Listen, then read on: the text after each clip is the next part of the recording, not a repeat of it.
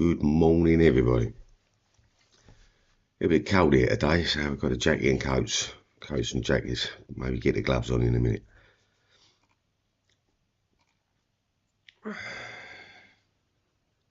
We just started in just a low stakes bounty. We'll see how the variance is. Went out of a live tournament last night, if anyone's listening, to a couple of proper donkeys in the game last night. First one was a friend of mine. 7-2 off he opened, under the gun early position. 7-2 off, opened it. Didn't float in, he raised it in. And ran into a nice set of, flopped himself a nice set of trips on the board. With a Queen 2-2 board, he gets all heavy with the betting, gets into an all-in situation, and the geezer opposite him turns over a Queen 2 to his 7-2. You do ask yourself the question, what the hell was he doing in the round in the first place? Which then brings me on to a second table event, where I gets into a small blind, big blind situation with a decent hand, pair of jacks. I open the hand to the big blind, and the guy snap calls me. The flop comes down, an insignificant 9-7-8 board, and I'm covered with a 10 gut shot. And I put in a sizable bet, still got my big pockets overpaired to the board, puts in a very sizable bet, about a third of my stack, half of my stack, and the guy snap calls me. In fact, he gets his money in on the table before I put mine down. The next card comes out, a Queen. I look at the board as being unconnected, still with a Queen, and shove in a bet. He comes over the top, all in. I snap his hand off. He shows me Queen King off. A Queen King off. How the hell he predicted he was going to get a Queen out on the turn, I don't know. One nervous thing is that he was actually fucking dealing the game. But yeah, very fucking dodgy. But that is poker. Dodginess awaits. That's me ranting over for this morning. Let's see what we got to get in for a bit of fun. Well, six backs bounty, 6 ring bounty, so 6 seaters. Means we've got a nice open range.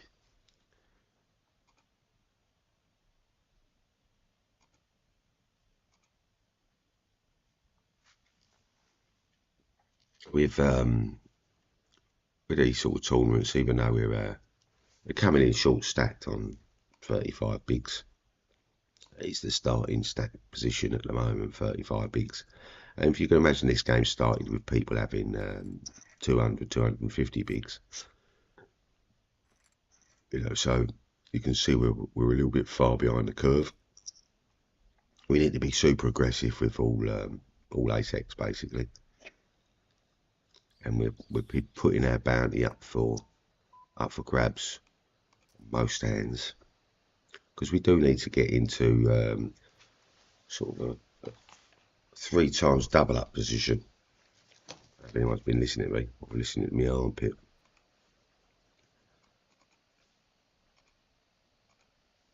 So right, here we are. Having a good run out there to start with, aren't we?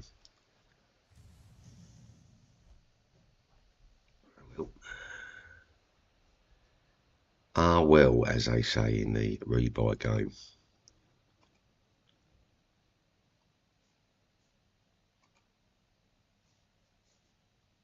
So let's get ourselves straight back into that tournament.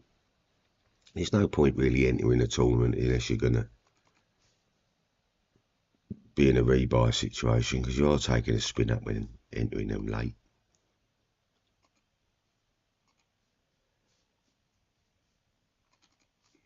Get the feed back up somehow. Yep, there we go. So again, we've got a 9-7 open. You know, we're going to be again putting our bounty up for grabs. We're just taking a spin. and little Kayas here has limped in. We've got to put him on ace X's and pairs and whatnot. King Queens. Literally just started the game with us. We've got to re-raise him. So he's pushing and cold. Everyone's looking for bounties, so we're just going to take the spin again. And I mean literally in any card situation here. We're probably hopefully going up against ace kings, ace jack, ace queen, you know, so they've all got their aces, they've all got their outs, and we've got the most 9s and 7s in the pack. Not so much now, the 9 doesn't look very great, does it? That doesn't help us at all, does it? So back to the drawing board on that one.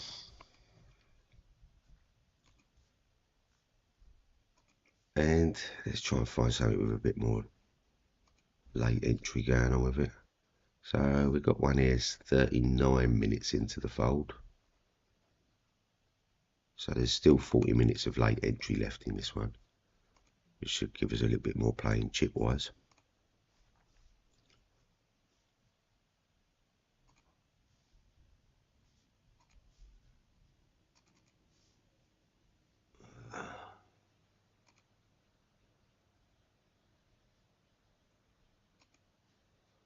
Let's try that one.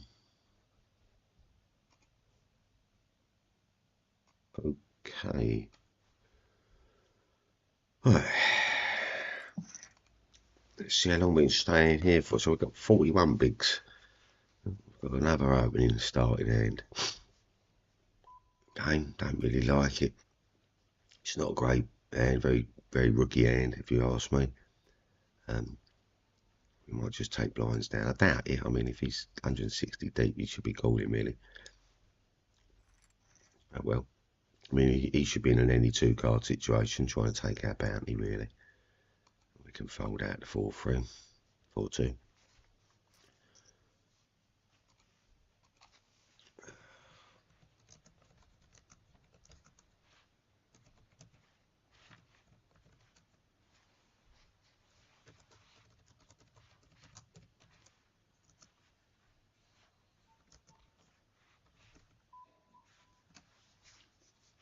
Easy fold. 4-7.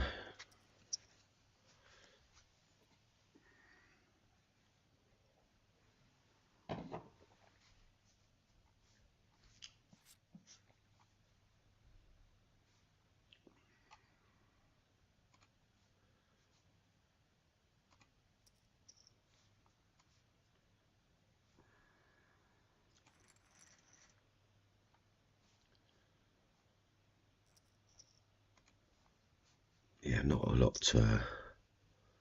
Not enough, you know, like at this stage in the tournament, we're just looking to try and double up.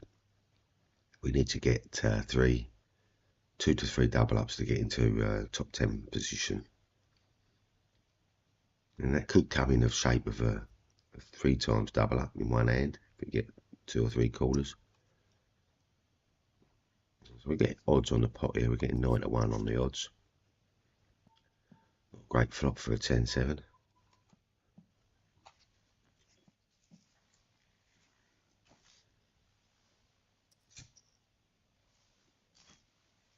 And if we was deep stacked here, we could probably call for the next card to see where it opens the hand into. You know, any 6 is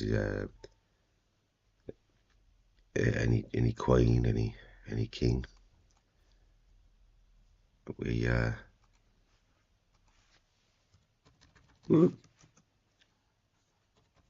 please subscribe. Throw us a bone over here.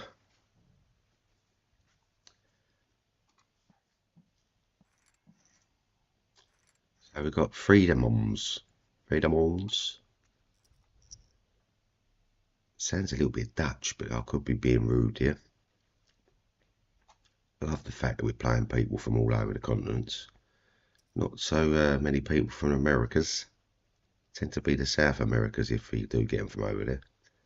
They seem to have messed up laws going on in it. I mean, now you can smoke cannabis all over the country, but you can't even bet on an horse. Funny country. If it is even a country, is it? It's more like a load of different countries. What's my odds here that they've missed? They put me on a jack queen. No, not getting one. Oh, we're getting a re-raise there. I think we're going to fold to that. That push. It could be flubbing the pot out to get a flush draw. You know, people do that for, you know, they're looking at odds at like, you know, 40% run out.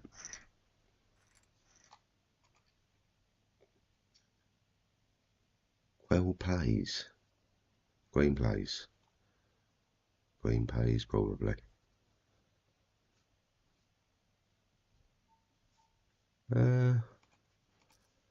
Cure? What's cure?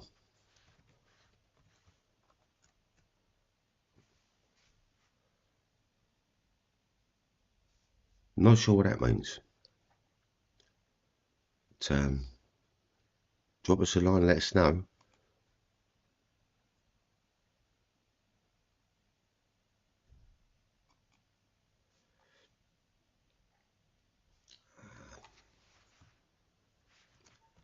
England. London. Oh, can fold that. The 10-3 he's got there. Wow, wowee. 10-3 gets a 9-5 on the board. 9-5 thought that was good. Yeah, I mean, what was he playing a 10-3 there for? I mean, wowee. That is loose. Mr. White. 77777. We'll label him up. Great little player note for him. So we've got Mr. White. We put him on a loosey-goosey front. Nice lilac. Loose and aggressive leg. So we purpled him up.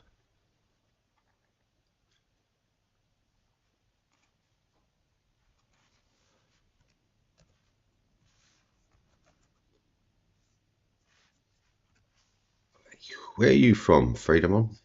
Freedemons?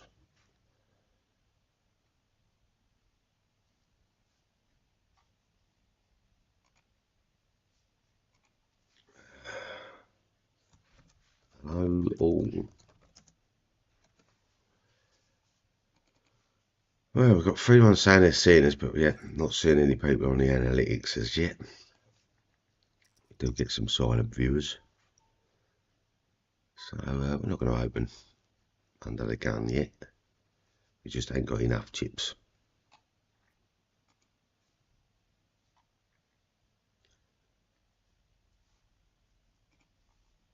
And we want to, you know, like hands like King 4 suited, what we'd be looking at doing here, if we was going to play that hand, would be to represent an ace king, king queen, you know, jacks, whatever, by opening the hand in a standard open, 2.5, 3 big blinds. Then when the flop comes down and we're you know, flush drawing, or we've hit a king or something, you know, we can represent a lot more bigger hands there. People automatically put us on a lot of superior hands because of our position and how we opened. And poker is just about setting a persona of yourself around a table, learning who's doing what. You know, vaguely recognise Jupiter Black and Peffy, but we just keep an eye. We don't know these players really yet, so we just keep an eye on them. Same as Freedemons, we're keeping an eye on you too.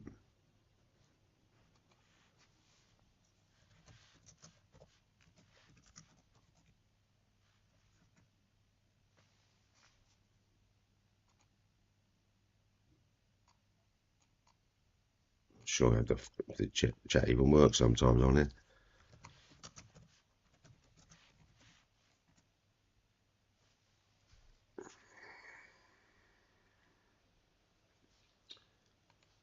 So 10-7 suited in the big blind, we can defend it.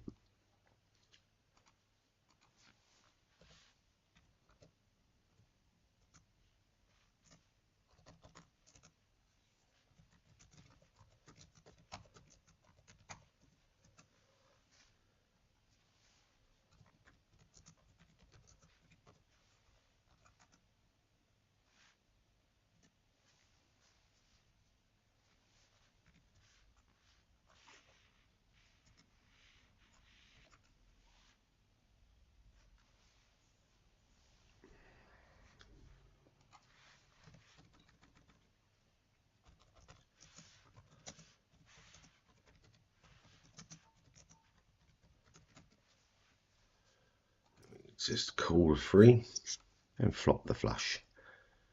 And that is, yeah, quite a 120, 130 to 1 shot. So we're not gonna muck around. We're gonna bet out.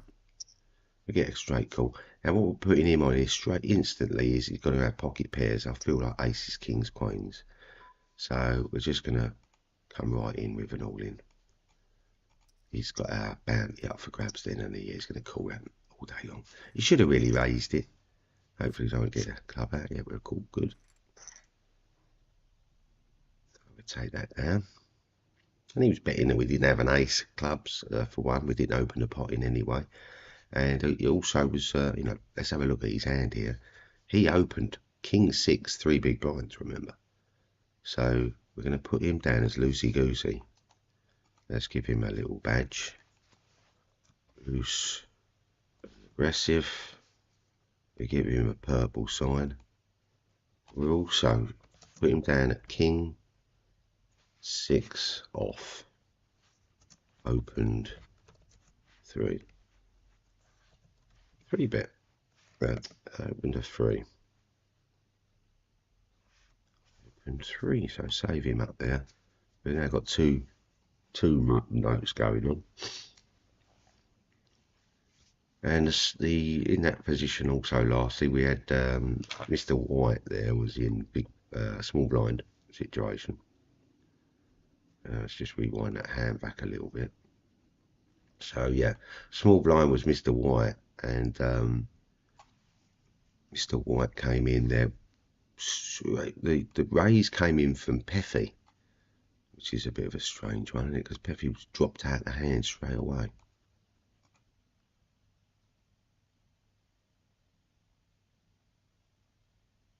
Yeah, strange. Peffy comes in with a 3 bet. We call. Flop comes down. I put a bet in. Get a call off of Peffy. Next card comes in, gets another bet. Peffy folds. So yeah, interesting. I think Peffy maybe have had a smaller pair to the board. Was hoping to try and set out maybe on the turn, but didn't, and then thought it was going to be too expensive to carry on with you know, pocket 6s or something. But yeah, we're worth keeping an eye on Peffy. They seem pretty solid so far. Good fold, obviously, by them.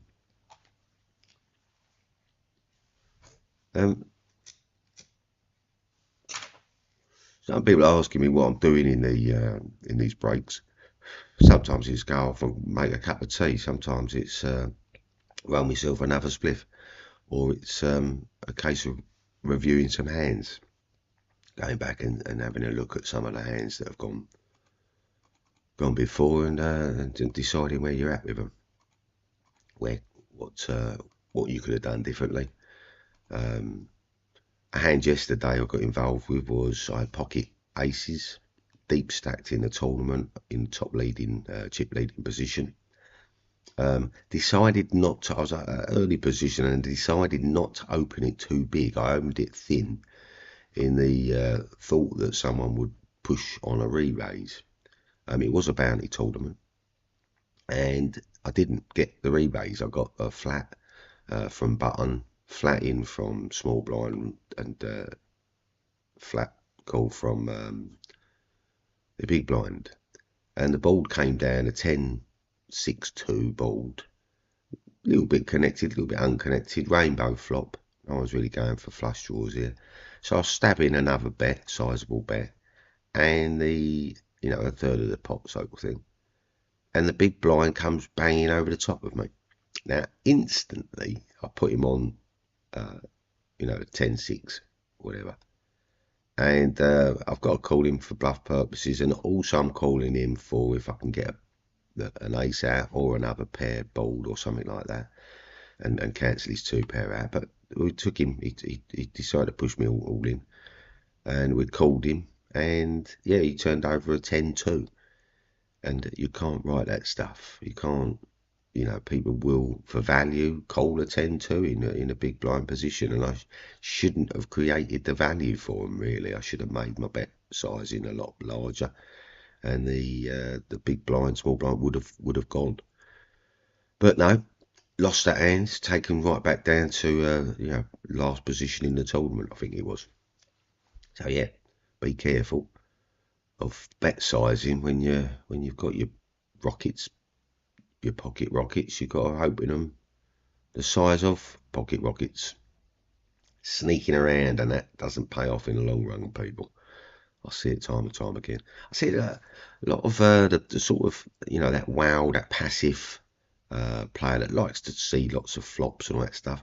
You'll find them people will float into a hand they're getting cheaply. They get down to the river, continually betting a very small minimum bet, not representing a pot size or anything like that, just representing blind bets. And they take you down to the river, and you'll be paying two big blinds, a big blind, whatever, down to the river, and they'll show you pocket aces, they'll show you pocket kings, whatever. They'll have you nuts down to the floor, and you ain't coming back. And where was their value in all the betting? Nowhere. They don't look at the pot size. They don't look at the most new novice players and people out there are not even looking to see how many big blinds they have.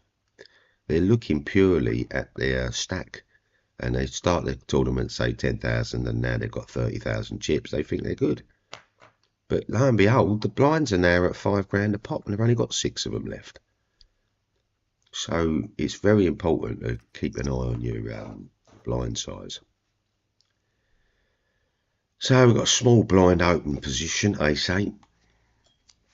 Ace-X is really run down in small blind, big blind positions right the way through. Don't really like the ace-6 and ace-7, but yeah, they're hands. So we just standard open.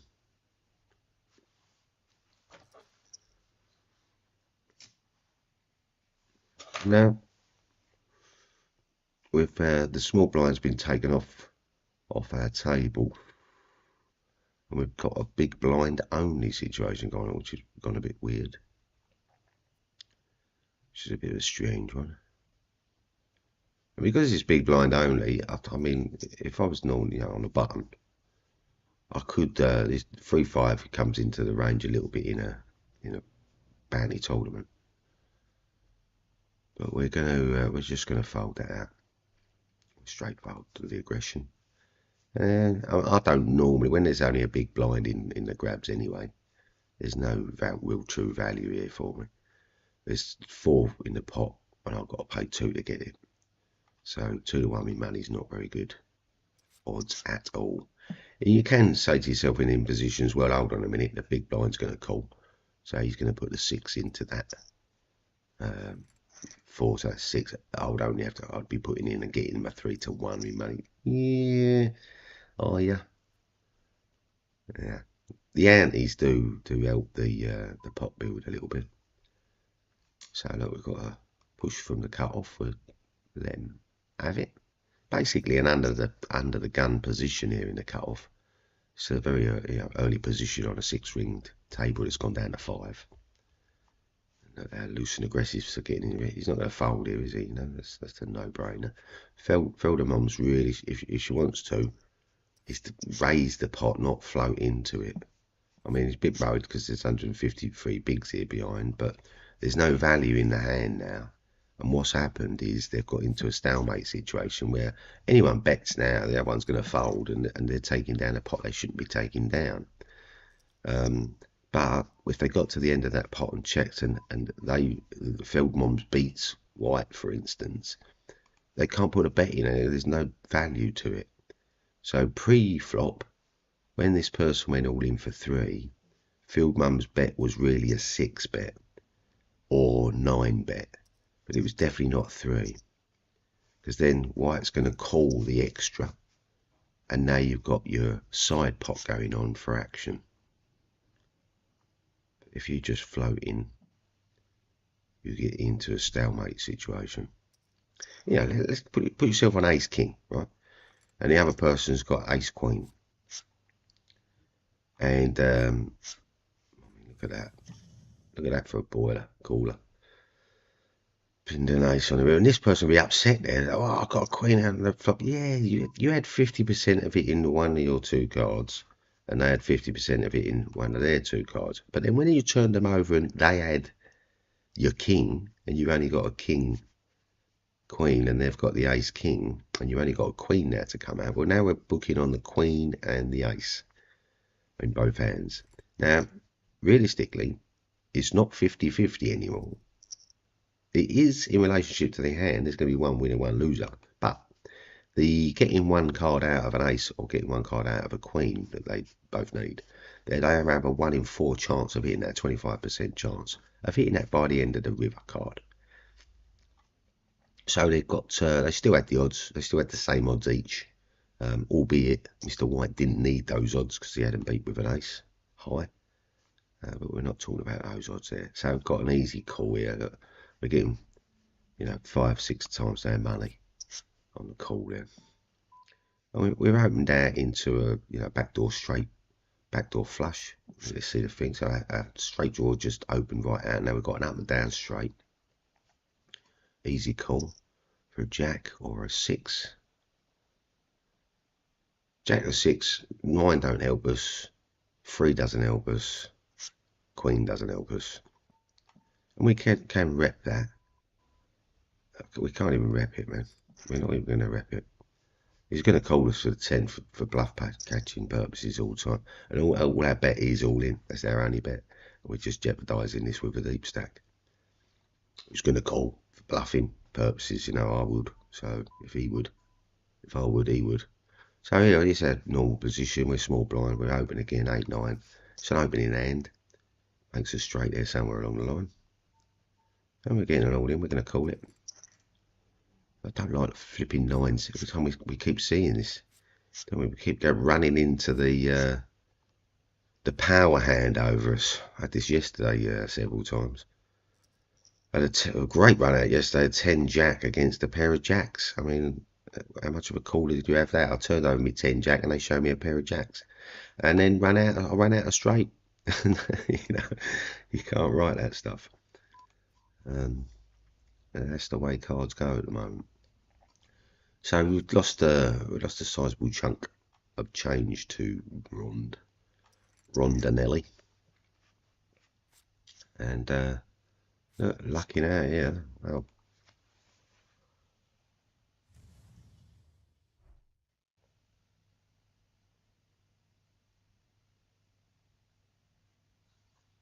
Well, Rond definitely getting the luck at the moment.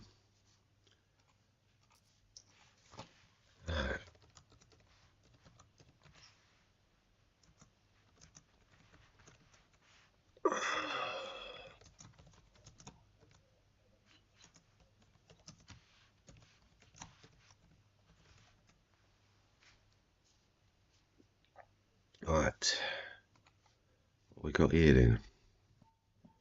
So we're gonna rep a pair.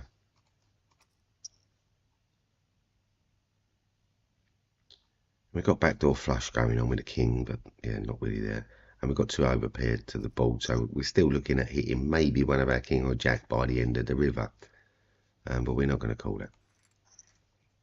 We've got to put him on 7-8 here, 7-6, 6-2, anything can happen there. We're gonna fold that down. Next hand we play is going to be all in, regardless. And it's just because, like, some people look at it, oh no, you've got loads of play left in you, Danny, with all these big blinds. And we haven't. We really haven't. This is, a sort of a turbo tournament. And we're not even, we're under halfway through the field. If we sat out and waited for premium hand, then we might not get it until we get down to about 5 bigs. We might not get it till 15 bigs, or even 20 bigs.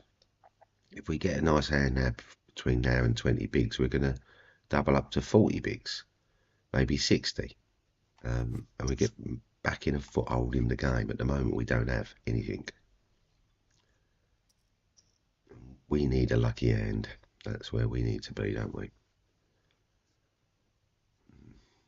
Repping a queen 9 there all day long. Queen 10, queen jack. 9-6 even, small blind special. Could be a even 2 3 of spades. Let's take the spin there. Oh, it's a very bad hand to take the spin up. But yeah, won a few tournaments with it. Not a favourite hand at all by a long shot, but definitely a playable hand in some situations. If I was last to act here, and we've got 5 all-ins, I'm calling with this 8-3 off. Simple fact of odds, you know, I'm getting 5 to 1, 4 to 1 chip to stack ratio, which is massive. You know, even getting 2 to 1 at the moment, I'm looking for. And look, we would have been presented with a gut shot basically. Any queen here would have give us a straight, but where are we with a queen on that board? The 10, sorry. Well, there's our tripped out 8. Wowie.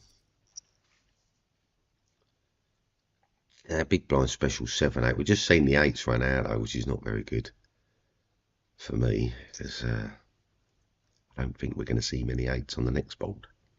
But you never know. We're going to be all in.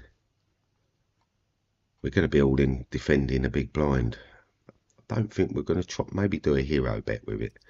So look, we're going to, all we've got to do is call 2, unless we get an all in here.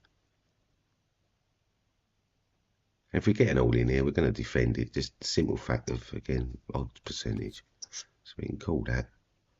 We can now rep that, but look, the jacks there, ace 5s, jack queens, it's all over the board there, isn't it? No one wants to put in their money. Apart from Sanyi's probably got queen jack or something. King jack wants to bet. No. So no one's got any of that board at the moment. And we can't rep any of it still. No point repping a 3 with a club draw down. Anyone with the 2 clubs is going to call a bet there on the 3. And also the 3 being a low card, people will think, well, hold on a minute, a 5 might come out, a 6 might come out, I'm holding in my hand, or a king or something might come out holding in my hand. So now that we've got a thing in, we're going to put a bet in of about a third of that pot.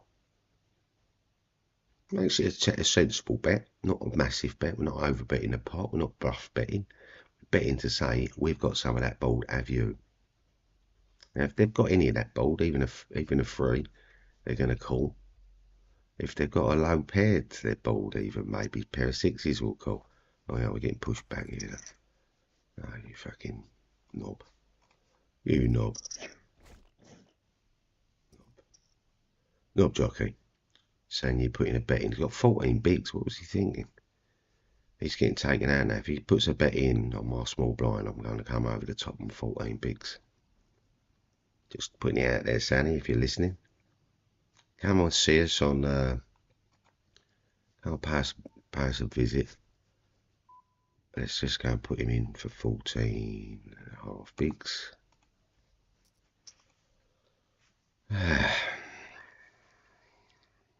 Because Sang, like, you know, what's he doing floating in on 14 bigs anyway? What's he doing raising a ace on a board? I'll just bet to say I've got one of it, I've got some of it, and then he raises it with an ace high. So look, we'll put him on whatever hand here, it doesn't matter. He can have aces here, I don't care. I think we'll beat him on a flush.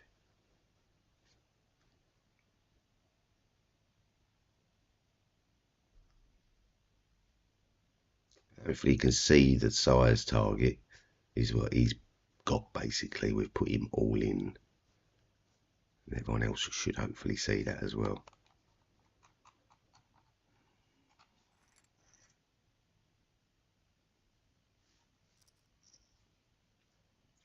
So on the button, we've got a powerful position play.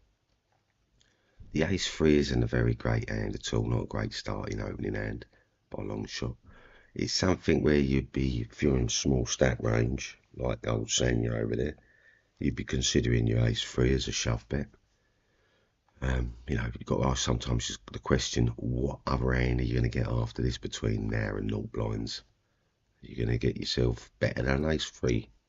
He's doing it again. Doing it again. I think we should just keep pushing him back. That's all. We're going to let him have it this time. We're going to walk away. Step back.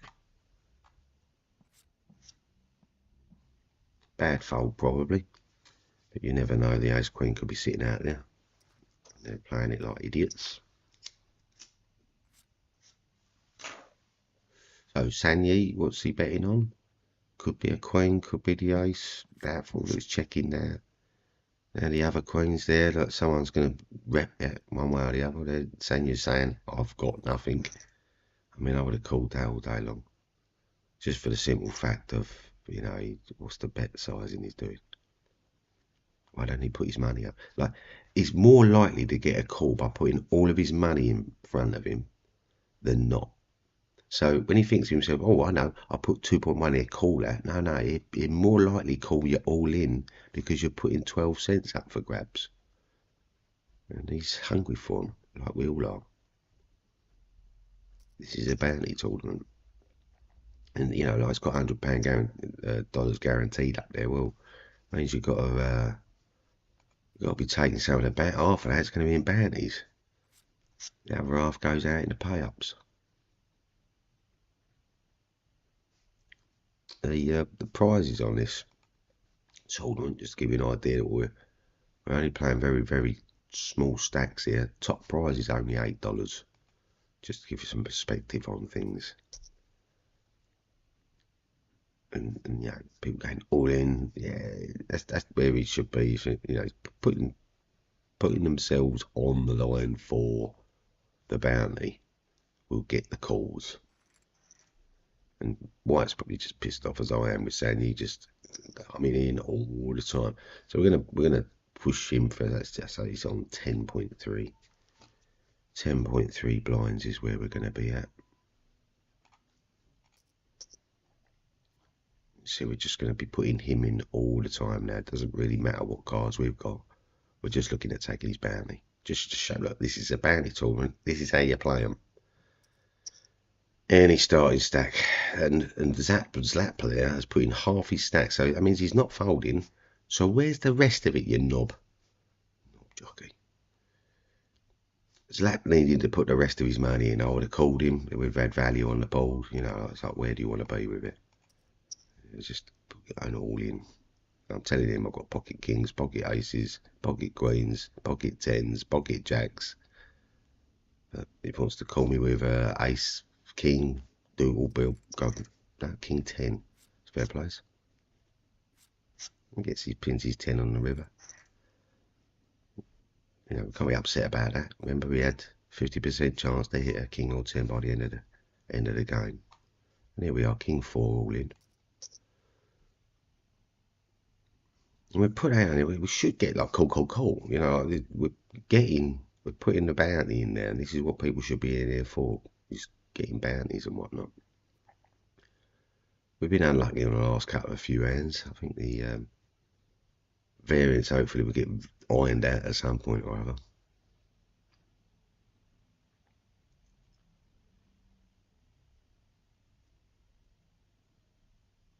What else, only you've been dropping in big blinds left, right and centre, 1s and 2s here and there, and now you just can't give up. Oh, you can with a queen 10, well done.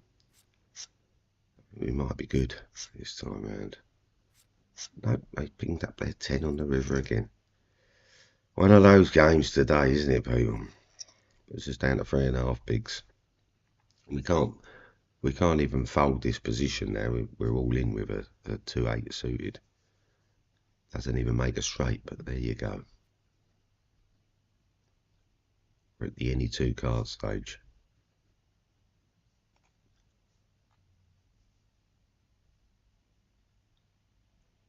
Let's find ourselves something a bit more stature.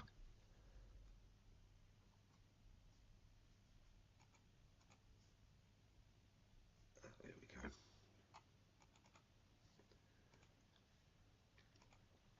Just line up another tournament to float into.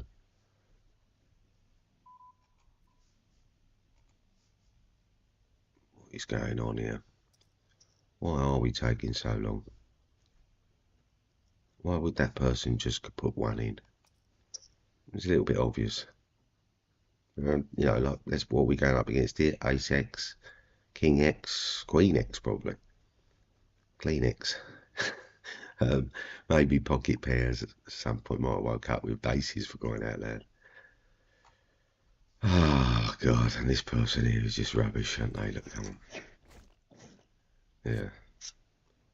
So we need that jack off of them, really, don't we? Yeah, there it is. There we go. And now we're going to go for the King 4 off. He's going to be...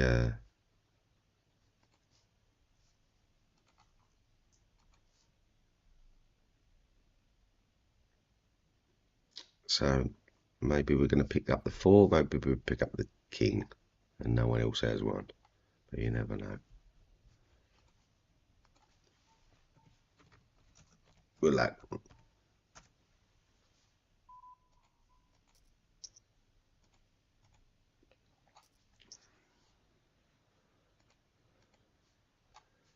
Okay, so I expect Freedmans to have something really big here, like Ace King, and she should. Like, she's done it again. Floated in. I was over raised, so she had the option to raise. Mr. White should raise there. He should have raised that position, because now where's the pot? Where's the pot for him? You know, they've got no value to the hand now. Look, the ace can't even bet out. Let's say he's got ace 9 even, or ace. Look, the bet out makes the fold all day long, doesn't it? Do you see what I mean? So Fieldman's lost value in the hand because that wasn't folding for 20 bigs. I'm going to come back in there. We come back into that tournament.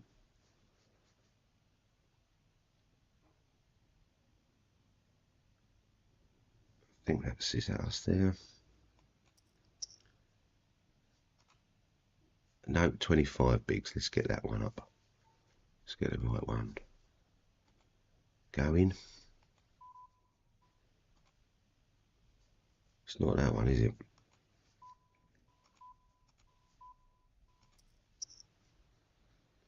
What's happening? So let's get that up. I think it's that one.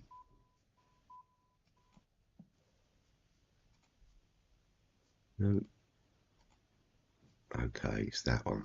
There we go. That's the tournament we was in. We've still got Mr. White there as well.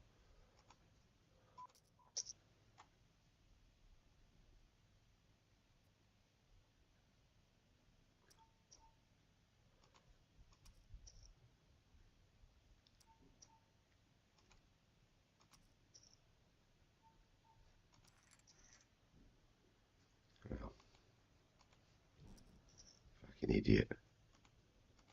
You shit, mate.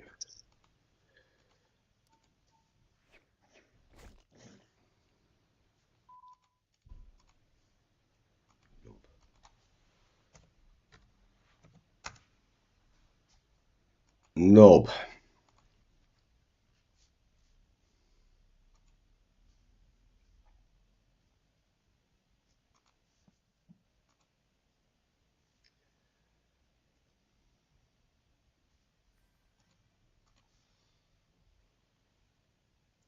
Okay.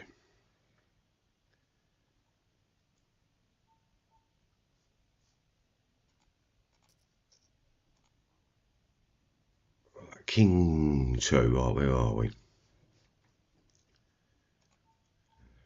King 2, right. I think we're just flat in. We're also trying to sort these feeds out. I don't know where I'm going at the moment. Got 2 games running, and it always throws me out when I've got more multi-tabling and thing.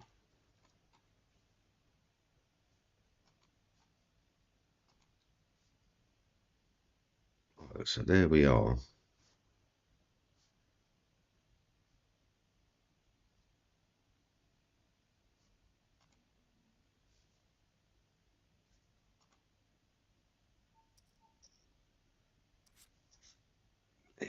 we can call that. I'll send you the serial better.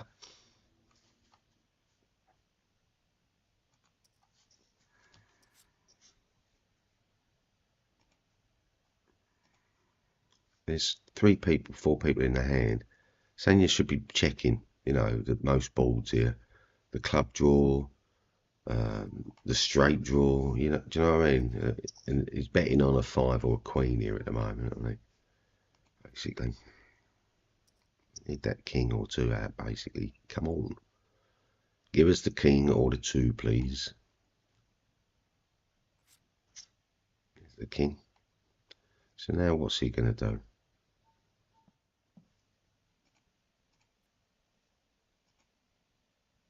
Now what's Sanya going to do? I'm going to put him all in, whatever he does. We might be able to entice a little bit now. So we'll just put him all in. We'll put him on a queen. Maybe queen jack, queen 9. Give him that sort of respect here. He's under the gun. King, queen jack suited. Oh, we've got a king queen come over the top of us. Has he 2 paired or has he got 1 pair, I wonder? It could be king 10, queen 10. Waiting for that bet, you know. Yeah, the king 10, yeah. Knob.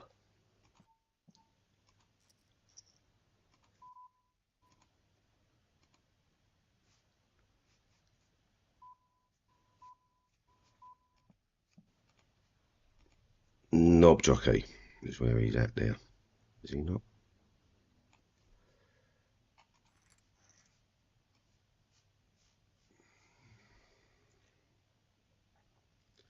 Some people.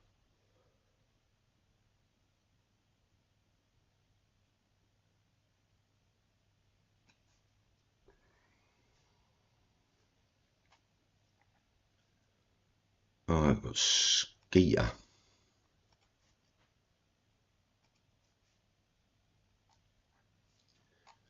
So Skeeter's notes is a limper. Then we've got a limper.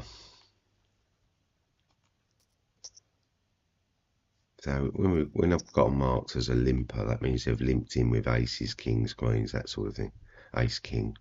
Not doing a re-raise when they should be, not free betting when they should be. See, yeah, just limping. I don't like them limping, I'm just going to fold. Till we've seen some hands from them.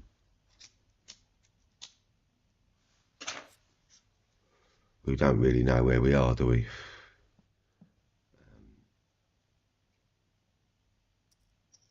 You know, the cut-off is not a limp position. The button, not a limp position. Small blind, not a limp position. The hijack, limp. The under the gun, you know, and we're looking at these. All this is early positions, really, and then this is late positions.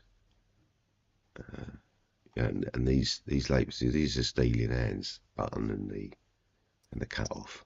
So if you're going to steal from these positions, you're never going to limp in.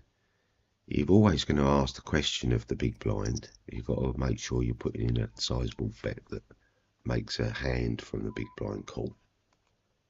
And my favourite 10-8, most hit hand in poker.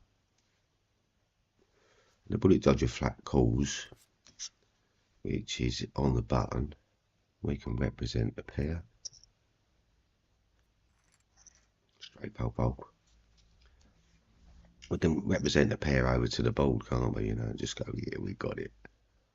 And we're just going to bring up to 2.5 open. Test the widths of the small blind, big blind. We got a nice call from the beginner. He's going to get 33%. Continuation bet 2.5 straight in. He's going to put us on ace king here, surely, unless he's got ace king himself. No, okay.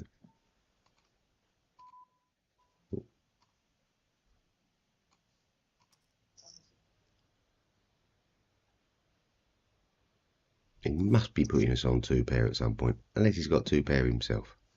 And we're just going to check. Ace 10, yeah, 2 pair himself and a thing. So, what's he fucking fishing? You're a fish, mate. Fish shit. Bounty tournament, didn't even put his money in. Bounty.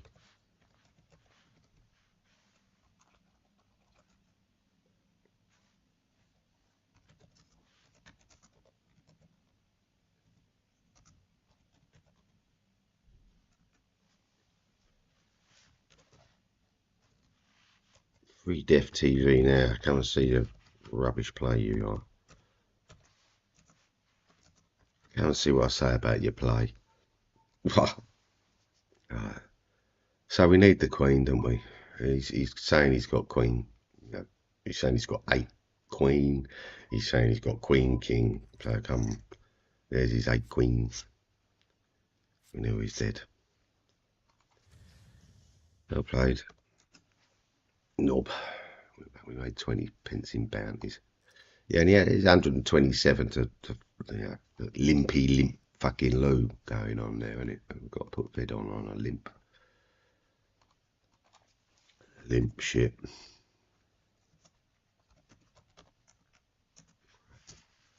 Ace 10, 2 pair.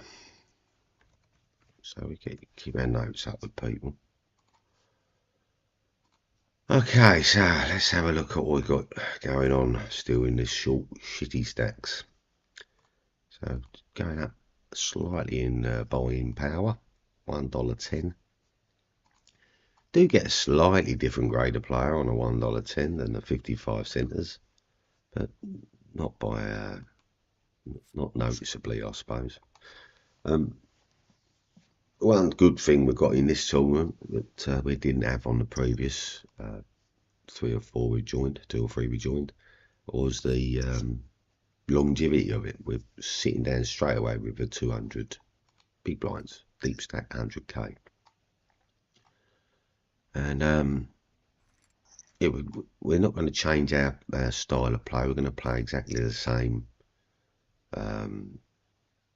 style of poker. Our hand ranges have changed though, because we're now in a firstly deep stack, so we're going to be watching what cards we're playing are going to be a lot more premium, and so our range has tightened up. And then also we're going to be watching for position play, so we're going to utilise our position as much as we can. And then also we're going to be looking at bet sizing.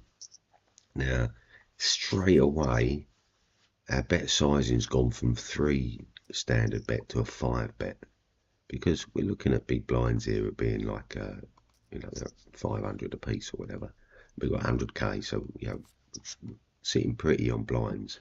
And realistically, is we want to chip up as much as we can in this stage of the tournament. The way I play a tournament, we want to be in comfortable positions, mid to top table, throughout the tournament. If we can get into those dizzy heights of the top 10, then it gives us a lot more sitting out power. And when we're playing that tighter game, we are playing, you know, better poker in regards to we're shortening our odds. We're giving ourselves the better opportunities of winning. So we're waiting for premium cards, aces, kings, queens, ace, king, ace, queen, and not gambling with hands like Jack 7 suited. You know, because we don't need to. We can call a Jack 7 suited if people are pushing with small blind situations and that, but we really shouldn't be making the running with it. And instantly getting a kickback from Steve G, who look, he's down 50 bigs already for doing maybe what he's doing. He doesn't know what we've got at the moment, and he's small blind. He could just bet out on that board. He could have any of the board. Yeah, and there he goes. We're not even going to bother continuing down with him to even look at a bluff purpose, because this person is not going to fold to a bluff. I don't think he's even going to see the board as being anything.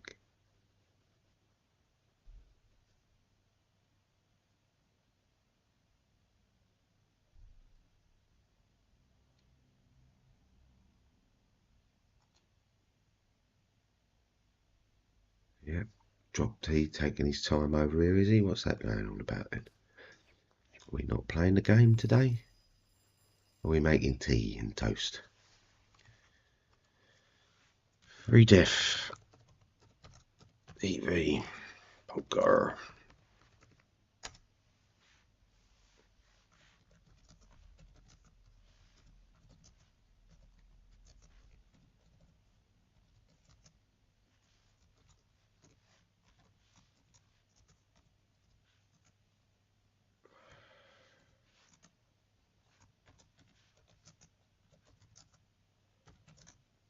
Let's get him up there. Come on, where's old Drop T?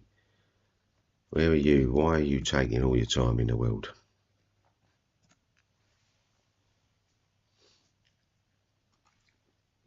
Yeah, it's gone to a little bit. We've gone to a little bit of a slow moving. It's people causing that bad play. Like Drop T, we're going to put him fucking all in. Excuse my language, but we're going to put him all in there because we know he's not playing at the moment, so it's going to just be a straight fold, isn't it? Or is he playing and he's just been sitting there watching his timer go down like a knob jockey? And look, I get it, people. If you're not very good at playing the game, you want to try and stay in it for as long as possible, and you're just letting your timers go down to absolutely drivel. It doesn't help the game. The game is a fluid movement. There's people waiting to bet. There's people waiting to make action, and you're just sitting there waiting for your timer to run out. It's a wind up. Just winds me up. I get some people who think that they're at Vegas and they want to do some sort of timing bet situation thing. I get that. We're just getting pushed on the big blind, so we're just going to call it straight call. We've not got a lot to continue on, but we have got a draw, so we are going to continue. We know the bet's coming in. Oh, no, it's not this time. Not drawing so much anymore, so we're just going to check through. We've got to put join Lopez on an ace here. We're going to check out the board, are we? We had 3 checkers on that board. I think we're just going to check it. I feel like someone's going to call with an ace of 7. The 3 would call, I think, for bluff purpose. Like what am I betting on? 2.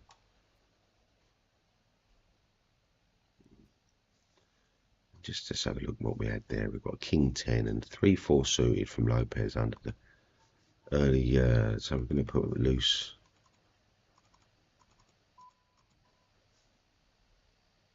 Call out. We need to get notes up. Very loose. 3-4 suited. Mid position. Position 2.5 bet.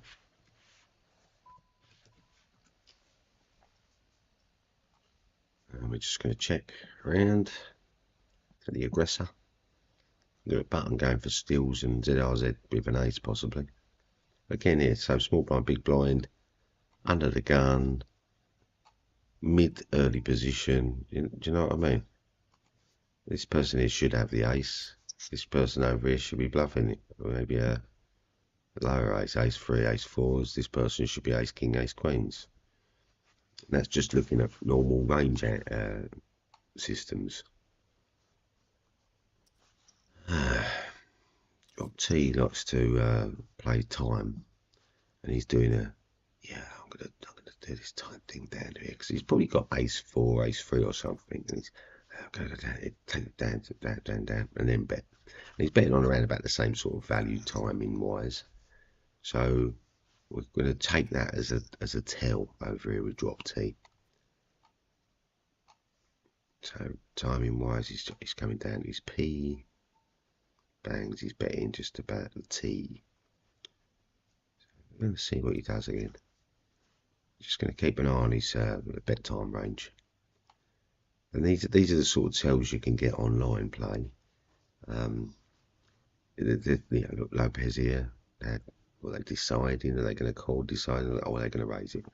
The small blind position is a raised position, that we've got a limp raise going on from the cut-off here.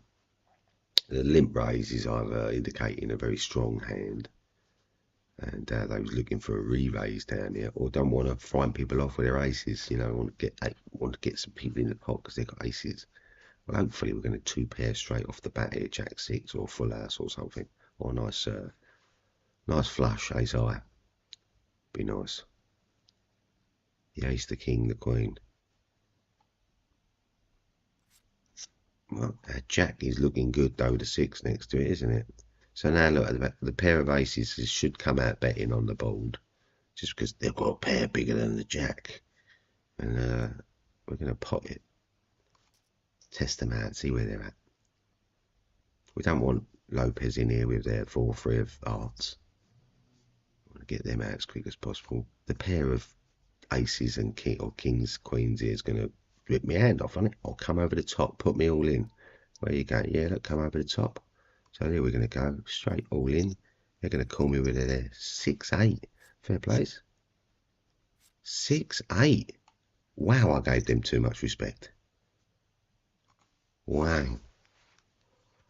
Wowee.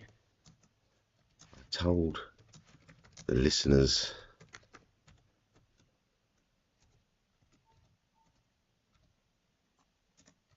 you had ace of king.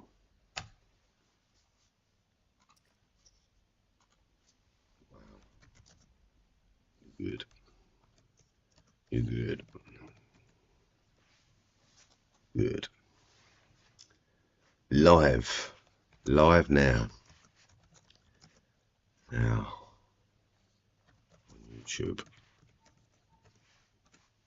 He's all in. I want to take him out with me 8-9 here. Should we double him up? ZR said's got the bomb over there. Let's just leave that and watch that playing out. I think the 8-9 was pretty good here though. Quite a strong hand. Suited connectors. We've got the mid-range board covered, and we expect to see ace kings, aces, kings, queens, ace jacks. You know, not too much sure we've dropped T now. Aces, there you go. The aces, ace, queen is a 7-8, 6-5, oh, nearly. So we nearly did it. And this time he woke up with his aces. Nice. So 7-9, he's floating in. We've got a full drawing hand, so we want to be in the hand with these sort of cards with multiple people. When this hand hits, it's going to pay out massively. The main hand we're playing for here is a straight to the 9, straight to the 10, whatever, flush, straight flush. You know, beat that. Next hand we're looking for here is 2 pair, 3 of a kind, full houses. You know, these are the hands that's going to beat an ace king. Not so much on that board now. So what happens here with a 4 ways, we do get a card cheap. Not so cheap to look much in now. I don't think there's a reason for us to call that pot. There's 14 in it, 4 to go in. We get just a little bit over the 3-1 on our money, but we're looking at a hand that's probably like more like an 8-1 shot. And the 9 won't help us here. That just makes us want to call for another 9. You know, so again the bet was going to come in when it had another 12 big, so we'd have been deep into in this hand into like 25 bigs.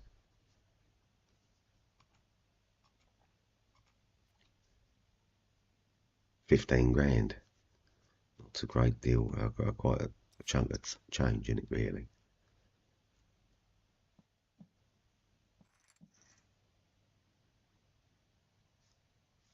Ah, shit. I'm sorry. The lobby's only up. I'm terrible for switching screens when they're supposed to switch. Whoops.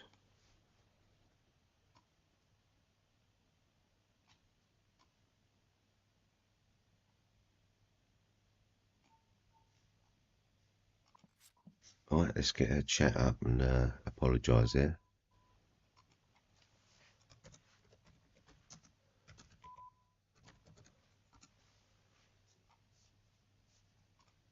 So we'll take the king. I didn't get it. 4 wins.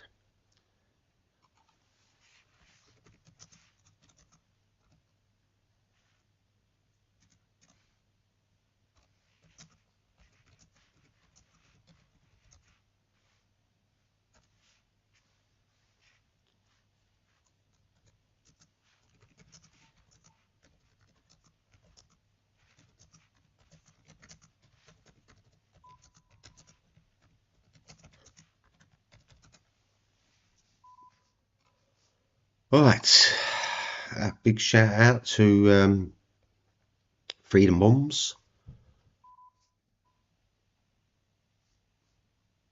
over in sunny or not so sunny Belgium at the moment. Big shout out. So we've hit our flush, and we're gonna bet on it, but like a stupid amount, because we're not really representing the pot. Someone's coming there now, and now what we do is we go a big pot over the pot bet, as if we're bluffing it. We might get a call, like as if we're bluffing it now, because we put in a stupid bet, and now we're putting a really big stupid bet. So I think we get a call. Get a king, an ace, we call it. Yeah, there we got the call. And we just check what they had on that last hand. They had a pair of sixes. So you can see that if normal circumstances, if I'd have repped that flush down there properly, and I'd have put in a big sizable bet of the pot, or 3/4 of the pot or something, they would have folded their sixes all day long. But because I put in a silly bet, a weird bet, they was inclined to call it as a bluff, because they got a pair of sixes. It's only 1.5 blinds to call this silly bet this person's put in.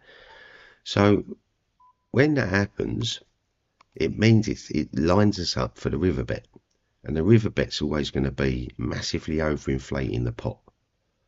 We're going to bet like we're a madman, you know, not like someone who's got the nuts and wants more money out of the pot. No, we're betting like a madman that's saying, I've got it, you know, which puts an alarm bell in most people's heads, who then go, he's going to put a bluff bet in here. We can't even call him with a king eye, because he could have any of that bold in his position. So we're going to just fold to him. It's a neither here or neither there bet. He's a mug, really, because what any decent player would do in that position, who's hit the nuts in that position, would check to me and hope that I would represent the nuts and bluff out. No, but what he did do is he told us he was bluffing by putting in a bet. We didn't have. If I had an ace, I think I would have called him as for an ace high. You know, the king high wasn't really stretching it for me then.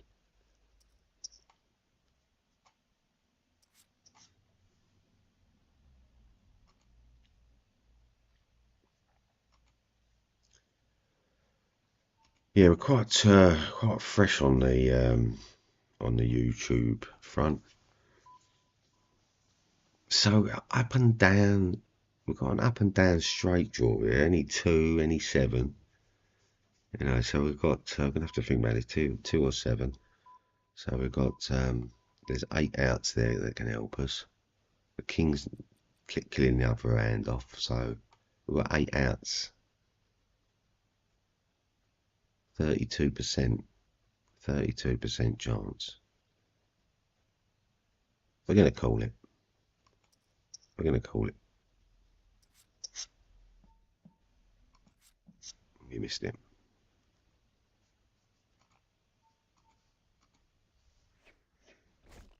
Yeah. Yep. What was the 10-2 thinking? That was just doing for the flush. Weird. And the weird. What was the river bet? River bet. River bet. Funny. Funny as fuck. Check out FreeDeathTV. Stevie G, you need to come. You need to come and watch, mate. You need to come and watch how rubbish you're playing.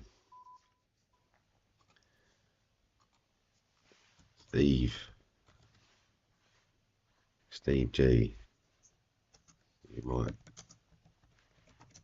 need the lessons.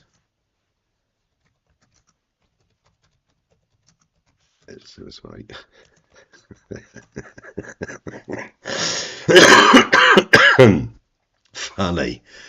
Funny as. So we like these low stakes games. They are fun to play. It's good to see the different styles of player. It's good to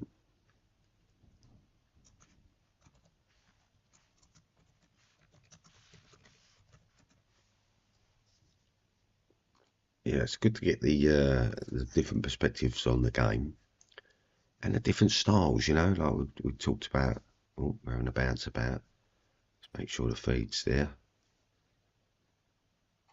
Yeah, feed's still there. Yeah, so we're having we're on a bounce about in a minute.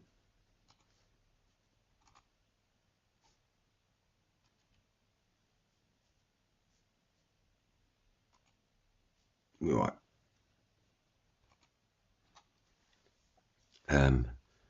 Yeah, when we're going straight onto now a new table.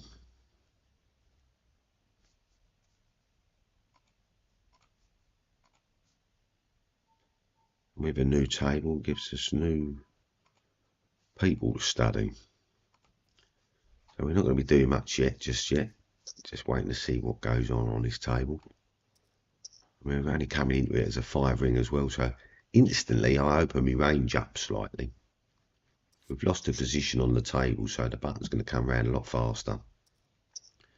You get into a lot more stealing positions once you know who your customers are. If we've got a call station here, there's no point trying to put bluffs in. They're going to be calling you dead all the time. Where you'll be dead.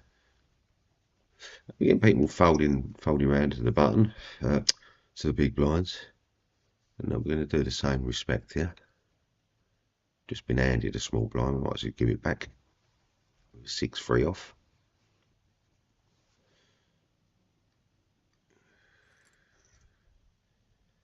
Becomes no value in the pot for us even to, we can never flat call that position, we've always got to raise it.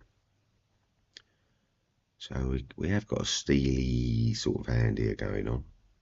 Yeah, fold. And fold. He straight away with Instant Silla comes in with a limp raise.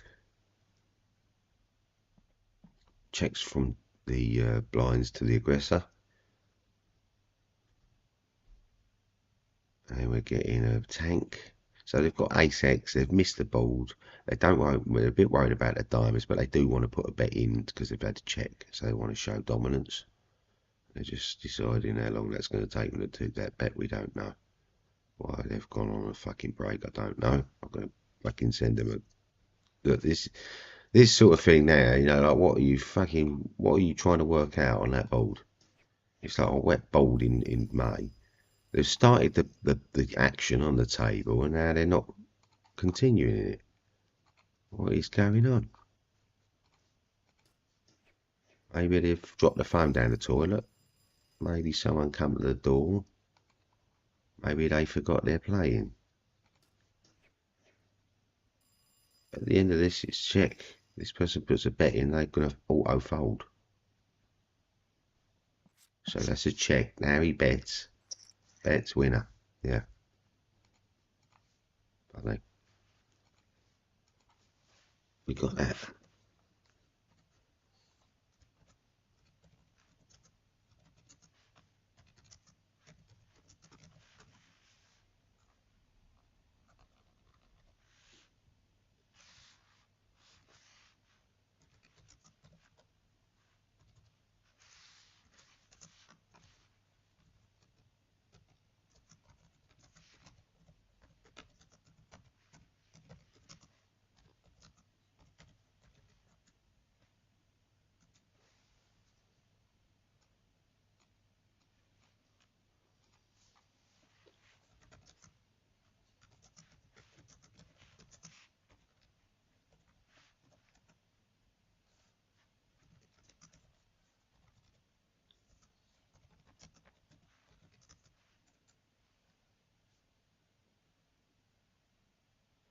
Funny.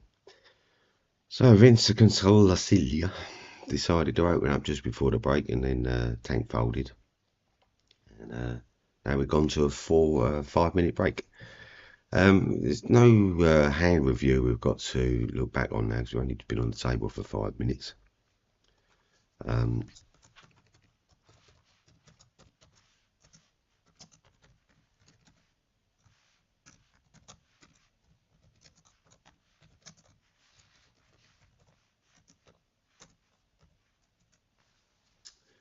So let's see what the lights are on the spins overdrive. And we've just done a couple of tournaments there at like 50 cents a piece and $1 a piece, and that couple of rebuys. We've earned a couple of pennies in bounties taken. So what we're going to do now is we're going to do one spinner for $3. What we're looking at doing is getting back our stakes. So it looks like we've actually opened 3 of them by mistake. So I'll register from that one. Folding that one.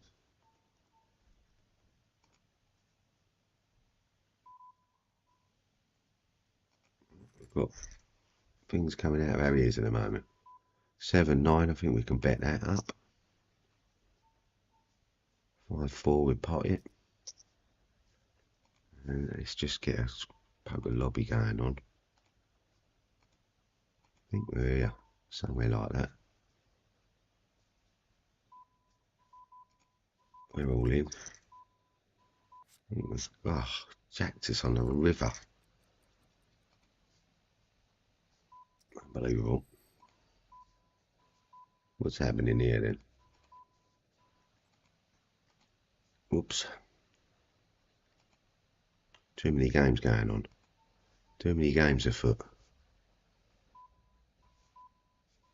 Yeah, just get out of here.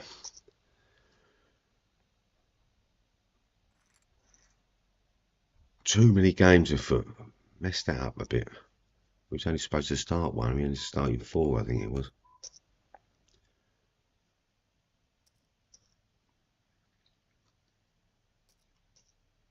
Triple up. Get out of here. Come on, the king. Wow. No, find their aces though, can't you? Well, wait.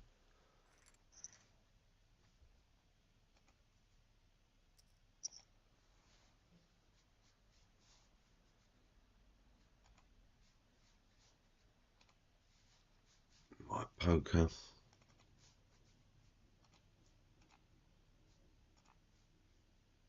Okay. 1 minute 12 to go. Have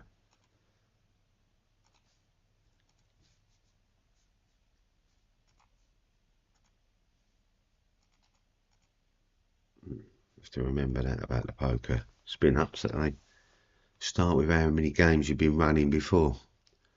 When we're running in the pool, we run like 3 or 4 games at a time, and it's quite a fast game. There's a certain range of cards that you're going to be bet shoving with is the way I would look at it. Tend to pot bet any premium cards, any re-raise all in. You're calling with it. And it is what they are, like spin up. And we've got an all in straight away on the game we're in at the moment. With ace jack against queen 7. Got my flush draw out. Got the straight draw out. Missed it all.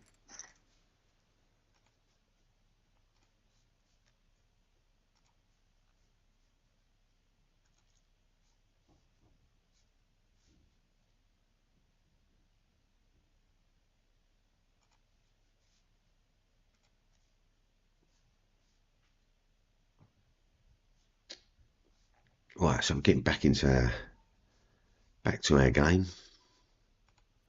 Straight easy fold. We still don't know who we're playing with on the table at the moment.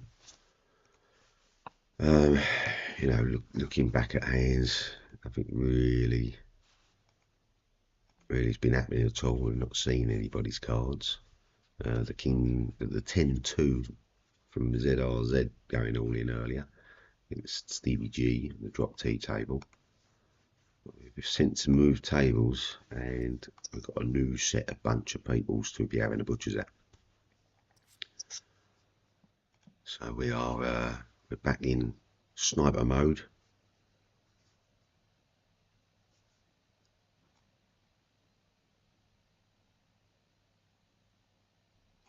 Yeah, back to sniper mode, just looking at seeing who to take out. And it's a nice open. We're open big here, just because we've got a lot of the table to deal with. So we don't want to come in small and let someone limp in with us and then create a value to the pot.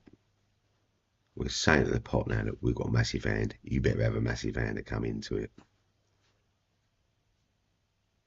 He might want to defend his big. Some people are like that. By now I'd expect a call, so no, he's not defending the big, he's going to fold. Some people look at this as a defiance. They go, oh, you're not going to make you wait now. You're not making me wait, you're making the whole table and yourself wait. You're making yourself wait for the next hand there, aren't you? There we go. Great work. Good job. Good work. Good work.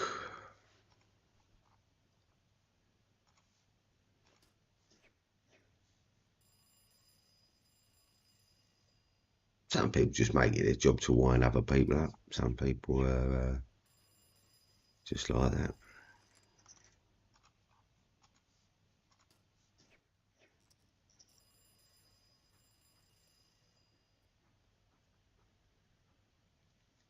Now we won't give them much breathing space. We're going to keep battering them now. Don't like the style of play when people slow roll things for the sake of it. You know what I mean? What are they doing that for? Yeah, call that. Expected bet for the ace. Do we respect him for the ace? Do we respect him for a 5-6? I mean, yeah, we've got to fold to the board really. Some people say, oh, you could wait and see. King might come out, or 10 might come out, open up the straight draw, or whatever. Yeah, it could, but what am I really planning on? A runner? What are the odds I'm going to get that sort of hand? So limp raise from under the gun again from Siso. Last time we did this with King 10.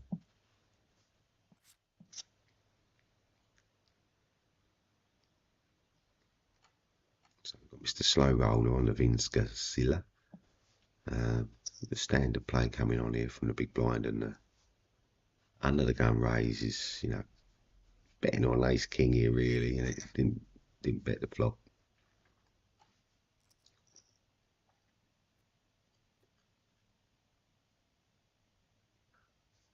We're going to straight fold it. We need to be building up a percent of fold on this table at the moment. Nobody knows us. Assuming that nobody knows us, so we've got to make sure we're folding a lot more at certain positions at the moment. We've standardised free bet cut off. Yeah, I'm going to call the all in here.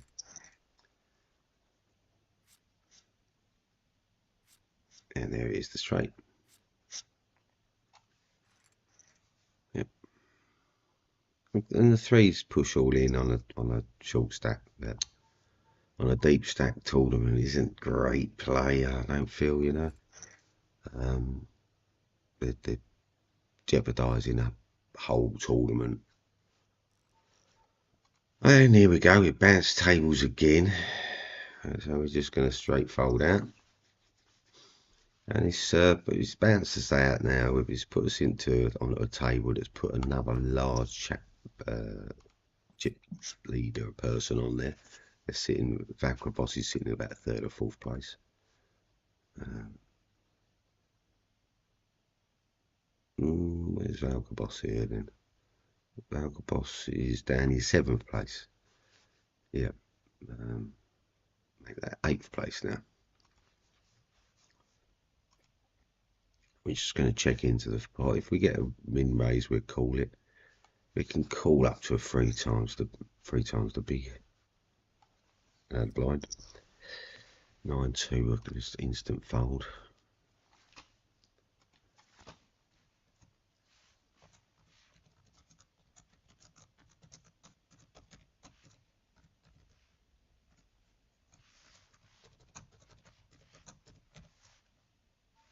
Come and see us, people. We'll be talking about most of your hands later. So we're gonna go. We're gonna open it on the button. Two limpers on relatively short stack. The small blind call, which you'd expect to defend certain hands. They're all ace X's. And we've got a sort of backdoor stroke draw. We've got a check round to us. We're gonna go back in with a 3.5 times the pot. We've got two people in here. I want to get at least one of them out. There's one, and we've got a straight call from the other. And look, we're gonna. He's betting. He's called in on a 7 here or the queen. So we're gonna check that out. Now the queen, the double queen's down. We're just gonna bang him in. Yeah. Now he's definitely pinning his hopes on the 7 there, but you know, like he didn't know where he was at the end there, especially when the queen out. We said, well, we don't care about that queen. Come on, what you got? He wasn't prepared to defend the mid pair there. And, yeah, come and have a look. He needs to come and have a look at us because yeah, he just got bluffed off, man, bluffed off. Boolaka, boolaka, bluffed off the pot. Boolaka, boolaka.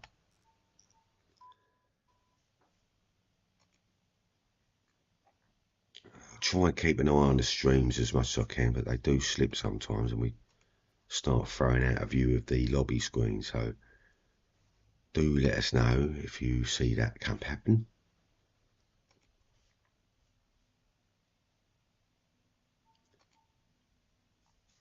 So picked up mid pair here. No one bet the king to start with. We're just going to check in and hopefully get another 5 out or an ace out. He's betting the king here, isn't he? So we're going to call him for an ace or a 5.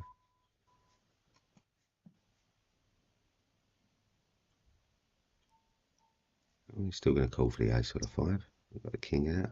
The second king out now makes us less inclined to believe he's actually got one. Oh, come on, what you got? Oh, yeah, he's got one. Okay. We'll see.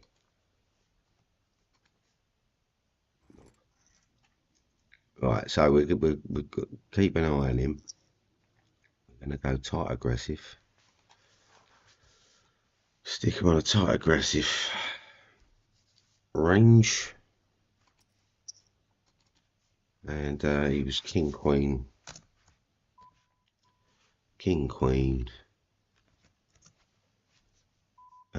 small bet to the river.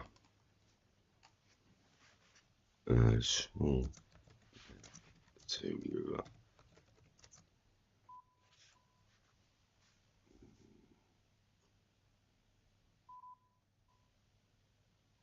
I mean, we're looking for miracles, aren't we? Oh, definitely missed them.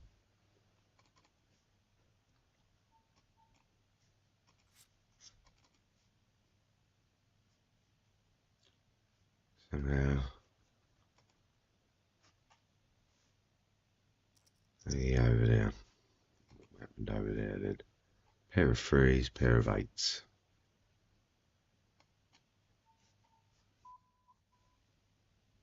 Pair of 3s, pair of 8s. And we're just pushing in this position just because we want to push Rato at the moment. And we picked up the 6. We're just going to bet that down to the river.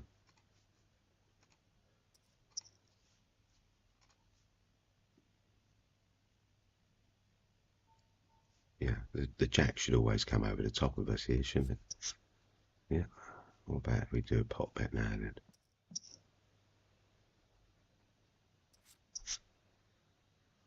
Let me check that out. Yeah, it's always going to call us down with an ace jack. So look, yeah, Ace Jack now limped. Ace Jack limping. Right. 8-0 your wind up. So he wind me up.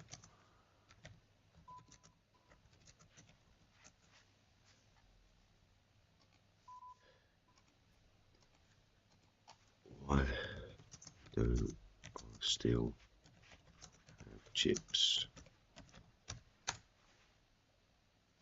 Nope. Yeah, I think definitely called him a knob more than one time. Yep.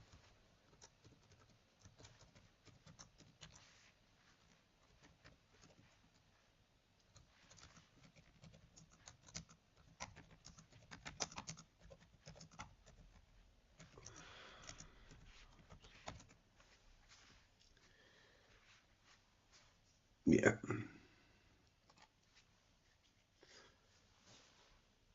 What we got going on then? So we know that Rato is our sniper, we call him, the snake in the grass.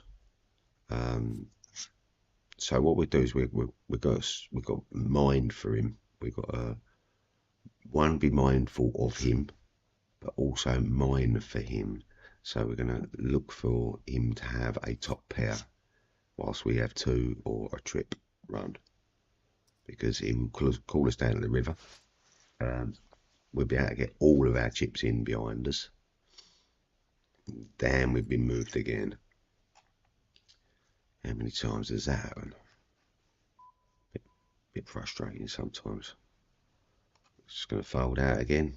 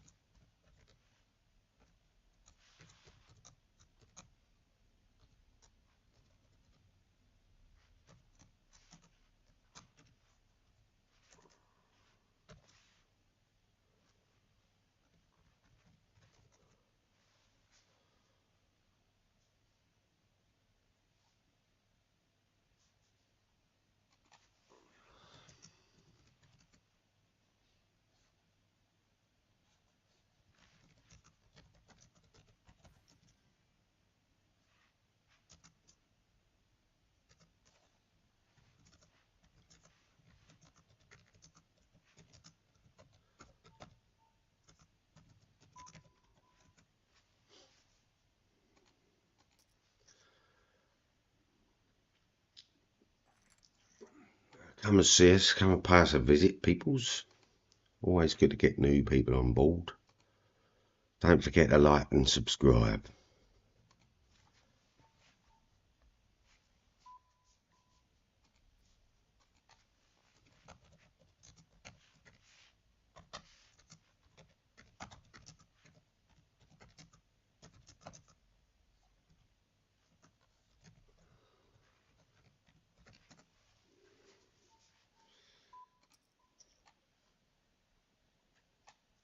Always here to chat away to anybody. Do like to talk fundamentals of poker. There's so many different ways to skin a cat, I always say. And it's always great to play different people in different styles of their play. Some people very aggressive in nature. Wow, we've got, like we're saying, old Snoop Frisco. We don't know what he's playing yet, so we're going to fold out. We don't know what cards he's got. Show our Queen 9 off there. Not going to call you just yet, Snoop. We don't know where you're playing, mate.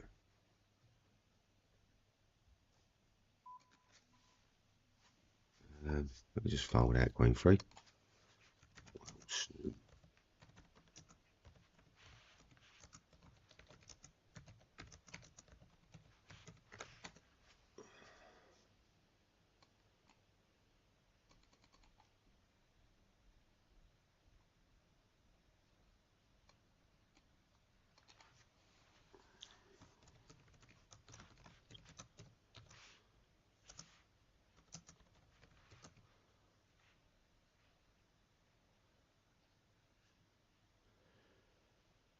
Right, what is happening here with these two?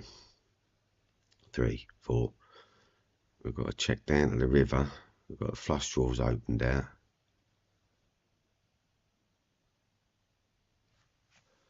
Oh, you can't find, so let's put a link up there for them. Let's go to the live stream. Copy that.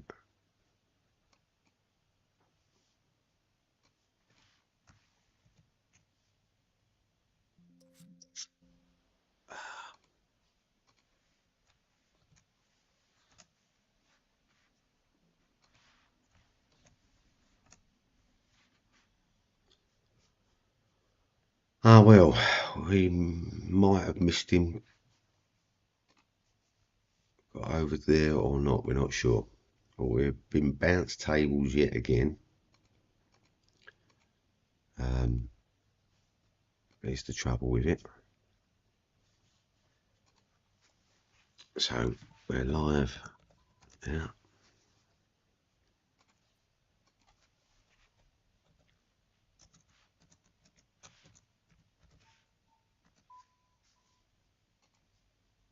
Open big under the gun.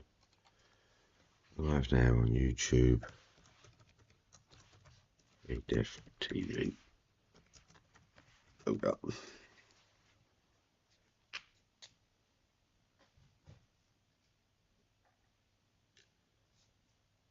So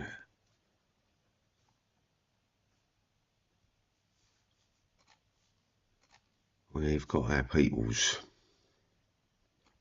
who may or may not be coming along to see us. Right. So we've been middle pin that ace. I mean, he's just repping the king there. We've got to call. We've got to go for it. See where we're at. Might have absolutely nothing. Might have a pair of sixes. He's got a flush draw. No, we're dead. No, we're not. We have a full house on the river. Have some of that. Luck does come back to us sometimes, doesn't it? Oh, that was a nice call. So the chances of the full house are quite slim there, people. The odds are quite remarkable. They've got like a 15 to 1 shot, sorry, 20 to 1 shot. All of our stats normally come from Mark, but he's not about at the moment, so I'm not getting any new stats here today. I'm not very great on my maths. I'm just about working out my pot odds.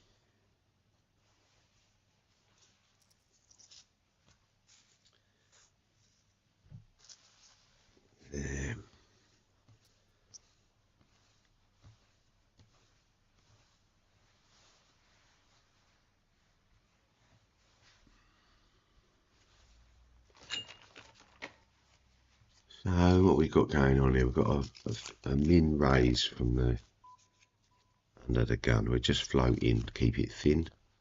We want to see a 7 really, we don't want to see the ace.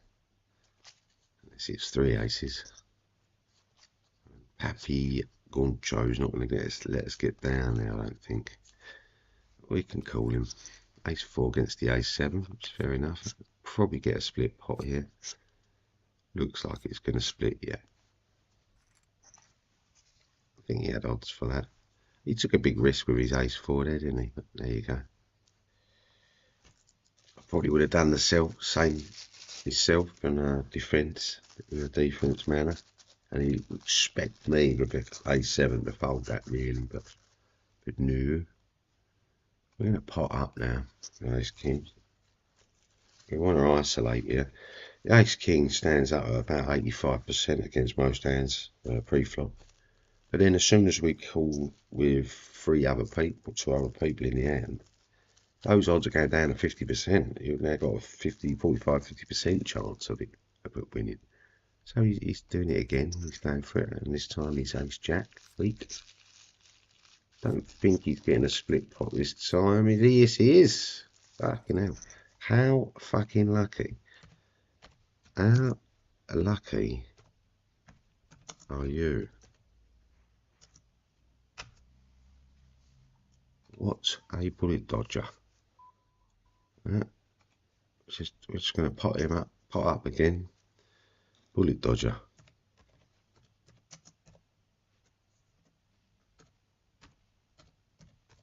Bullet dodger is your new nick. Wowee. I've never seen someone go in so light before and then and basically get his 4 or 6% chance of a draw on 3 consecutive hands. Unbelievable. Where he's absolutely pinned to the floor on all them hands, and yet he comes back and makes it back. Unbelievable. Well, maybe it's his time this time. Ace Jack against Jack 9. Come on, the 9. Unbelievable. Unbelievable.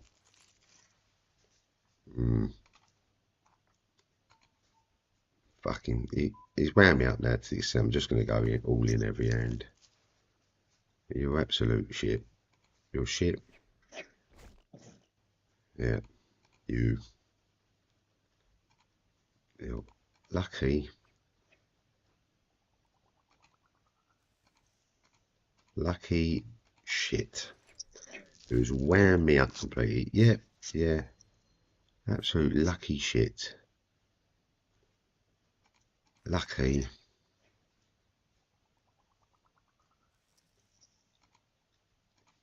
Shit. And it winds me up. Like, fair enough, get lucky once, then reel your neck in. You've just been that fucking lucky. You ran across a road, missed 5 articulate lorries, an ambulance, missed a fucking truck, missed motorbike, missed everything, and then get to the other side, turn around and run back again. That's what he just done. And then he turned around, once he got to the other side, he turned around and ran back again. And each time he just lucked out running between traffic. Really should have been dead by now. I hate it how the game sometimes rewards these shit players. These players that have little to no value to the game, All in with crap and winning, lucking out, constantly lucking out. I don't know. Sorting people out, get them out of the game.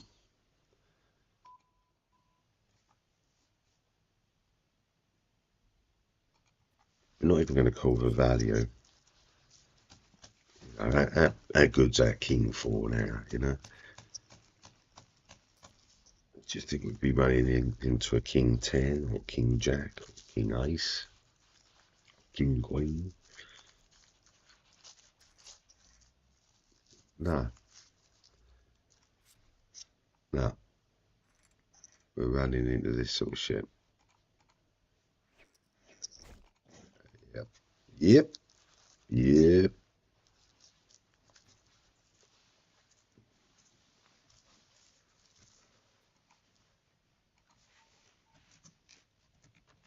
we can straight fold that.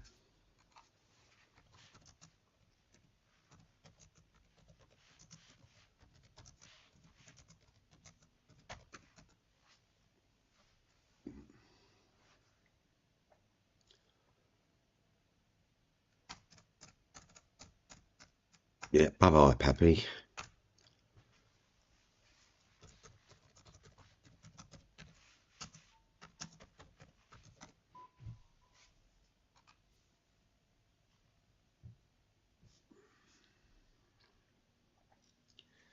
Yeah, strange behaviour from some people. And you've got to say to yourself, look, this is a $1.10 tournament. He could be someone who's playing big deep stack games, $20 hands and all that stuff, and they've given him a $1.10 ticket to play with. So he just come in here on a free roll. There's no respect for the rest of the people playing or the game. He's just going to go all in roast hands. When players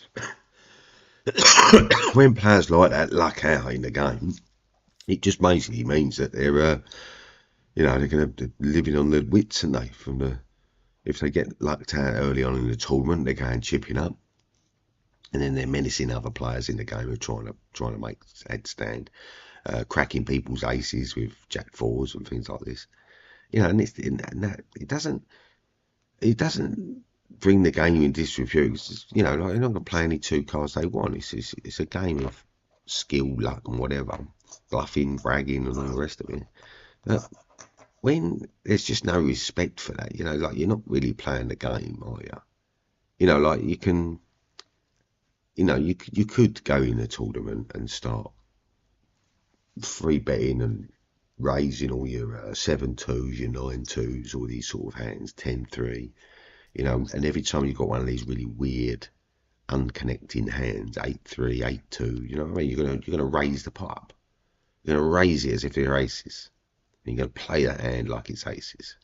Now, in 9 times out of 10 situations, that's gonna stand. But what happens when you stand up against a pair of kings or a pair of aces, a real pair? You know, they're going to be caught, and then what? Then we've got something coming down to luck. It's just not a good thing, is it? I don't know.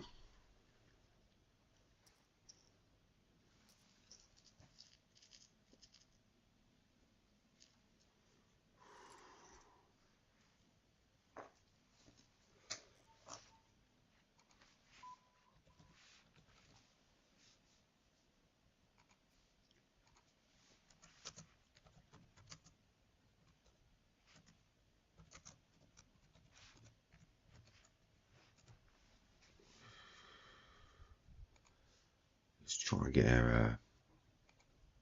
get a link going again.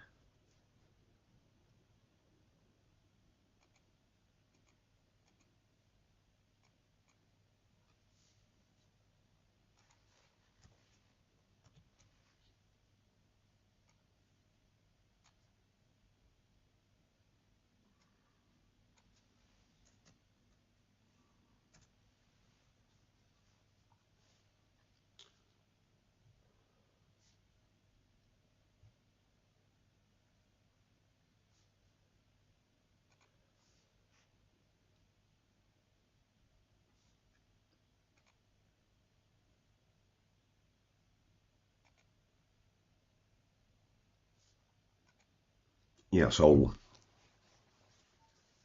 what are we looking at here? Queen fives, big blind special. So overpaired to the board at the moment, so I can handle a bet. I can handle a bet on based on the flush and the straight draw. Can't manage a re-raise. That's a Jack 9 bet there. Or even like, you know, 10-8. That's a Jack 9 bet, yeah. And, the king was fishing.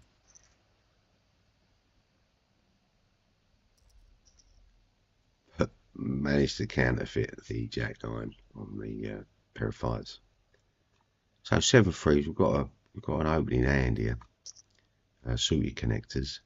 People don't see that in this hand, but that is what it is.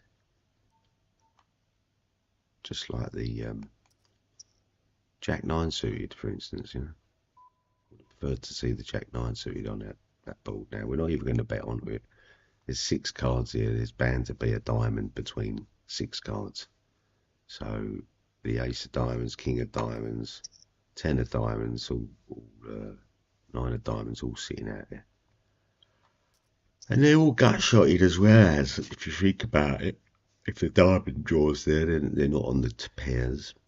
It could be on the 2 pairs. Could have Jack Queen. Might have even flopped the flush. What he's saying here, though, is that if you're calling for it, you better call for the flush. Now, look, it was a pair. And wowee is what we're going to say there. Queen 5 just overvalued their hand like there was no tomorrow. One pair on a board like that is just not a good shove bet at all. You know, like I was expecting a flush draw to be calling, not a 2-pair board. You know, and then the range wise, we've sort of way off range.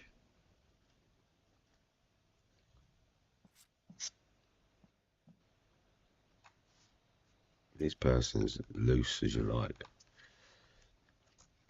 Loose aggressive. Putting purple. Purple warrior.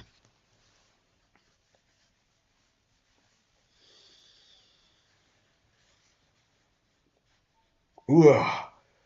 I know he's doing everything with any two cards at the moment. He'll probably have aces or kings this time, man. But he won't take one just yet. Someone has. Lucas is not taking any of it. Jack King 4-8. Jesus Christ. Yeah, don't even deserve that, do you? Don't deserve any of that. 4-8. It's not like it's a bounty tournament, is it? They've got a chance of leveling up chips. Yeah. Levi's must be massively tilted, is all we can say there. Why are they tilted so much? Because they lost on a Queen 5 bold. Jesus Louises. Yeah. So we wait for a premium hand to take them on. You know, they're going all in on next every hand.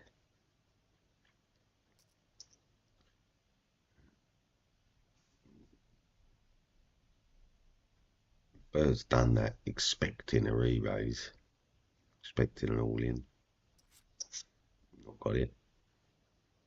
Should have flatted to get that bet. Now where are you with your ace king? Yeah. Terrible really, just leaving it open for them.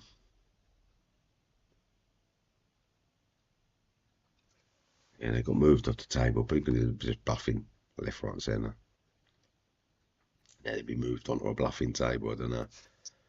Got all in Allen here on our left. Sitting there pretty cool. So he's going to be very tight aggressive. At the moment, that's where we're at with him. No call. No odds on the pot, really. Not where we need to be.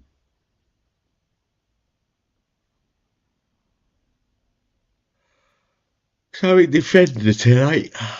My favourite hand. And I think it was like the, you know, picking a hand that people said, oh, what hand you play? It was like, well, it's a 10-8. Always the 10-8. I'm just going to go over pot bet. I think he's got a king. I want to pay.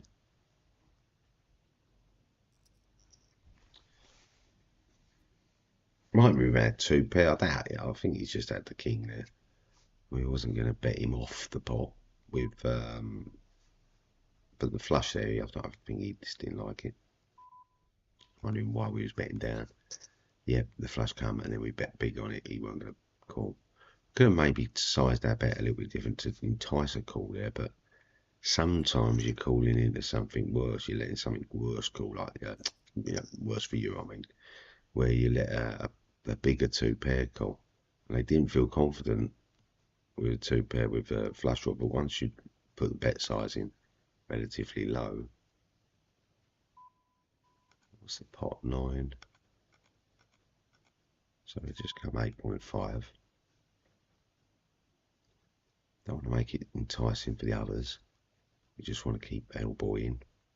If he comes over the top, we're going to call. We've got him stacked. So he's not betting us off a pot.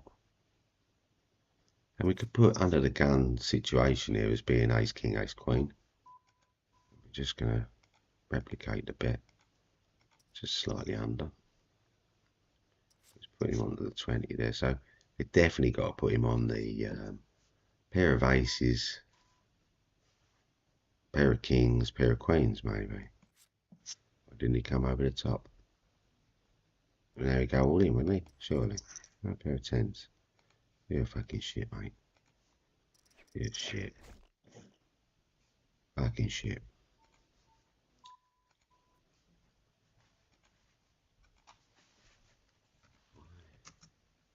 Did you only get some more chips in? The game of fucking luck here today, isn't it? What's the chances, eh? The knob jockey picking up a 10 on his pair of 10s. Didn't even re-raise the pot pre-prop. Got a bet in, flat called it. Got a balled out that's got a jack on it that beats his fucking 10s, but calls because he's got a straight draw of possibility. But then once that 10 comes out, instead of fucking driving his money forward, which he knew, realistically, I had him chipped from the beginning of the hand, and I'm betting now based on this, why wouldn't he go all in? Why wouldn't he do that bet? And that's where the weakness comes in. He had 50% chance I was going to call a bet. Didn't matter the size. Oh yeah, but if you put one big blind in, he would definitely call it. No. I'll show you in a minute. I'll do the one big blind bet, and I'll show you how it works. When you're in a situation where everyone's checking, and you put in one big blind on the river, they all believe you got it. They go, oh, he just wants an extra one big blind out of us all. Let's put him all in. Come on, let's elbow him because he's pissed me off. Oh, no, he's not tilted yet. And yeah, that's what we're going to be with Elboy at the moment. Any bet from him, it's just shoving him with any hand. So Jack 7 off makes a straight. We'll get in. If it's in the hand range of hands that make straights and flushes, then we're going to get all our money.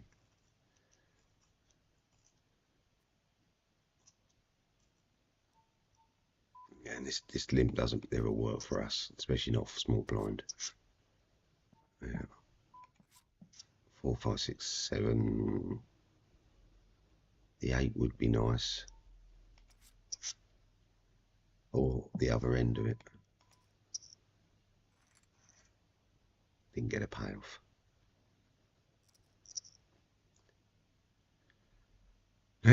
Ups and downs of poker. Elboy, what are you doing? Come on, cut off. Your 24 bigs. Yep. Told you, any time he puts in, we're going to be all-ins.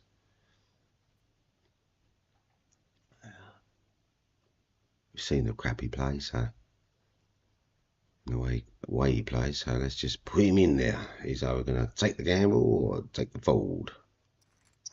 7's good call. Pings out his 7 straight away. Diamond help us out. Yeah, helps us both out. Nice.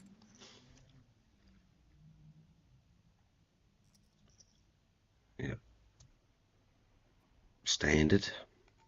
So we've just seen pockets of him so far. Pocket pairs, ace. What did we see him with? Ace king, didn't we? So we were an ace king when we had ace jack. He has played relatively tight hands.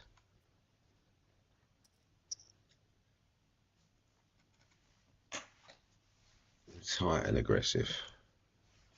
Limps in. Min raise. That's where we put him, and we'll stick him on a lilac.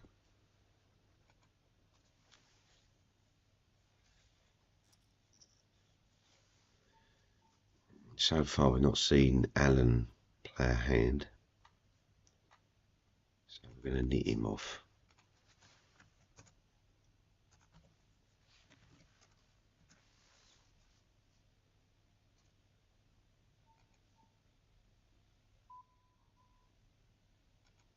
Under the gun position, big raise. But we don't want any other hands in, so any flat calls, it just causes us problems really. The hand only works really as a 50-50 hand. Run up with someone. So 9's against the ace jack this time. We're going to get an over at all. Get in the jack. Yeah, there you come. Come on. And we got old Elboy out. Thank God for that. It was winding us up a little bit. So blind's just shot down. The level, we're now at level 10. Late registration ends in 19 minutes, so there's still rebuy madness going on. Average stack size around about 53 bigs. Largest stack size is like 170 bigs. We're not going to get involved with Ratch at the moment.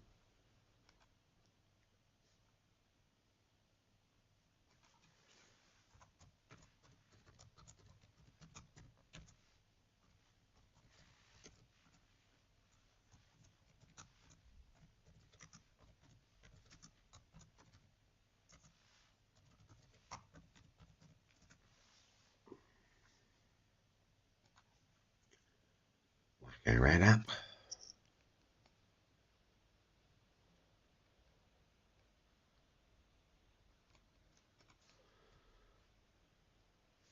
That's ace king.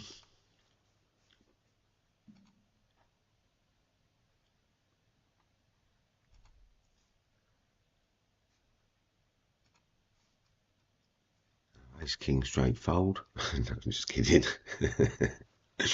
So we're at 50. We've got a 50% range. And what time are we on at the moment? So we're 1/4 to the hour. So at top of the 12 and a 12 o'clock.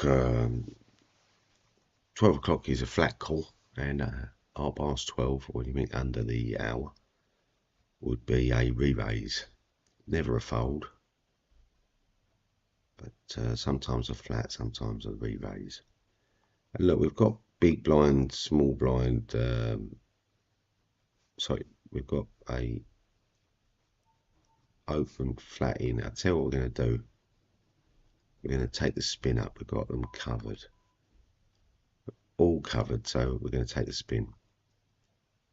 We might get, we'll definitely get hopefully the under the guns limp to fold. Yeah, we've got one all in there. It's got aces or kings, aces, kings or queens, hopefully queens or jacks or tens. Ace queen, even better. So there we go, the king straight out of bait. The diamonds don't help him out at all, he's dead to the water. Yep, Ratcher did overvalue the hand just a little bit. That's the boiler. You know, the small blind under on the button. We've got such powerful hands when we're ace king and aces, kings, queens, you know, because that we've got the range that they're supposed to have over here under the gun. Oh, Rach is straight back in. Straight back into a thing. No, we might get another viewer in Rach. Rach 69. Is it Rach? Rach 69.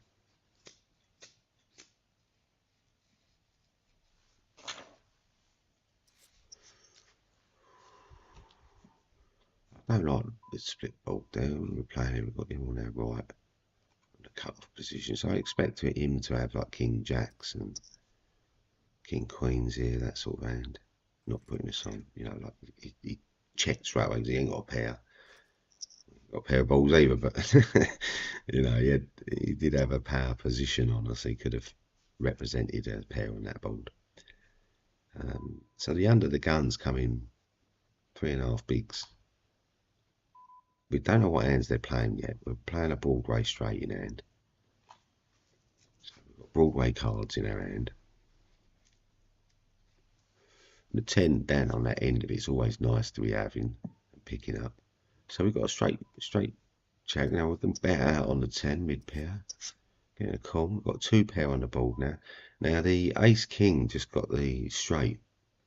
And it's a question of how thin. What do we want to do here on the board? Well, let's just put a bet in of 3. Let's give him 5-to-1 odds. Come over top, so we've got ace king. So cool, ace king, ace king, ace king. So we're going to call for the full house. Ace king, and where's his one? He's got his money in. Ace king. Shit.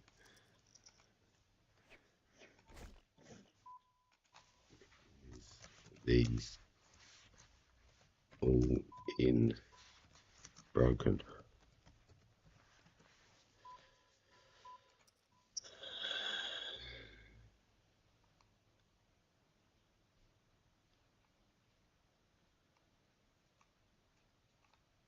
Ace king.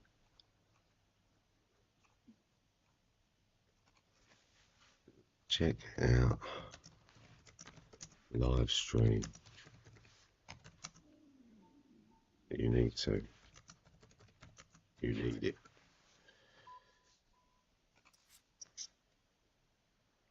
So we can't continue on the board.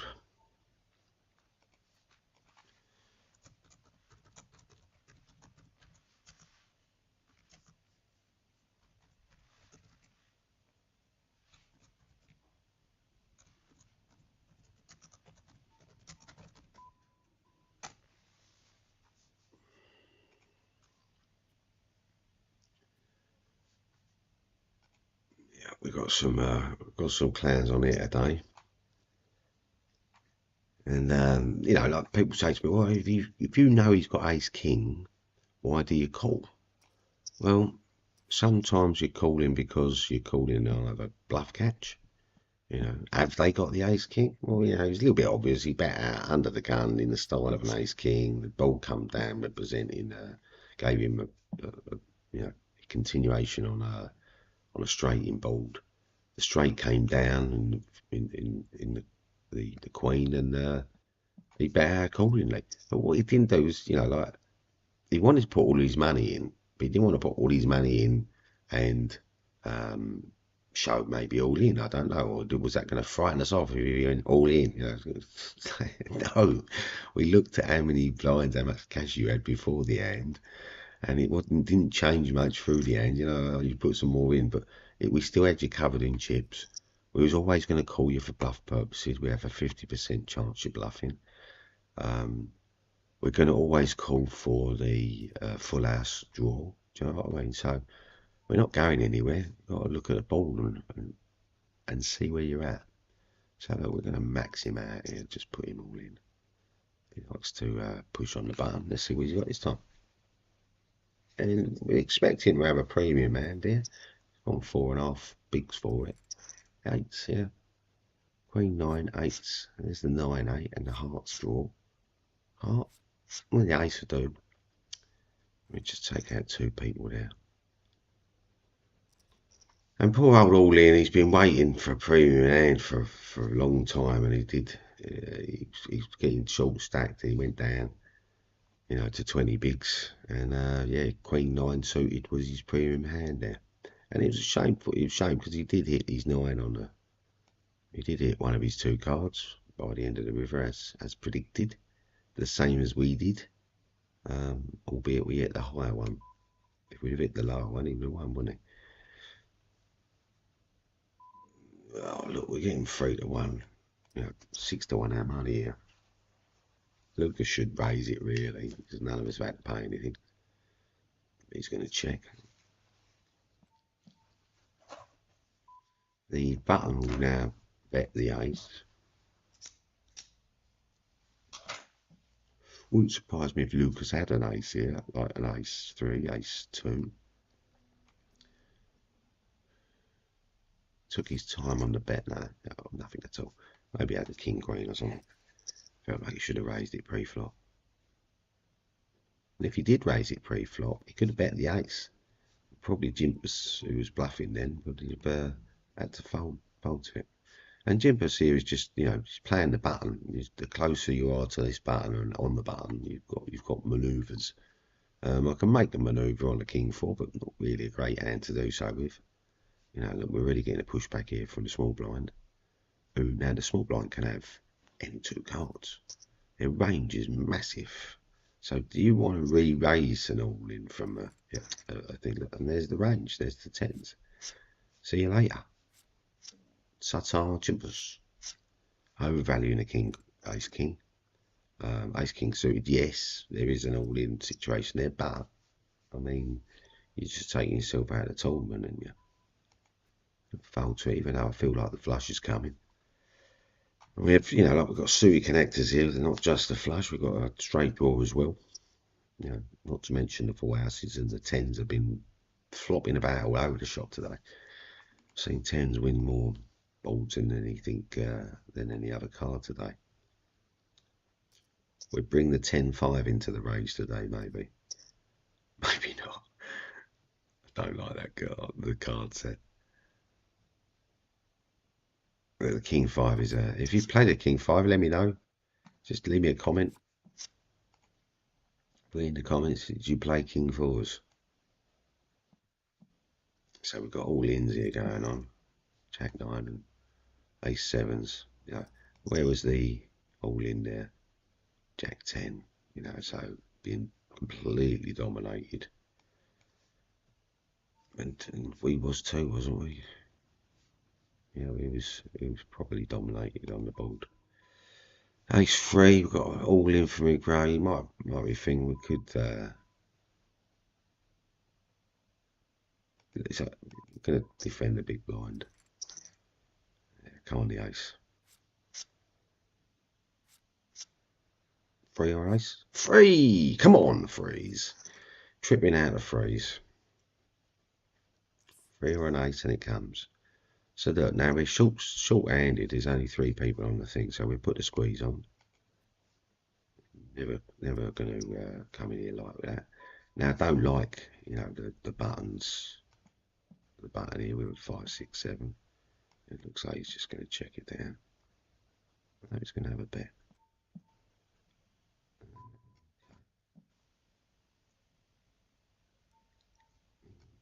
We got 9, 8.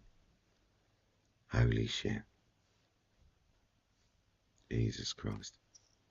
This is what we're up against, people. Knob jockeys. Put your money in. I'm not afraid of a fucking 20 big blinds, for crying out loud. I've got fucking 150 of them at the time. Does make me die, these people. They're gonna want to limp, we limp. So limping kings, aces here. We're playing 2 pair. Or straight.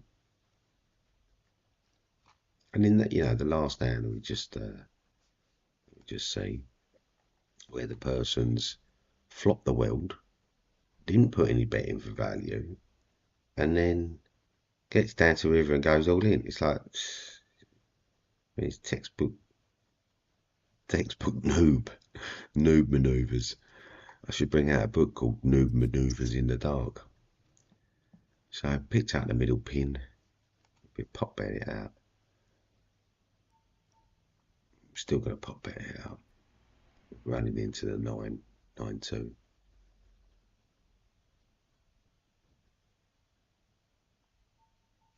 Yep, come and see your 9. Pair of queens. You're fucking shit, mate. You're shit. Absolute shit.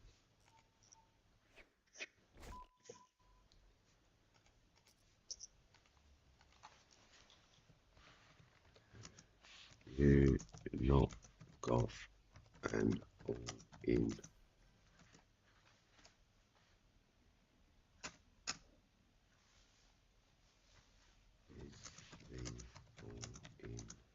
Broken. Not jockey. Jockey. Slow rolling.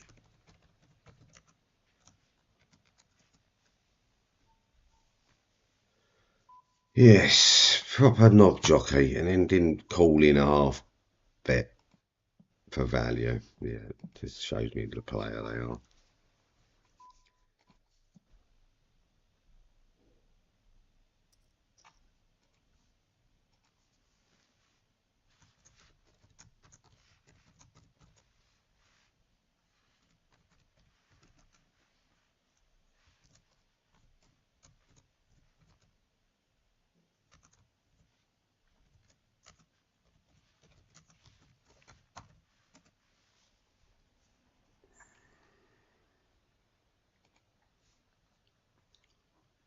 Come on, bummer, come and see us. Come and see how badly they're playing.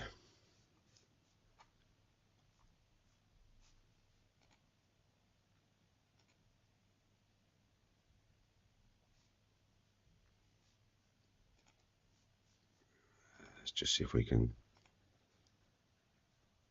spin up a pound, get our money back.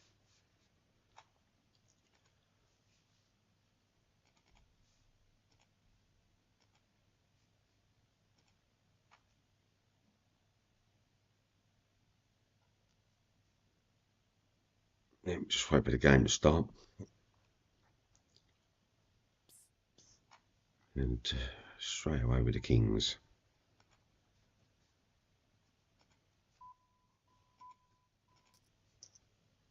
Raises should get cold call, I reckon, maybe even a raise. And the aces there, I don't really want to bet on it.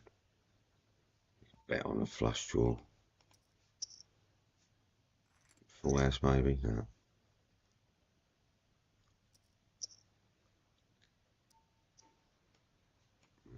Passive. Passive when we need to, passive and aggressive when we got it. Let's see what these two people are at the moment.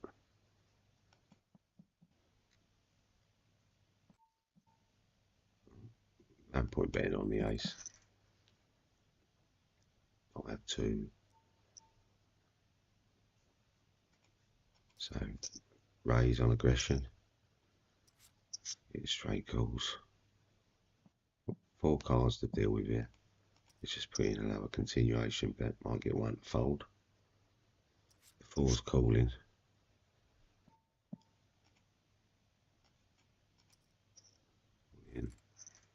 Is the only bet that's going to work there. So yeah, single pair of 4, even a 10 is going to call down the river with little bets. Bigger is where it's at really. So look, we're probably running into a 6 here. I'd suspect that. Not at all. Running through there. 7-2. They played a 7-2. They play a 7-2. What else are they playing?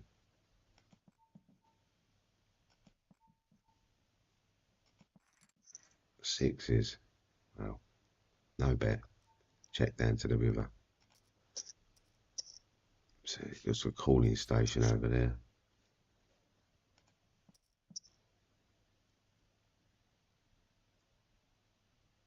Got 4-5, I think they're called. No, I think 4-5's over there though. Wowee.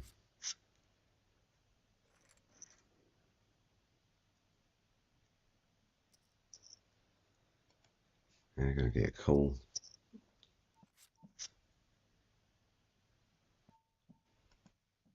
Get another check with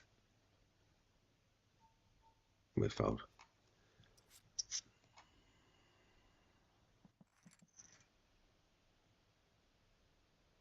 Wow. No bet value. We're just going to try and release, try and realise value on the hand first. We can even have a bet of any description. Queen might be good here. Yeah. We pot up. Might get a fold. No, what's on? Let's go again. That's if we've got a massive pair. Gonna call me for a bluff. Yep.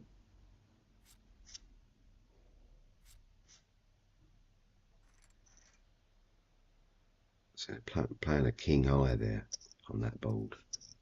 So we've got no chances to any 2 cards that person. And they don't value any hand, they just call every hand. Whether it's a big hand or not. Don't see us staying here very long.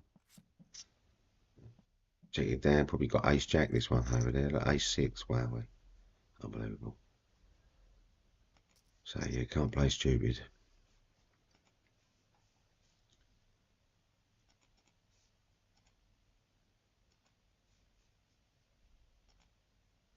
So 30 seconds left on that till we get back into it. When I say you can't play stupid, is, you know, people are just going to call you down to the river with anything. You know, ace X, king X, queen X. There's no, you can't bet them to say you got a flush or a straight. They can't even see a flush or a straight. They're just looking at their, I've got a high card. You know, that's when I say when you can't play stupid.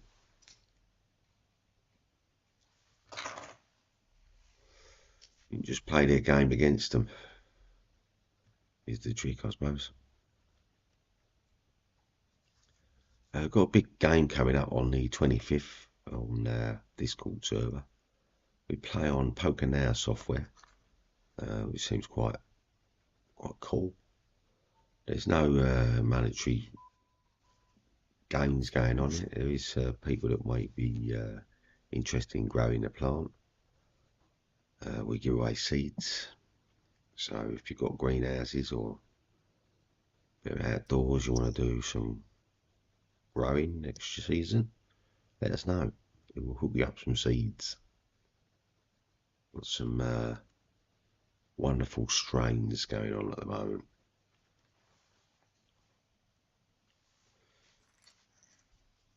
the other Discord channels got going is the FreeDeathTV Entertainment and FreeDeathTV Weed.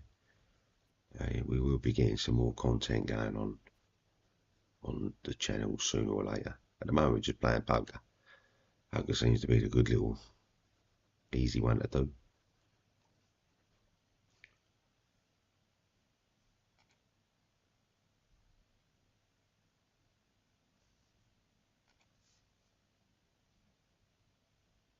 So we've got Limpy Lou here.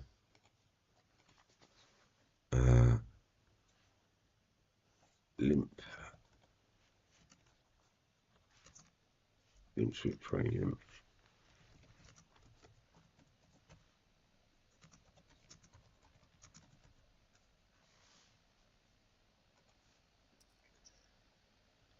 And Bumper. What we're seeing from Bumper, tight, aggressive. We'll wait for a minute, see what they're doing. So we're in defense hand. And the gun's thinking about a raise. Or multi-tabling. He's thought about a raise under the gun, so we're going to push him back with a 3 bill. Pot it just under.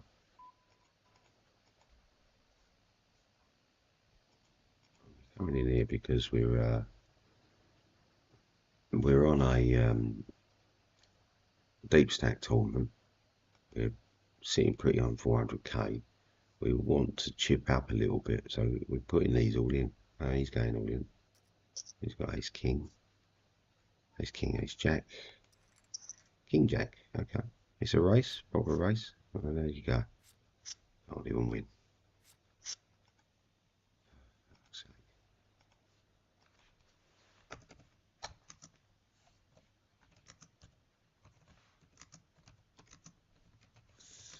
Today.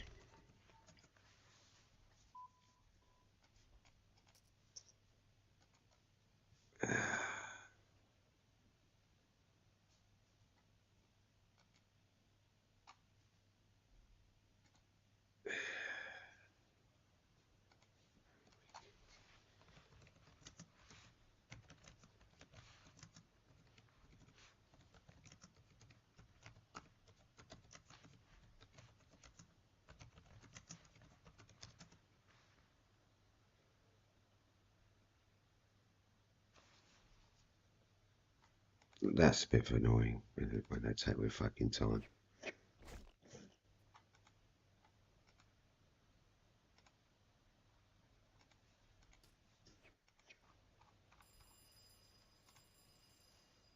Fucking prick.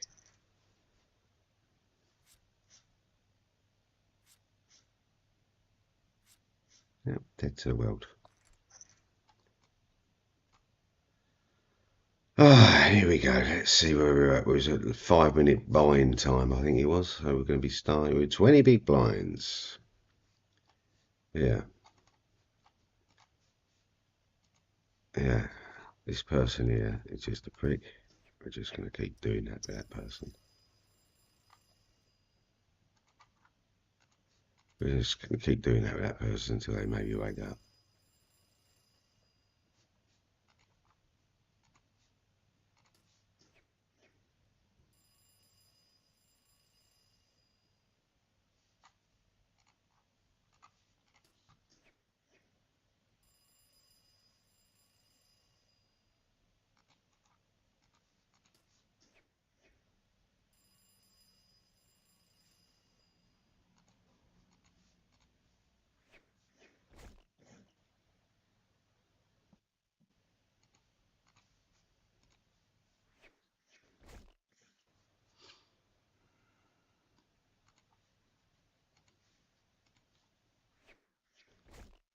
Yep.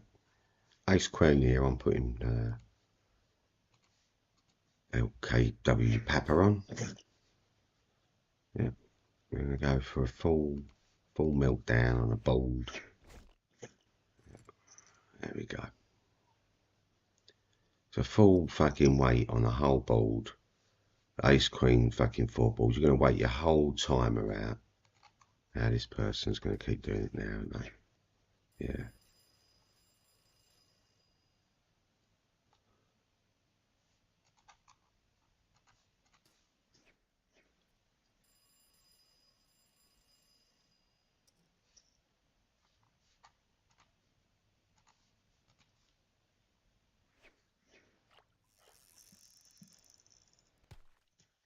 Come on, Mr. Fucking, get your fucking things in. Come on.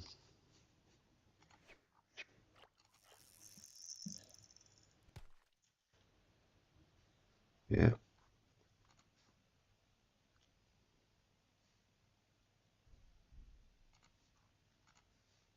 Why are we playing with such shit people today? We need to get off of this table soon. I think that's what it's got to be, I think.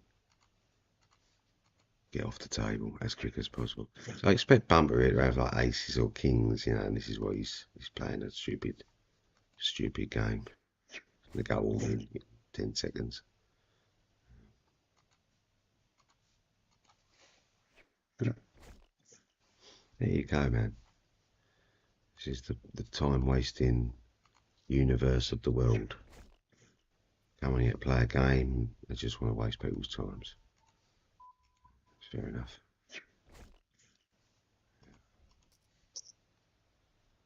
And to the extent of they waited the time that the blinds have now gone up to the next level. So we started with 20 blinds. We would have won 40 blinds, but we did not. We've only got 32 now. That's because of these time wasting pricks. Yeah. Yeah.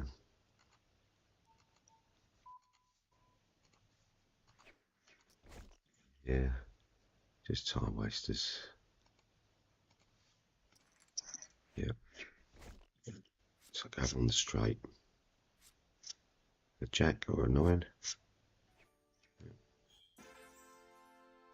Yeah, thank God for that. We're off the table. And off away from them idiots. And I hope they come and view and hear that I'm calling them idiots. Because there's nothing worse than time wasting pricks on the table. Absolute fucking waste of my time. Alright, so we've got another little 6 deeper one. Hopefully we get some better standard of play. And hopefully we get some of the variance running back in our favour. Seeing as we've been in front on most bloody hands, and we're getting people lucking out on the draw in hands and staying in tournament and knocking us out a little bit further down the line because they're lucking out with ace queen suited or whatever. You know, it is the way it goes, I suppose. So, in mid-table, get a new lobby up.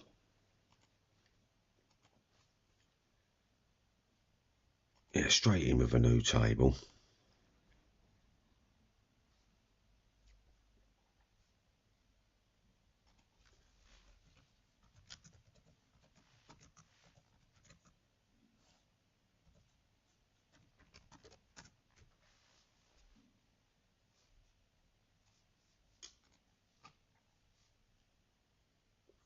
We should be broadcasting. Just check our stream out. Yeah, everything looks hunky dory.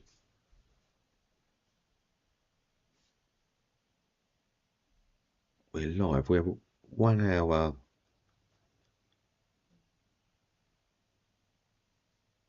Well, yeah, hour and 10 into 2 hours and 20 minutes into recording at the moment.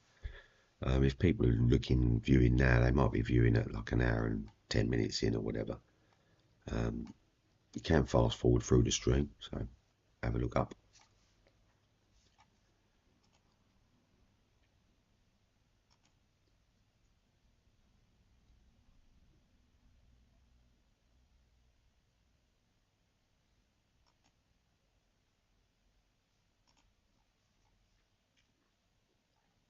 Yeah. Might see some of the bad beats we've had received from in the previous games. So we've just got a mid early position raise, limp raise. So with queen, king, jack, ace 6, ace 5, all that sort of thing. I'd expect a bet on the ball, you know, like where's it going there? I mean, like they've got the flush, they've got like a 4-2 flush going on or something. It's strange betting. Bet the value in the flop, you know. If you're going to get a call, you're going to get a call in you. We've got a couple of people to answer to, so we're going to be coming deep. Still deep stacked in a tournament as well, over 100 blinds, so we want to try and chip up a little bit. I'm taking these early blinds when they're at, you know, 500 a piece. They're going to go up to be a grand a piece at some point, aren't they? So not happy with a Jack 9 bold, but didn't get a bet in, so let's put one in ourselves. Now, where is the, we're going to cool it down just a little bit thinner than the third of the pot. The 9s are ripping our hand off, aren't they? 9s are coming in over the top and thing, and then what we do is we're under the gun. Don't like the hand, it's not even a starting hand under the gun, but we're going to raise it, min raise. And then the min raise is 2.5 in the deep stack, anything 100 plus blinds. If we was under the gun 1, I'd probably look at maybe a 3 big blind or 4. And that's because we do have a lot more answers to go to. And here's the thing with this position is that some people try and attack it. They're going to go, well, he's got ace king. I can put him on ace king, ace queen. I can put him on aces. I'm going to try playing with 7-5. I'm going to try with me 10-9 suited. So there is hands like that we go up against the jack 9s and stuff. We're not even going to rep the bet. There's no point repping with free-handed. It's flush draw. Even the 7-2 big blind special got there, didn't they? So we're just going to check over. Expected to bet from the 10 jack. Jack queen. Now if he does have the jack, he doesn't have the flush draw. And I'm going to put Solomon on the flush draw here, maybe with like a, you know, 4-5 suited or 5-7 suited, you know, 5-8 or 5-9 or something. And then 5-9, open the back out as well for a straight draw. And missed the straight draw, the flush draw got there though, and this is where I think we might see, I'm going to, no, 4-7. So the mid-range pair called there, I think very surprising. We've been bounced tables getting so annoying. Just when you get an handle on people, you get shifted out. We didn't even manage to get a note on them people at all. But yeah, the 4-7 big blind special carried on down to the river there. Ugh! Ugh! Ugh!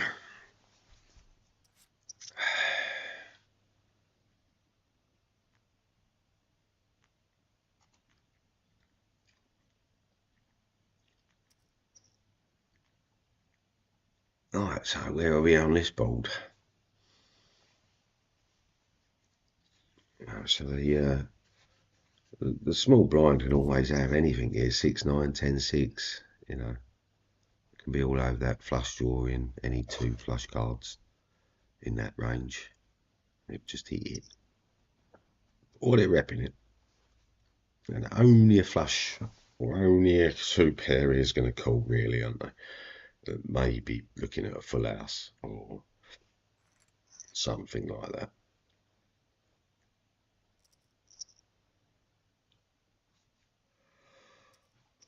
Queen 2 off, not really great defensive hand, and would give it up to no odds, low odds. But we're already getting, we don't even have to pay, but we're getting 4-1. 4-1 on free money at the moment.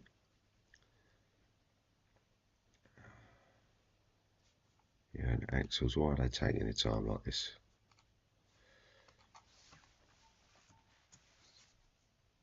Yeah, it's better sizing. It's more like it.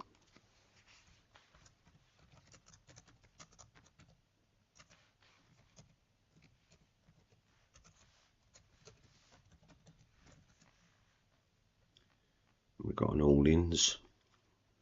10s, ace, king, ace, 9, ace, boy. I don't see an ace coming out.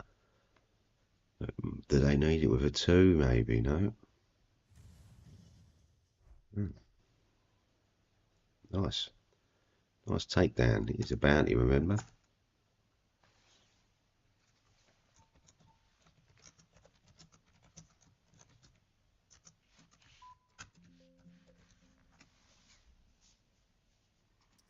Let me just float in.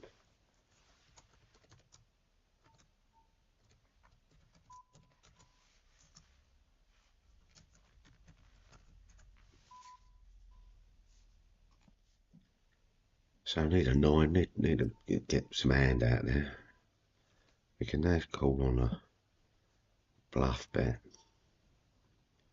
I'm going to fold out. If he'd have checked here, we could have bet the river. Not going to happen now. Easy fold under the gun. Well, we're buttoned. We're getting, because we went short stack 5 ringed, we're getting pushed here from a basically under the gun, which is a cut off in the 5 ring.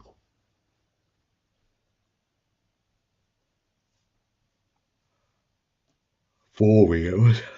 Oh yeah. Not good.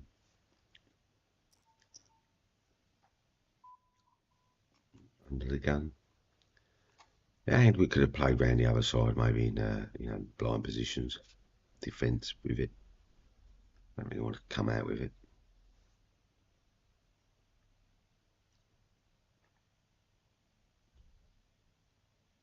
And this Rablow is just taking his time on every fucking thing there. Starting to be a bit of a wind up.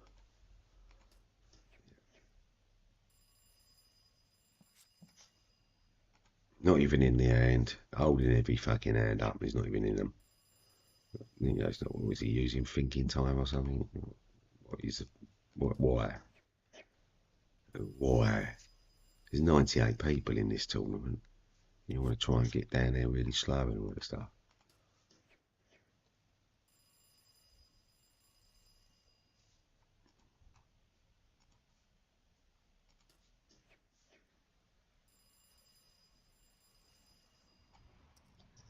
We've singled out Rob Lee because he's the one that's been the culprit that's caused this mugwire of slow, shitty play.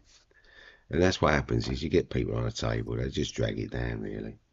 They don't keep up momentum of the table. If you're not going to be in the hand, check, fold it. Do you know what I mean? Get out. Do I want to pay that now? At the moment, I don't mind paying 2.5 to win 7.5. I'm getting me odds all day long. There was me odds. I just need a 7. He needs a 7 as well, or spade. So it's not 7 of spades, 7 of diamonds, please. I get even interesting, and then a jack of clubs on the river. I'll be flush drawed over here. There's the flush out. How big's your flush? Yep, we're going to keep calling down.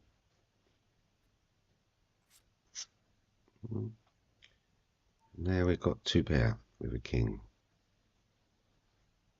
Two pair of kings.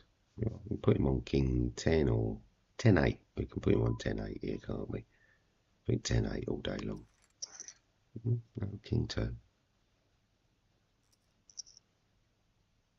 Weird. Weird. Weird.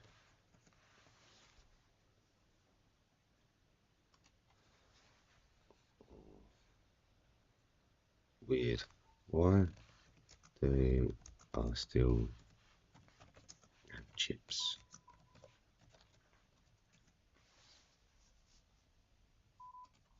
Weird. Little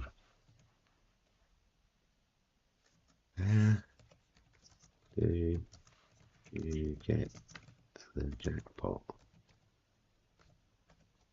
Jackpot.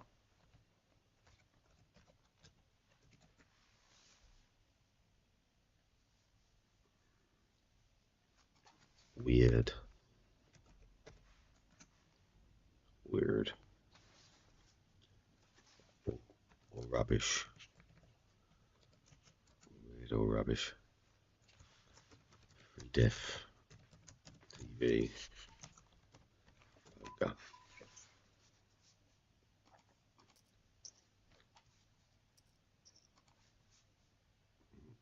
Good luck. Good luck, just night.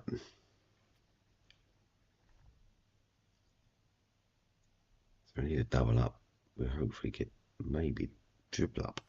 No, just a double up. Or not at all. Not at all.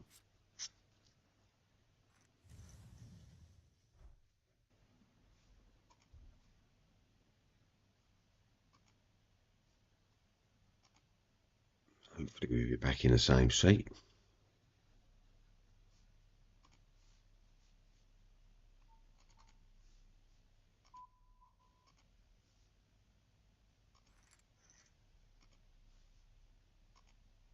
No, the answer. What's my heads up play like? Need to worry. We have played with Gods of War before, I think. Can't remember what they're like. Rivaldo as well, I think we've played with both of these two people. Just have to keep an eye on it and make some notes on after. And a lot with that ball, don't you? Rep it. Rep it.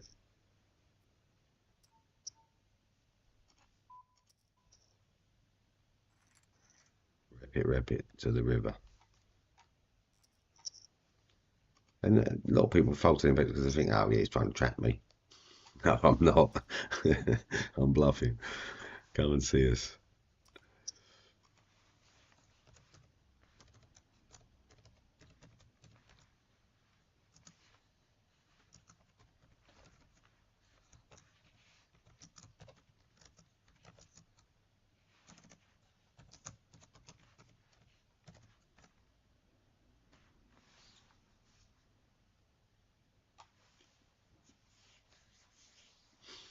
If anyone wants to come and pay us a visit, see how rubbish you're playing or I'm playing.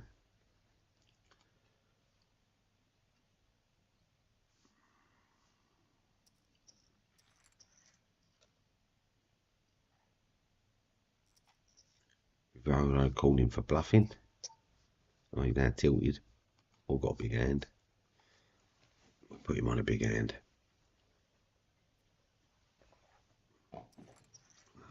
Maybe not. But he's still going to luck out.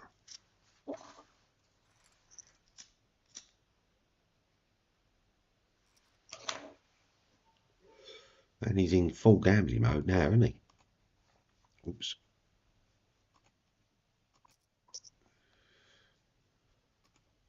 Full gambling mode has been presented. Is he tilted? Is he just gambling because it's only $1 entries? He's just having a gamble up. I don't want to bet on the board until we've seen it, but we're gonna stick one in. So no flush is called in here, is it? We're just gonna fold them. I'm expecting a monster hand here with like kings or whatever. He's going to come up. Whatever he puts in, he's going to come over the top. Kings, queens, jacks, ace king, ace queen, ace jack. He's put him all in. He won't call him with a single pair. That was a good bet. I think he was either two pair with like 10-6, 10-3, something like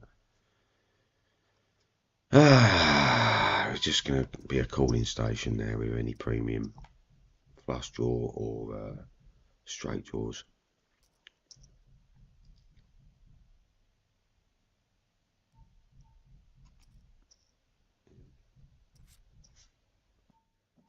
picked up the 6, but the jack there, the ace is there. I don't expect Axefulia not to have the ace here. River calling on, maybe the 6 as well. So go on, you must have ace. You haven't. Has he got a full house now though? I'm going to go pot. See where I'm at.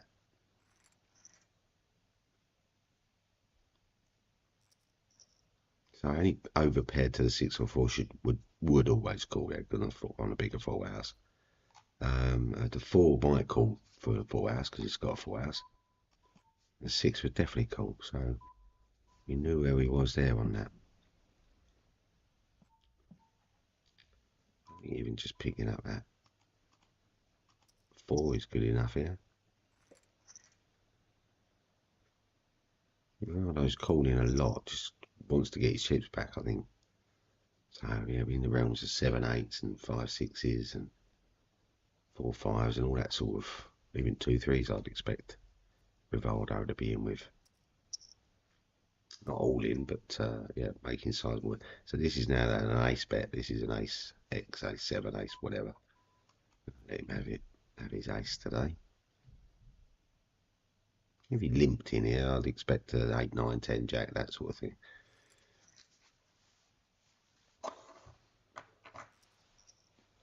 Rivaldo's little open book at the moment, 1990 badge. What does that make him? 34 30s. A youngster in the realms of pokering, I suppose. But these youngsters coming up pretty good, pretty tight players. A lot of aggression and playing the variant of GTO in different positions, different card sets. Not very ranged, but ranged in different way than the GTO is ranged.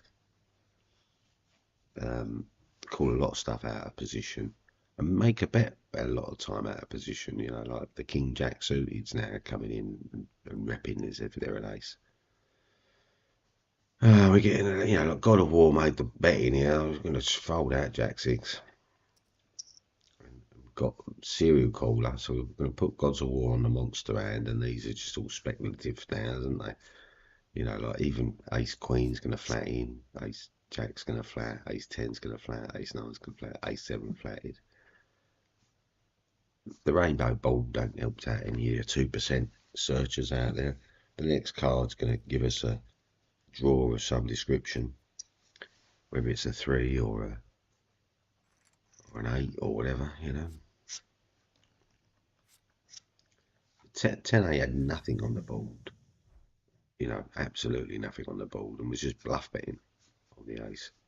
And look, we said Ace Queen always round, it's going to be sitting there as a flat call. Open the Jack King on a closed area, and he got a button and small blind, big blind to deal with. Actually, we've noticed does have a little flutter on speculative cards. We've got ourselves an inside straight draw. We're going to check it because there's 2 people in the hand with a 9-10 board. Because we've got to check back, we're going to put the bet in now. Yeah, I'm going to put. I feel like that's there's your ace 6 or something. It's saying he's got 7 8. That's what he's saying he's got here. 7 8, 10% of his stack. 7 8. Come on. Now a 3. Bet on the bet on pair. Had to see it. Yeah. Had to see.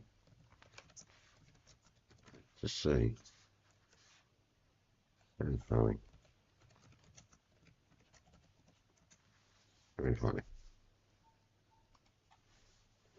Oh yeah. So he's gonna go for it again now, is he? I gut shot on the 6, put the aggression back to the muzzy where it started from, betting out on the Ace King. That's King Ace 9. He's got Ace King, he's unlikely got the flush draw. got a closed hand at the moment, so when the 6 does come,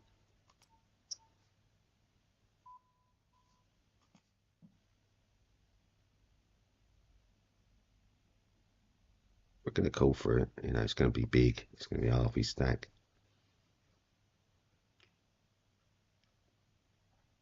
Here we come. Oh no, it's not come. He kept it short, and he don't like the fucking the king, does he? Look, we ain't got no.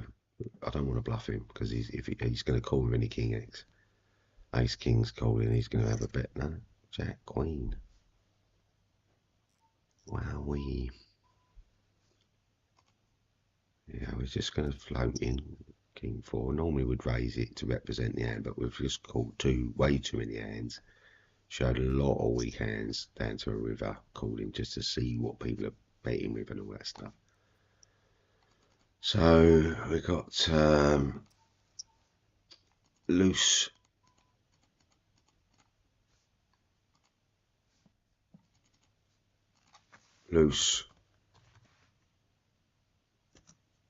bet river bottom pair.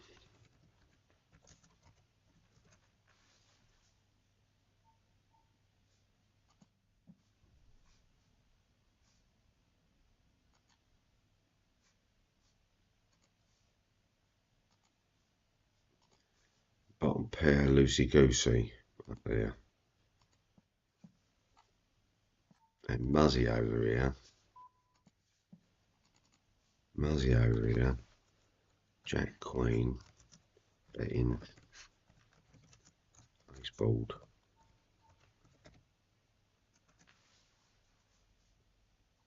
Fold that.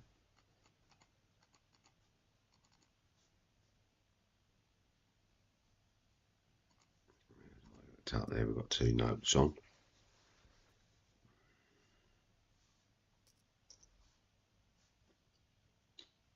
We're going to take the spin up here. I think God of War is going to call us. I think we're going to be looking at an ace, king, ace, queen, ace, jack range. I was just putting it on the line here. Just either dial God of War back a little bit, or be out and back in. Hopefully the first one. Oh no, didn't get called. We got a flat in here from the small blind, so small blind want to defend. No. Hopefully we stop that pushing going on from God of War now. Yeah, we've got a straight fold.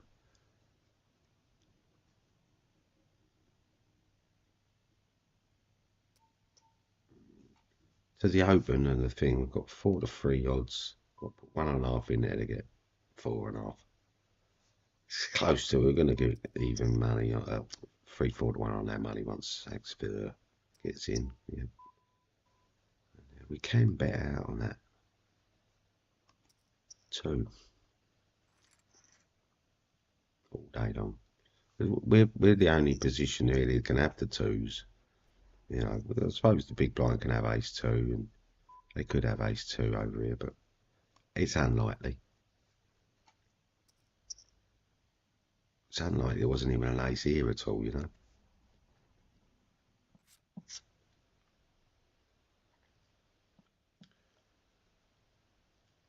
But we can do that bet because of the position we was in. We was first to act, and the board's paired, so everybody's frightened of the 2s there instantly. If someone's got a jack, a lot of times they will call because you know you present another jack there, and you got big full house on a little off house.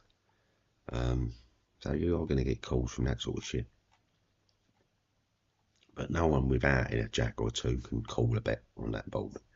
So if you're the first to act, you've got the power of them not hitting in that board.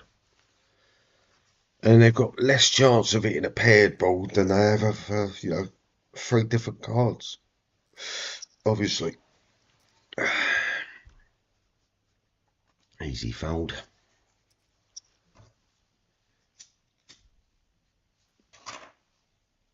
So we're just over halfway position-wise in the tournament. and you know, deep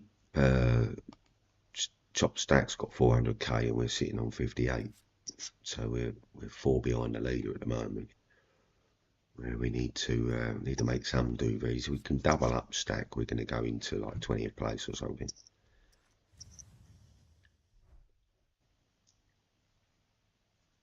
Pre-flop is he's taking a big risk there with 8-7, and he just pot up. Loosey goosey going to ring us. Feeling confident, just taking someone out. Yeah. Expect a check to the aggressor. Well, no, we're going to come out. Come on then. What you got? All in. 4-6, going for the straight. Oh, gets the 2 pair on us. Jesus Christ. What is our luck going to be like today? Is it really going to be that poor?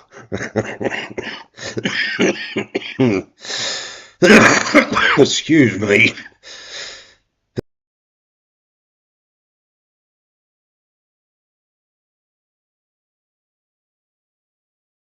Need a spittoon in here, I think. Ding. Yeah, so this is the way the cookie crumbles. Pairs of queens getting beat to a pair of to a 4-6 board. I don't know.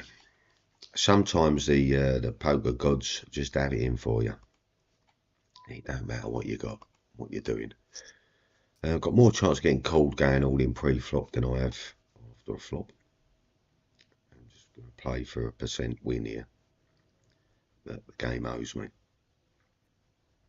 So I think even if I'm going against aces and kings, I think my jack-nine's good for a straight. But there's the kings. There's the jack. Where's one jack out? Put another one or an 8. Give him trips instead. Fair enough. He won't be coming back in there then sometime soon. He won't let us.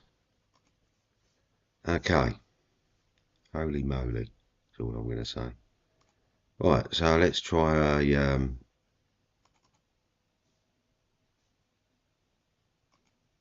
another. And we've got a bounty hunter, 60, £200 guarantee, $2.20 entry. Right, need to bang out a win.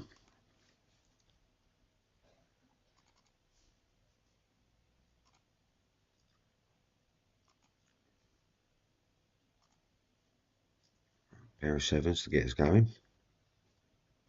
Whet the appetite. We've had a raise from under the gun, so I expect to flatten and a re-raise now, all in. Grind guru. If he's grinding, he's under the gun, he's limped in, so or he's on bottom, so yeah, all in. All in and all in. 10s, 9s, 7s. One of us might trip out. Like the 9s. Yeah, ta-da. Ta-da, $2.20. Okay, let's see what hand starting range it gives us now.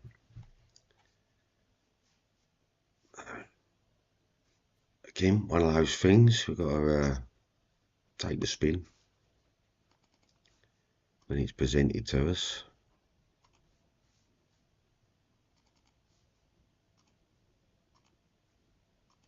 Okay, it's giving us a 2-3 starter this time.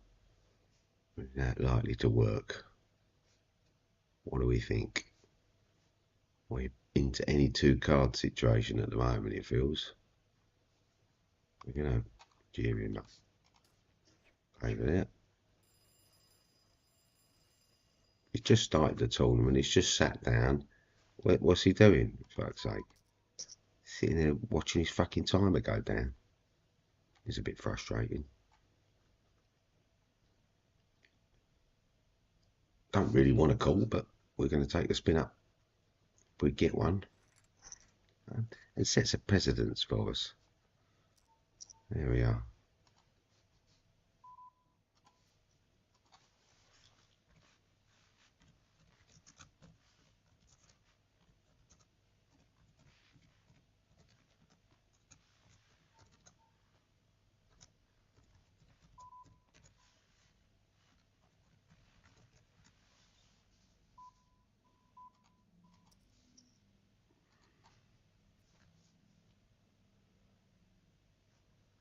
Getting an all in maybe. Lower flush draw to us, or king high one. What's our luck? One card in the deck that can beat us. He's not got either tanking, folding.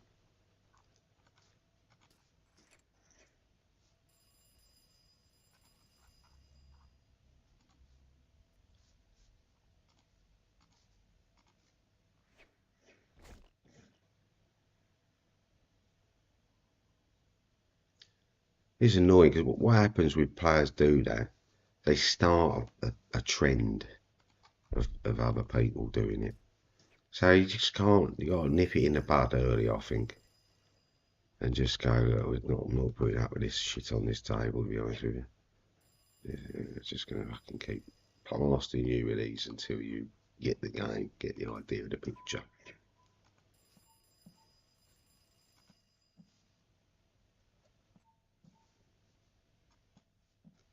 Come on a club. Get the 9 instead. Take a bet.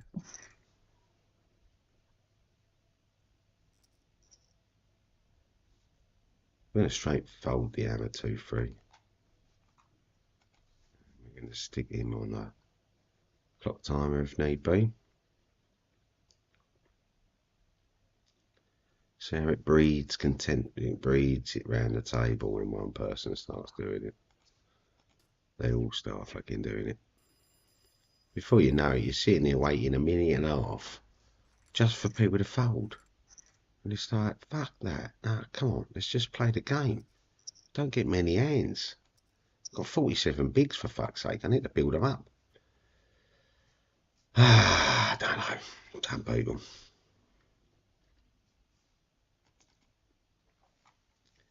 Some people are just slow rolling. Slow rolling.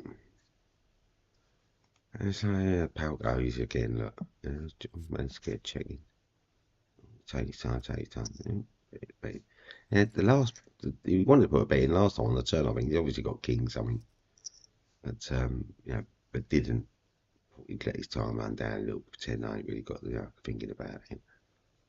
Under the gun, look, we give him a bit of thinking time because we're coming in above him. Pot him up.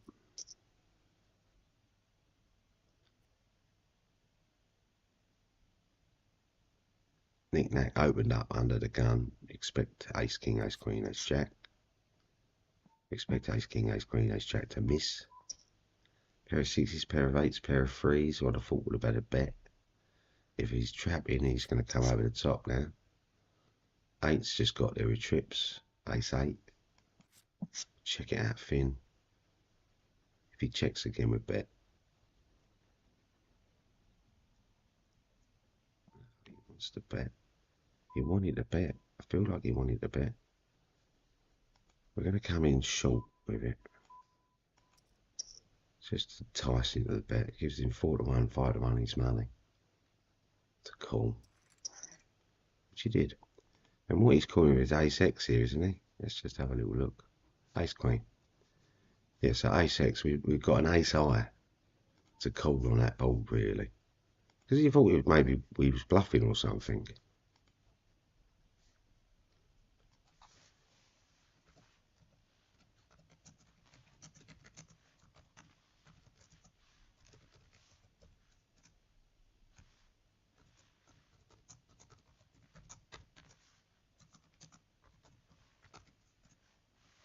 Come and see us, Nick Hack. You need some pointers.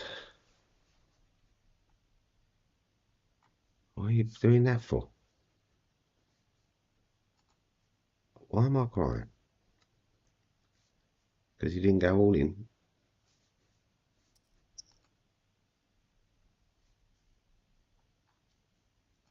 Let's give him a disco ball.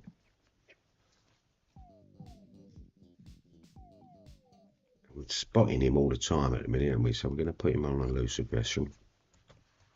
Tag him up.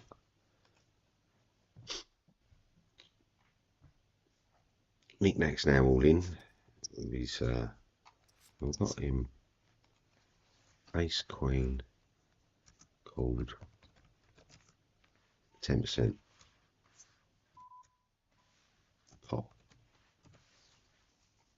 I'm gonna limp in with that.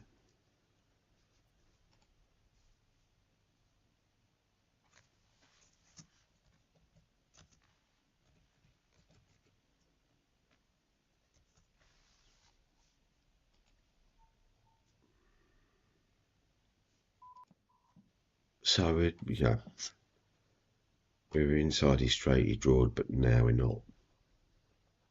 We was looking at diamonds, now we're not. Any bet in here, I've folded out, I don't know why Breezer's still taking his bloody time on everything.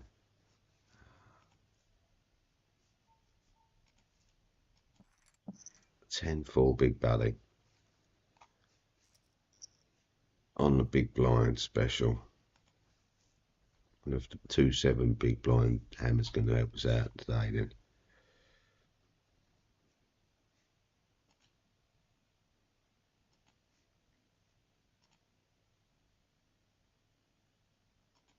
Doubt it.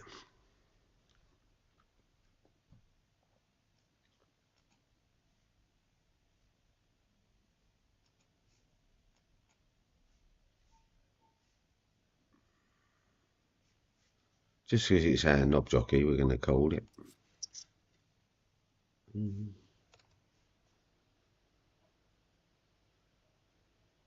Need a lot. Big question is like, what's Nick X coming with the hand with Ace-X? With an Ace-X bet on that board at a minute? Don't think so. Ace-3 might, Ace-4 might. Why would you come in the small bet now? You start with 2.5, now you're betting 1. See what card is.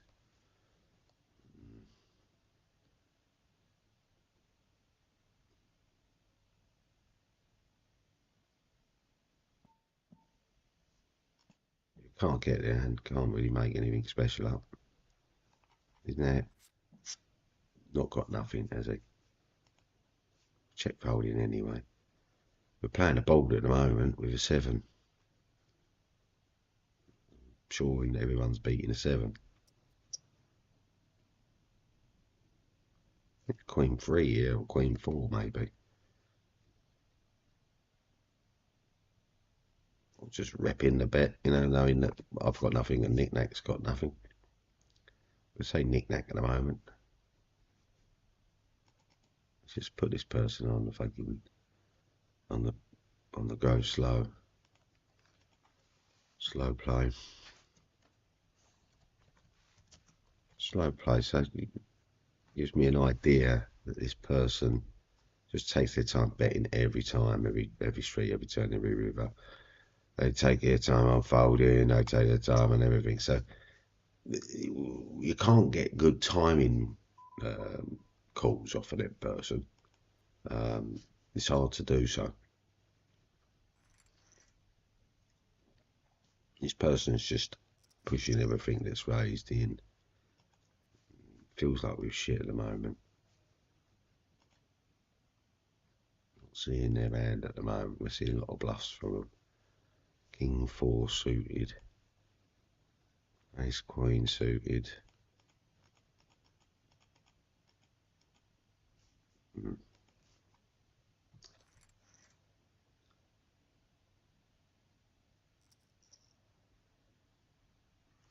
The open here, we'll push them.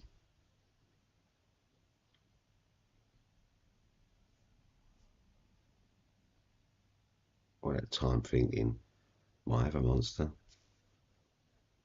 He's just doing it because they're a pain in the fucking piss pot now. That min raise. I mean, they're opening fucking 3.5. Next minute, only 2.5. Then they're opening 2. Like, well, they're opening 2 because they're under the gun. Now, I'm just going to put them all in. I expect to see Ace King here, Ace Queen, Ace Jack, something like that. They rip my hand off. No? Okay. So we keep giving them blinds up. I don't mind. I'll take them.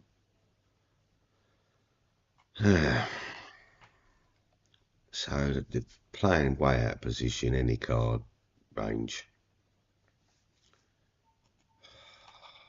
This is just so fucking so slow, and they do all this fucking Fucking business.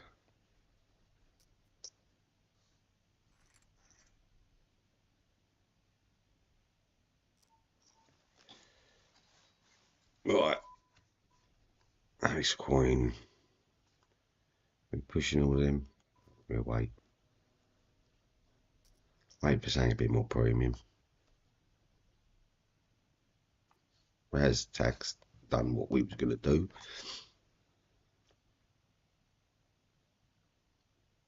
Just basically put in these slow playing wankers and crap going on. Right, the ace 2 would have been golden, wouldn't it?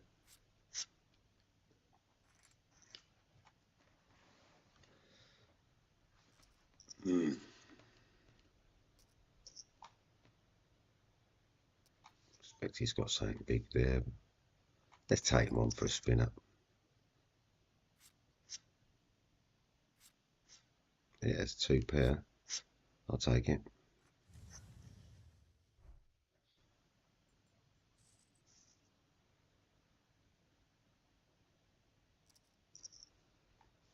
We managed to, you know, triple stack, take some bounties, get some money in the bank that we 100% needed.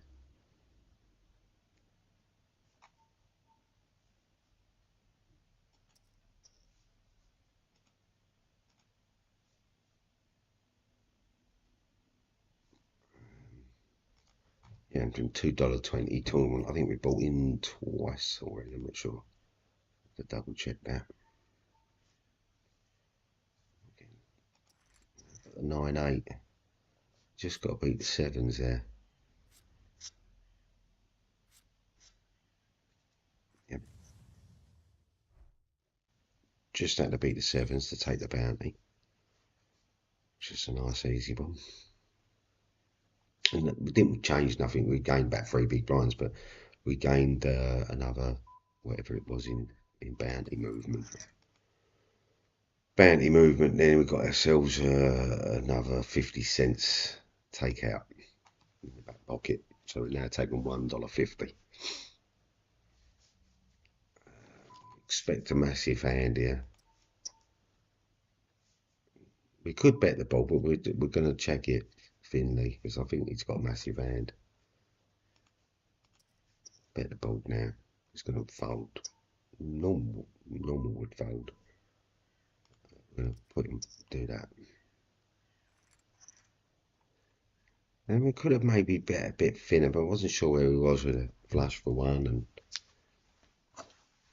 yeah, did he have the flush or not? If he did, he would have gone over the top all in. We would have called him for bluffing. Yeah.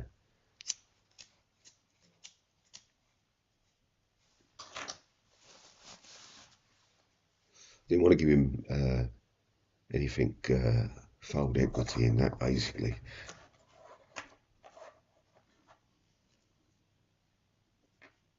We ain't way too much. Might have got a bit dark in here. Let's get some lights on.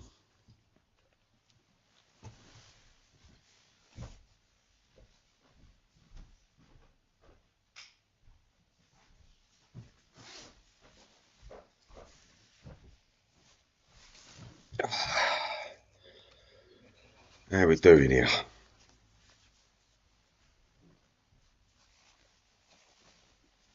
It's been a bit cold out there lately, guys, hasn't it? The ground's been a bit hard for the golf. Yeah, golfers out there, one that swings the ball.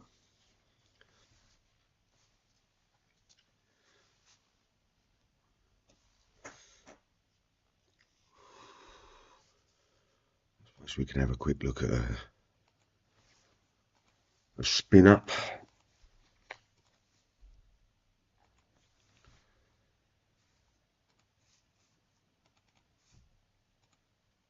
Do a spin there. And we've got a couple of pool players here. So these are players that are playing the game 24/7. I say 24/7. They've got their strict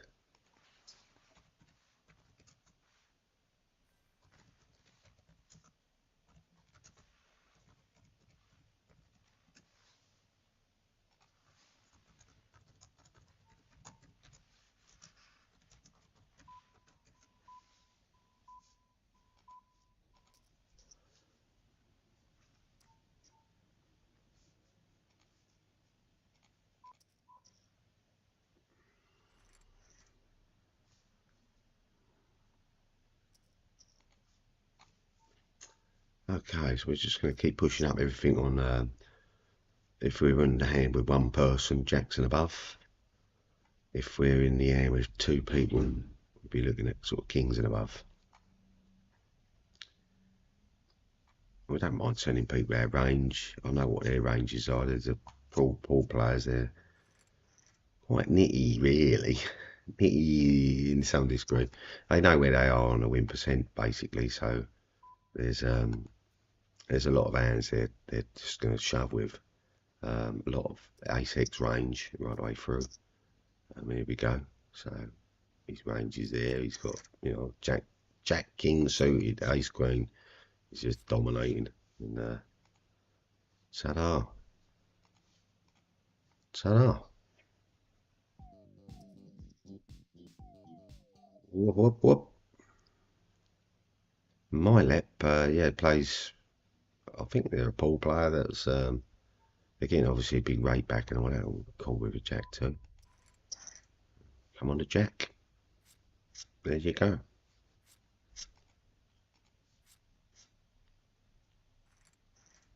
One pool player dead.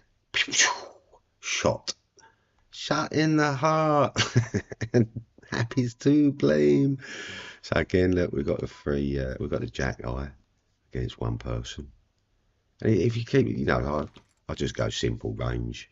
Simple range. I ain't got time to remember a three-handed horse race. I'm just about on the 6, 7, 8 ring tables. And 9s I'm terrible at, really. Not tight enough.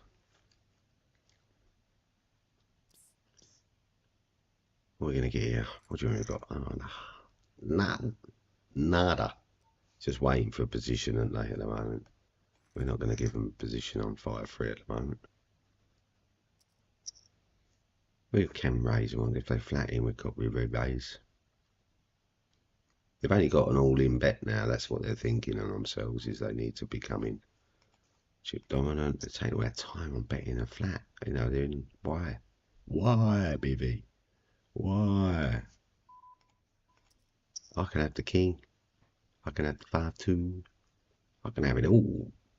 Busy. You can't. You can only have ace king there, can't you? But you didn't because you flatted. Fold it out. Keep it thin Lizzie. Jacks, any flatting? I'm going to get a min raise out of you this time. I know I won't get three balls out of you, but I'll get a min raise. Okay, take your time and then boom, all over the top. No, fold. I'll check the jack for you. Let you make some power betting. Are you going to check it? Oh no, you're going to bet it. I'm going to think my time as well. I'm going to call as well. I feel like you're going to check back, yeah. And I'm going to keep you in the game, just because you're fun. I'm going to just keep you here just a little bit longer. Unless you bet. If you want to bet, then yeah. But yeah, at the moment I'm keeping you in the game. Oh. I'll put you all in. And there you go. See you later, Missy. See, you wanted to do that with your ace anyway. Are we? Okay, there's a quick little fire round, and we knocked someone out on the table as well, which you might have just seen. I don't know, the stream slipped back quickly, so that was quite handy. Slipped it in. So now this tournament, we've got ourselves up into second spot. We've taken $2 out of the bounty pool so far. That's in our back pocket. With $2.20 into the bounty. Just double check that in a second. I'll say that I've had a buying already. I've used one re-entry. Yeah, used re-entries 1. So we're in for $4.40, and we've taken out so far $2. So we're in for $2.40 at the moment. $2.40. We need to take out some bigger bounties, which will come as the thing goes on. JRR is a pool player. I'll mark him up in a minute. We're pretty tight aggressive. Biza is our slow player.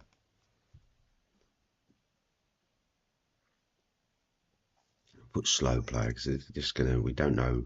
It's hard to put people on hands when they're not betting, not doing anything, mulling out the game. Look, here he goes again.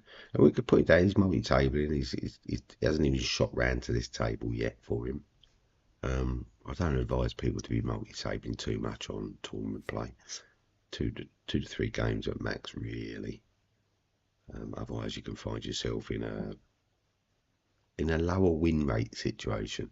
You're making worse calls. One, because you're not looking at the table so much. You're not looking at other players' game. Like whilst we're sitting out this hand, we're seeing what's happening, and we're seeing old Breezer taking his time, so slow.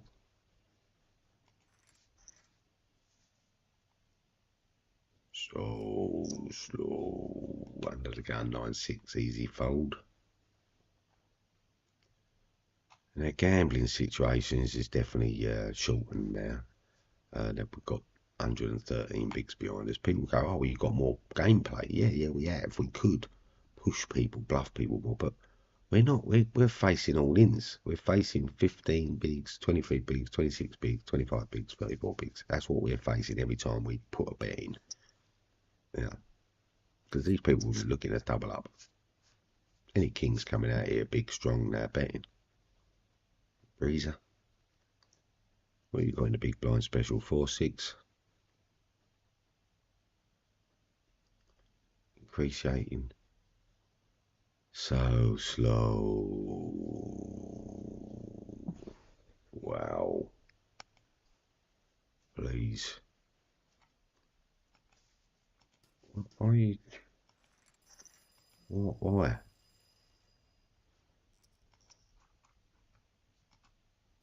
What the fuck?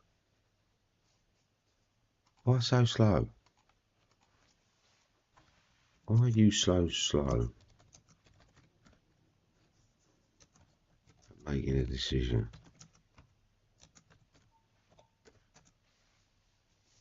Why are you so slow? Wind me up. Wind me up.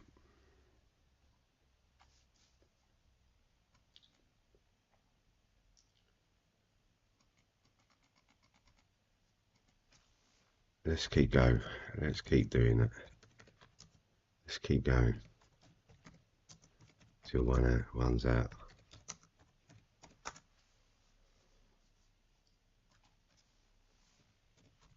You don't bring a lot. Game.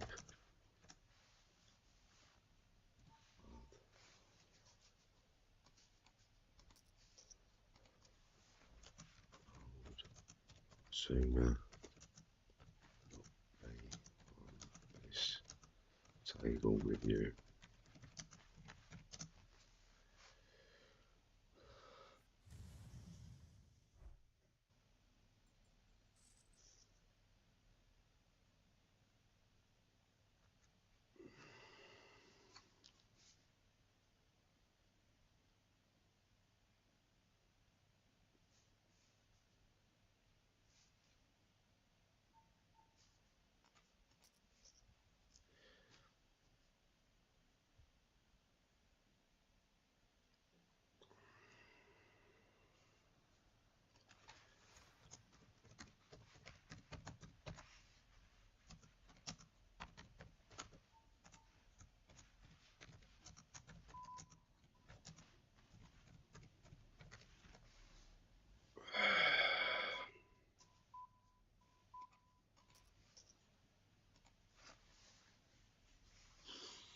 So with the 5 barrels, we're basically putting all these all in each time when we do it.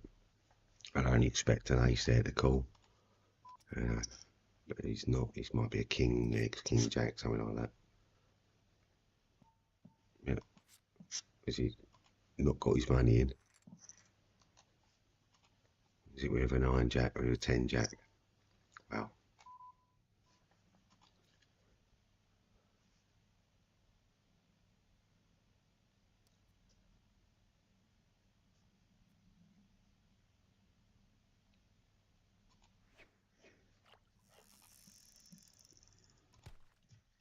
$100%. Don't want to be here. Don't want to be next to you for long. Slow play bullshit rubs off.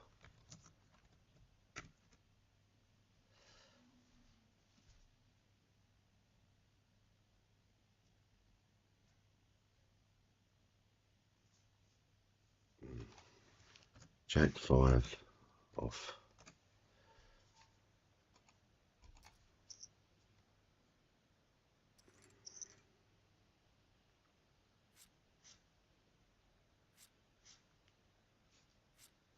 Nice.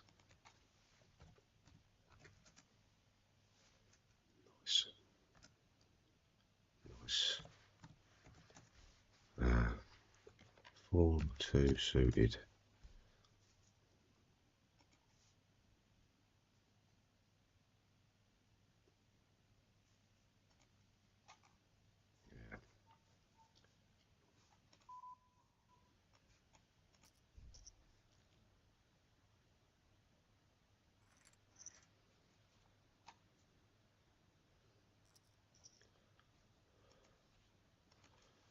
Two, 10 off.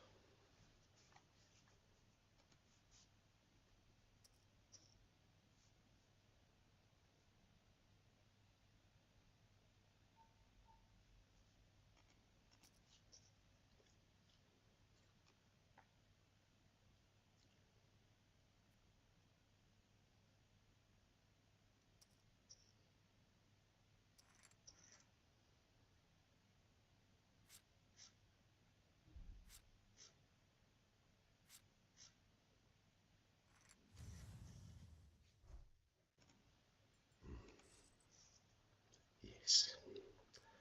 Thank fuck for that. Couldn't play with that prick anymore. Okay, back to standard. Back to standard practice. Okay, back to normal.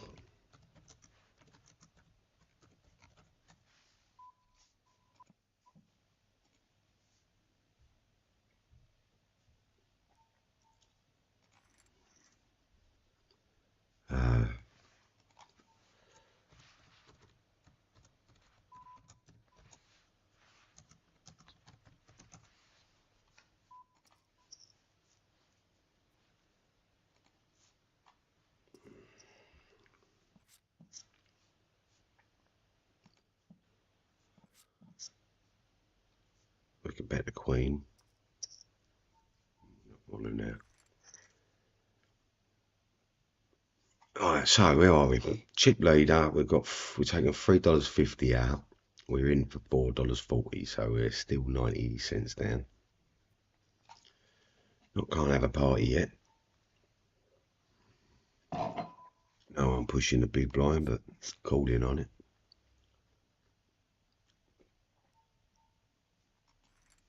What are you doing? Why are you even fucking fishing at me for?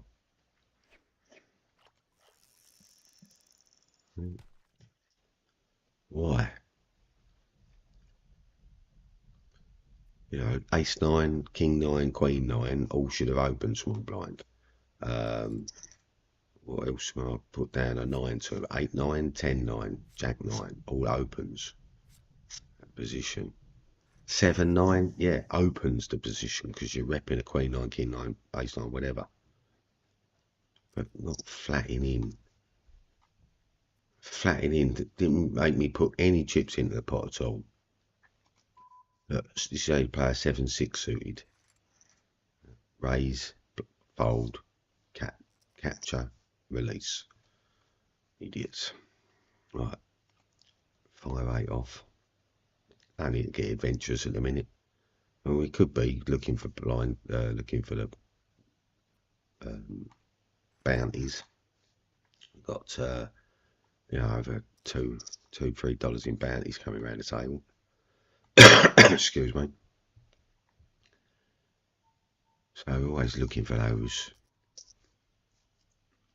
We're going to keep standard betting free.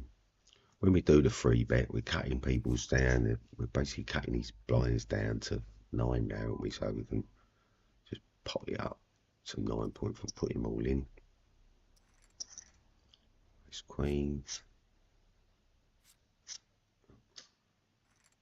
He needed the queen that he had in his hand, not the aces. We had one of them out to deal with. It's always going to take the spin up there. We know what we're going up against. We don't want to pussyfoot down to the fucking river with it, do you know what I mean? That's the other thing. So we gut shot on the 6 and the flush draw, so we've got like extremely lot of outs. 13, 12 outs we're looking at, 13 outs. Plus I suppose if the 8 or the 5 comes, looking at a pair, no one's paired up king here or anything. Again, ball way straight hand. Do get you in a lot of trouble, but got to be played. When they hit big. You're getting paid with them. Again, we don't got paid or anything to get in the pot. We're not just going to get a check down because the sizing that we can call it because we've got a queen over card, and now we've got the king gut shot. But also, there it is. Where are you going at? Where are you going now?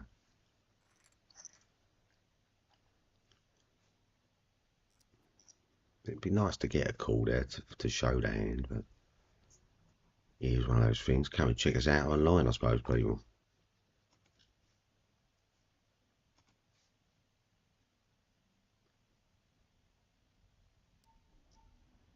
Getting an all in on a small blind position, 6-10 off. Because we're in a bounty tournament and so deep stacked, we could call for value here. Value time. We're going to put him on ace king, ace queen, ace jack. Pair of 2s. We've got 2 overs. Looking good, strong at the moment. Not till the river. At the moment was the key operative word then, wasn't it? And he lucked out the 2 on the river. Wow.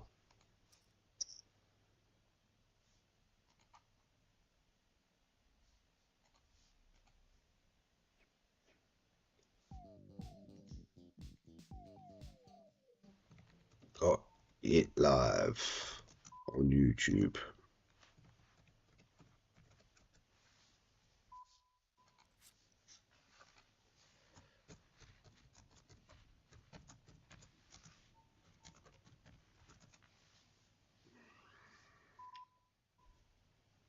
We know we're calling into the ace. Just 2 paired him. We don't know, he could be 2 paired as well. We're just going to call him into the river. He's building the pot for us. Got 25 bigs in there. He's got 37 behind him. He's going to check now. We're going to put a pot bet in that hopefully gets him to call. It's just over half of his stack. No? Okay.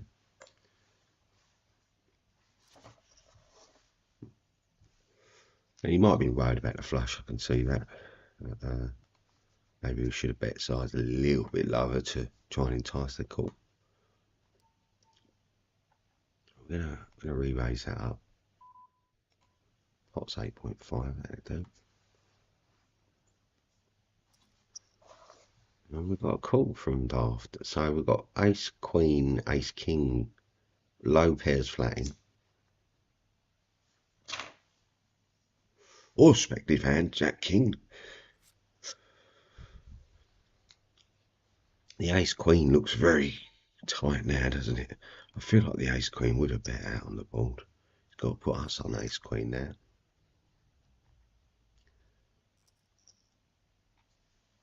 or pocket pairs.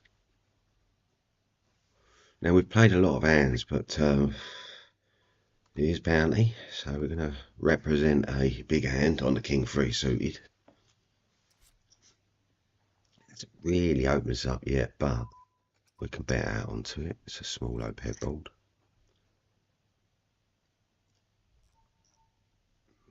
Folding. Straight fold under the gun. I wouldn't be repping anything here. Enigmas are now going for it.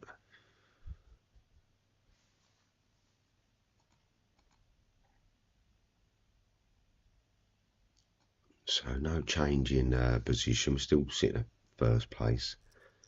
Blinds, if you notice, people's blinds are getting very short stacky. These 10 big blinds now. This is like an opening stack, 50k. So, you know, buying in at that sort of rate. So picking up the 7 straight away, I'm just going to put a single bet in. Any big pair, any ace, going to call. Keep your stop betting down to the river. Check the river. The ace has not got it. I mean, like, the ace gets us pinned here, but the diamonds is, you know, we ain't got a diamond in our hand. I think he knows that. I think we're going to fold it. We know we're going to try and bluff catch with a 7. We're going to fold it. It's a good bet. Atlas. It's coming out strong each time now. He's always through our blind situation.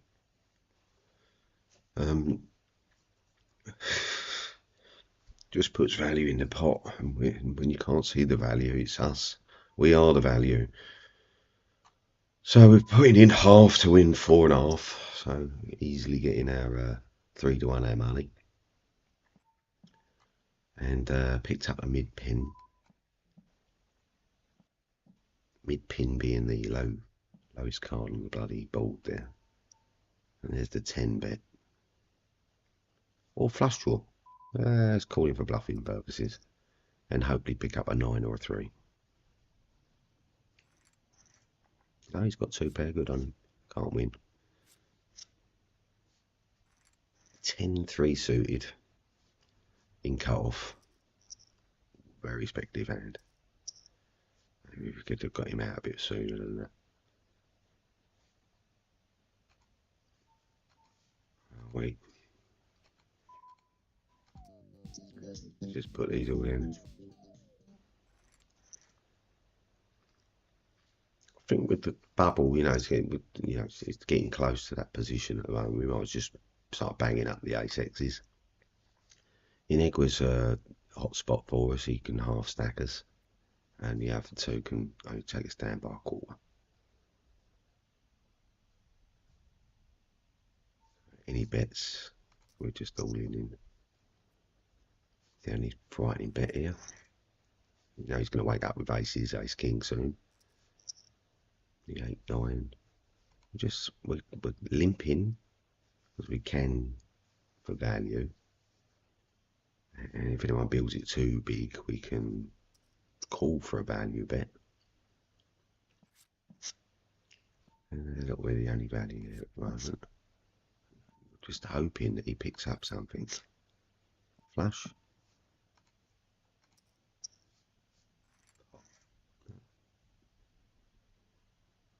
Just hoping he's got a flush there and he's trying to trap us or something. Okay, just limping again. 4-2. And we're taking, you know, not just the blind situation, but we're taking the antes as well. Which antes are up to 3,000. Total pot size at the moment, 13,000, which is 3.3 blinds. And if you can imagine the antes, if you're not playing hands and you're just giving ante over every time that button comes round, you're giving another blind over. So each circuit you're giving like 2 big blinds out, which you got to start looking at chip to stack to pot ratio and everything. You know, where are you in the game? We'll check for check for it. We generally check fold it. Don't matter what anyone's got here.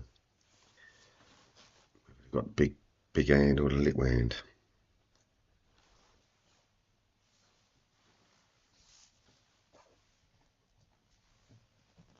Teapot's going to take his time. Hopefully, feel like some other people are going to go out before him, maybe. We do get it. People do the. I expect now that the small stacks, the 15, 16, the 11, they're going all in. Nick was pushing us with a min raise, and because they've got a flat going on, our odds around now we get 6 to 1 our money for just a single call. So the 9 gives us the straight. What do you think he might have? A pair of 9s? King 9, Queen 9? We're going to call down here for the 9. What do you reckon we are now then? What do you reckon we could pot it? I think we could pot that bet. We've got a pot call, and we're going to pot it again now, which puts him all in. Take it out, knocked out, straight.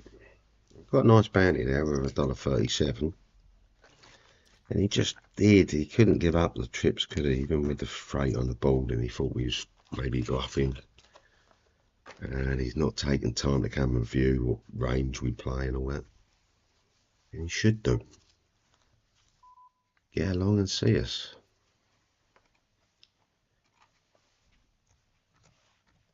Come along and see the bluffs.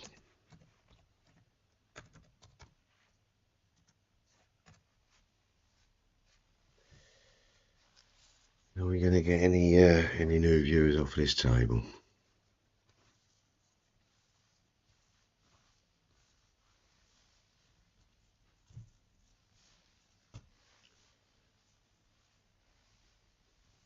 A few new views today. I think new subscribers. Every day growing the channel up as much as we can, hopefully in no time at all. We'll have a few of you all chatting away together. Playing together, I think the more we play different people, the better you get at the game. You can definitely get an handle on certain people, how they play in the game, what hand strength, how they play certain card ranges. I'm going to limp in still.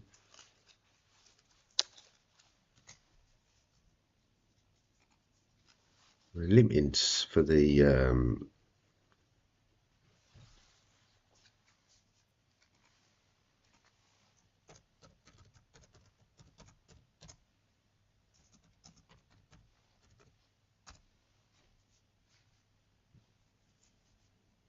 limp through. We can't call now. We've got to put 3 in to get 7 back. We're going to get 10 back. We're going to call. Now we've picked up the inside straighting draw with a bottom pair, and we've got to put Lewis Rowe on Ace Queen, Ace King, Ace Jack. This is Ace. Does he know we're looking for a king here? What's he got? A low pair. We put him on the ace, but we're going to put him on a low pair also. Expect a check back here. Ace King. It's fair enough. So yeah, there's our first pick hand, Ace King. We'd like to see where he gets to. Didn't get his money all in at all, did he? Why not? Was he that worried about it? Yeah, he limped. So we're going to put Lois on limp brigade. Limped. Ace Queen. Ace King, sorry. Ace king. He limped ace king.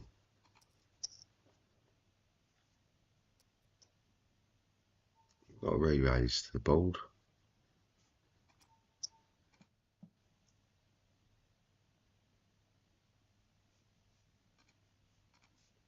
I think you got us beat here, man. Yeah, with a king, of all things. Wow. Wow. King high. Oh, king high. Look at you. Love it. Okay. Okay.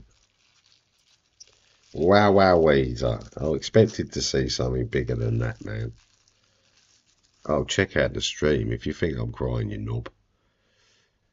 Check out the stream. I have to call you, idiot, because I need to know what your cards you're playing. I need to see what you're betting with in that situation. And if it costs me 30 big blinds, I don't give a fuck, man. I don't give a fuck.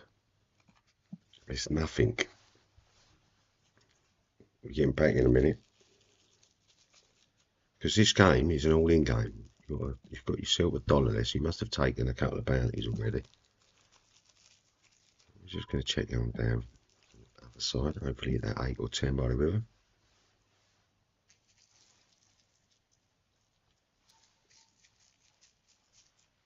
I think we called the board.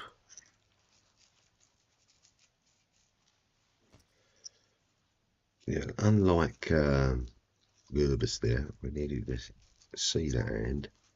It wasn't that sort of ball, was it, to be betting out on? Now we've got our two laughers in the hand. Let's see what they got. I've got a straight fold from this one. A call from that one. We're going to check him. We're going to check him. We're going to bet him. I think we're betting there so he don't see the hand at this moment. He's not online. He's not coming and viewing us. If he did, he's got 2.5 hours to go through. 3 hours of footage to go through before he's going to come up against this stuff. When he does get to this point, is see that the reason why we didn't want to show him the hand is we didn't want to show him our opening range there in that position. If he takes the time to go and view us, he can see what our opening hands are in that position and make good judgment calls. Jervis there was playing a range and he just thought, nah, we've got to have a really tight range to be where we're at. Under the gun. Bet again. We're going to check, we're going to fold straight out on the board. Can't bet about do anything on a flush board, and he could have absolutely nothing there, or he could have everything. So here we go, we now change the table with this. It was starting to get a bit of a wound up on them two Herberts.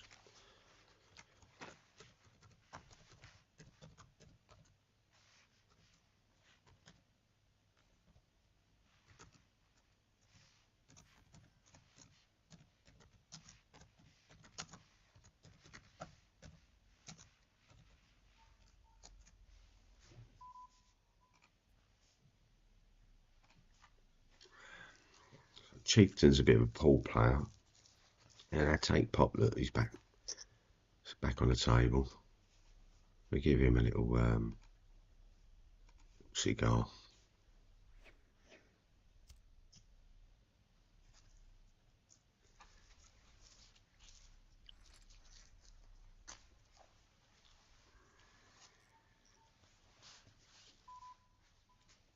Getting on under the gun, we're folding at the moment. We need to get our table presence up.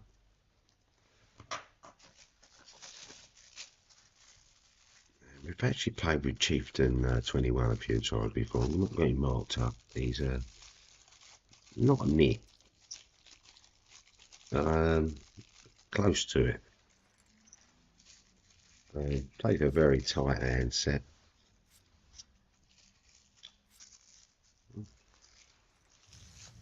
Let's run it out.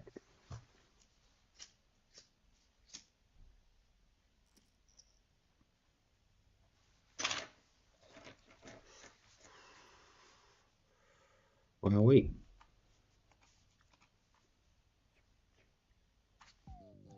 certainly got himself a run out there, didn't he?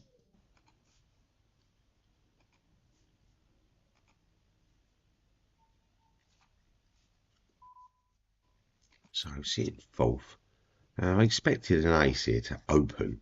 If you bet now and you're repping a 9 or the ace or whatever, why didn't you open the fucking range? You know? Yeah, put you on a 2 here, I can put you on a 9. You shouldn't bet the ball. There's just 2 of us in the hand. The chances of me hitting was very 1 in 3. And now I've got you on the king eye. So yeah, what's the betting? What was the slidey bet for? Why'd you rep? Why not rep? Come in and rep the ace. I'll give you more respect for it. If you ask yourself when you bet, what you're betting for. Are you going to bet for value? Right, so you're going to bet for value, or you're going to bet for the bluff. There are 2 reasons really why you're putting a bet in. Is it for value, or is it for bluff? Now, this is for value, isn't it? Now, I need to put 1.5 in to get 4 back. I'm not prepared to do that at the moment. With Queen 8, it is a defense hand, makes a straight. There's Jack 8. I'm gonna, if I get folded, which is likelihood, this is what should be happening in these 25 and 38 bigs. In a tournament that's, you know, we're on the close to the bubbling situation. Do you really want to go out now? It's a question. So I expect 5-fold most hands. So they should be folding, you know, 80% of their hands at the moment and playing about 20%, 10% hands, which is a lot of folding. It's a lot of folding in this time in the tournament. But no, we're getting an open. So we're just a hand, the flushing and the straighting, both of them are premium. So we're going to put value in to get someone else to call. And now we've got the flush draw out with the ace on the board. So the ace is betting. No, it's not. Okay. We just try and get down to that river with the club.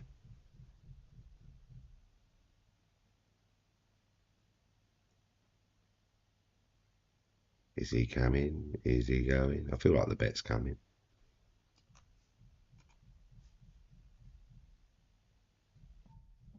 No.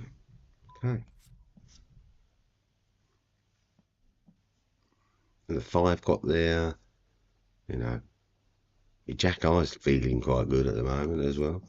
Oh, King Eyes, mate, takes it down a pair of 4s. Who's going to call, I think, with that checky board going on there.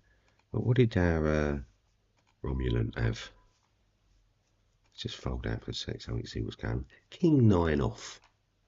King 9 off, limped in.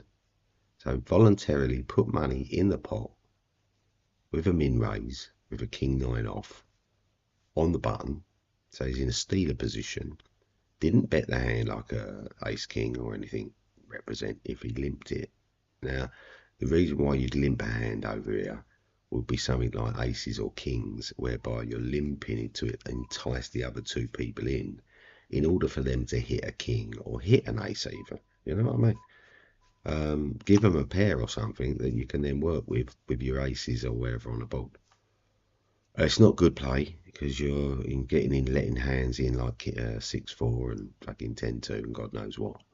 And if you watch back some of the play from yesterday, you'll see me get caught with my hands in a till with a pair of aces against the 10-2 that hits a 2 pair on the flop, and then I get caught down to the river. So yeah, it's one of those times you should be betting premium in premium positions. I don't even know why we were in the hand here. I think it is for the was for a straight flush draw. If we get check round, we can push the pot. I'm going to check fold it. I'm going to check fold it. Don't know what Bombardier's doing. He just takes his time forever.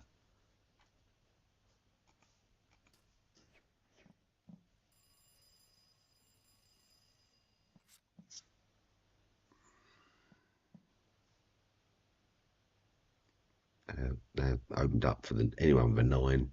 And if you do want to bet the first bit of bold, which you could do with a 9-10 as a rep, you know, there's the straight for all of us. Anyone now with the king, ace king, king would bet. The rowdy would be the flush, as someone made the flush. So you've got to really check this board down for all these cards here. Hopefully we're all just gonna split it.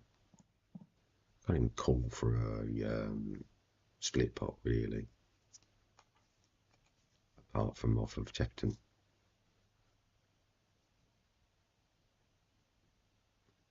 And Chefton's got one off the pot already. Put you on a king. King. King. Oh, wow. Wow. So funny. Wow, so funny. Ace king. And it is. Yeah. Get money in.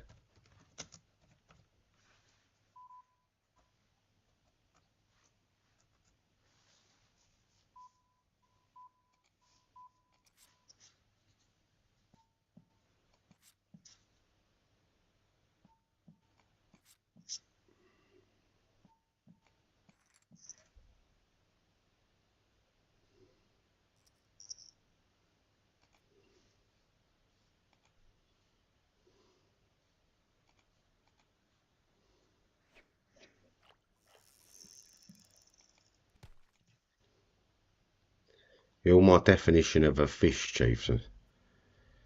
Chefin. You're trying to fish for people to put you all in. You are an idiot. People are trying to get your money, you idiot.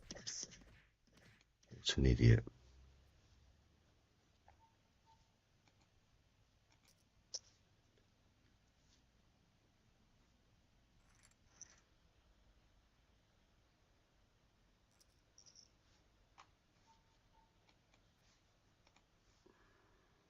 Unbelievable. Unbelievable. Well, that's poker for you. Limped ace king save. I wonder if we can go back on. Just flat in there a second. See if we can go back and find him. Yeah, Chefton, we can mark him up as a limper. Limped.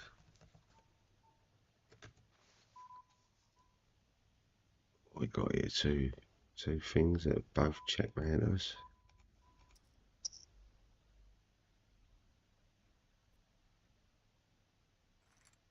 Yeah, nice. So easy flush board to check out, flush out the flushes. We're going to check on the board. Limped ace king didn't, was short.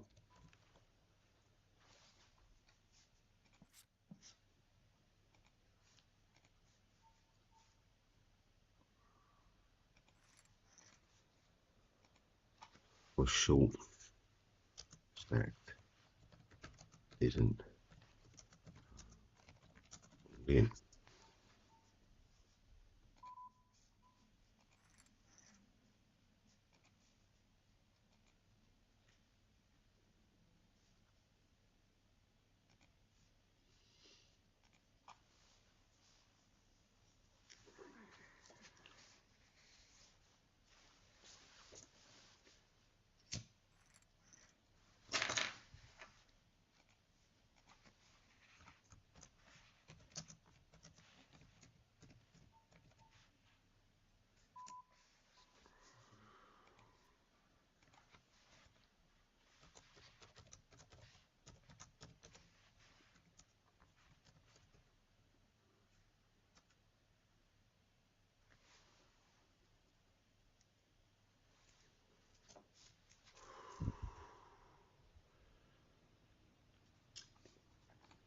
yeah, so weird shenanigans with some people. I'm not sure if some people are just not looking at the tournament that they're in, like these bounty tournaments. People are trying to get the bounty. That's an important role of it. You're only going to get half your winnings from position play, really, or sometimes not even any winnings from position play. And all your money comes from the bounties. See, at the moment we've taken $4.87 in bounties, and just putting that in perspective, the top 10 there, the top number one man's got $3.50 in bounties, and maybe not's got $4.37, but that's about it. The rest have got like $1.50 and $1.25 and $2.50 and whatnot. And I get it, they're very nit players. They're not gambling so much. Maybe not has had a bit more of a gamble up. 43 bigs. We got a fold to that fold. Wet as a day in July.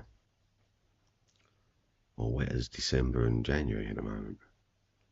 A lot of rain and wetness going on. Some people flooded out, and they could do with it in California, I think, at the moment. They're getting burnt out. They're getting pushed here. Again from the button from Lukey Boy, we call him. We're going to put him loose and aggressive at the moment. Got shot on the 7.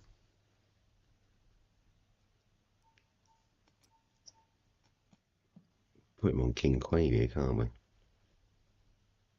It's a big call what we're going to make here. It's going to be like 7 bigs. Oh, 3, it's cheap. You should just check back here. Yeah, realise his ace. He had us blocked on the 7 there. Wow, he's a fishy. He's a fisher. Fishy. Yep. Got your card mark now. Right, so we've got him. Let's mark him up as loose. Loose, aggressive. Oh, that fucking 6-5 again. Not a good call at all. So it's just one of them shielded hands.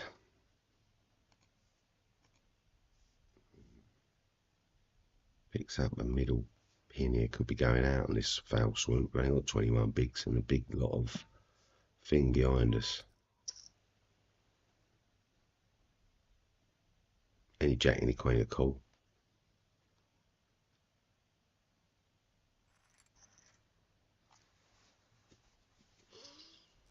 Okay, so 4-6, we're folding out now. All speculative gambling.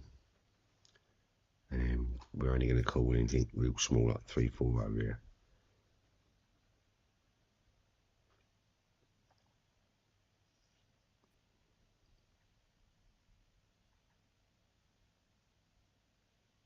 Get a chance to see what maybe not's been playing. No, not at all. Ager's not taking a risk. Check. Fold here. Seen our aggression, so I don't think they want to take us on too much. Button wants to push. Picked up a 2. We've got the 2-8, we've got the jack 8, we've got all the 8s. We've got all the 2s. All you've got is ace X. Ace jack, jack 10. Maybe.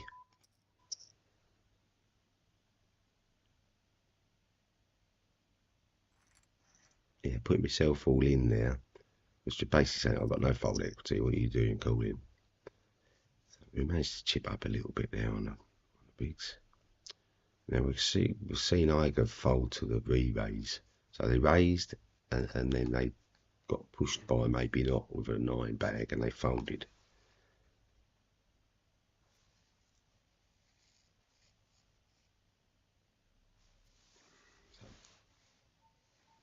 I don't expect a premium man to call here. I expect a fast fold really. Didn't get it. We're going to check them. I don't like the 10, 6 or 4 here.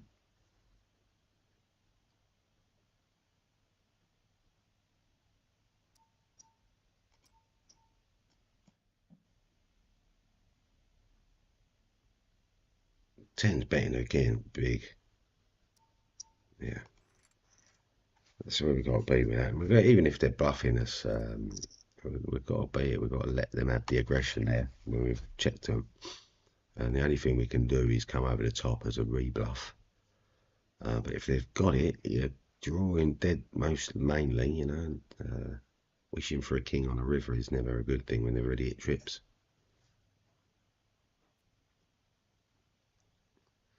So we tried a couple of moves. Didn't get it. As soon as we got a call back from Iger, we knew where he was really. He wasn't going to get pushed off a premium hand.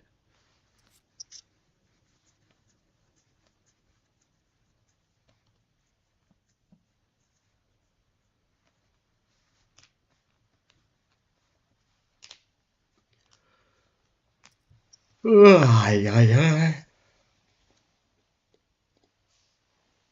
we're just coming up with a 5-minute break in 10 minutes time, or 5 minutes time. Could be down to a lot closer to a final table situation at the moment. So we're quids in at the moment. If we go out in the next place, we get $2.33. So that puts us in profit for the tournament. Remember the tournament, we're in for a buy-in, for one buy-in, so we're $4.40. And we're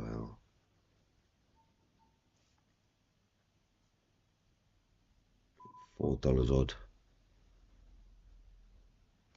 We're going to max them out. Got one, got the caller we wanted. We're probably going to get another call here with anything Ace X and King X. Take us on. No.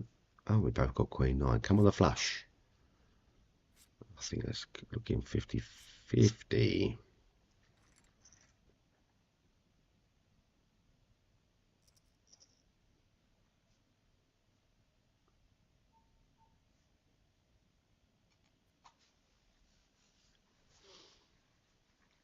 Yeah, and we're going to take that gamble all day on, aren't we, with our Queen 9 suited.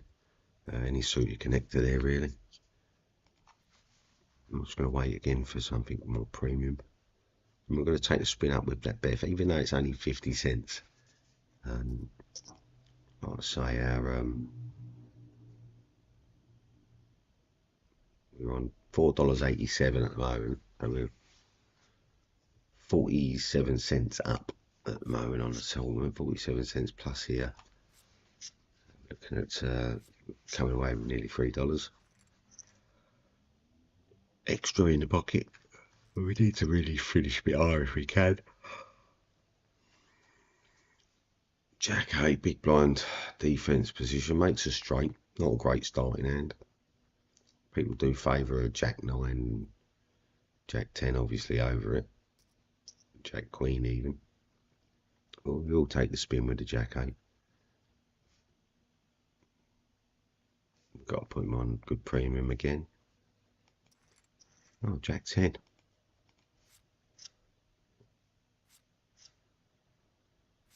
And we're splitting the pot again.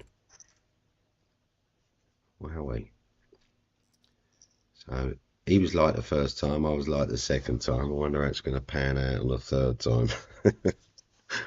He's definitely kept in the game from it. Or she, we should say, Beth.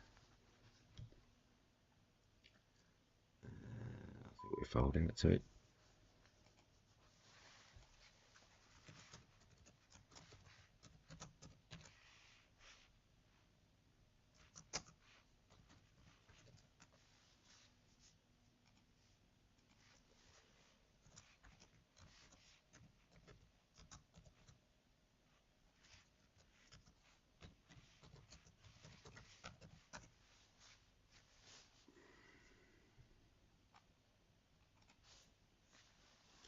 So a lot of people don't have the messaging on the game. They try not to get distracted.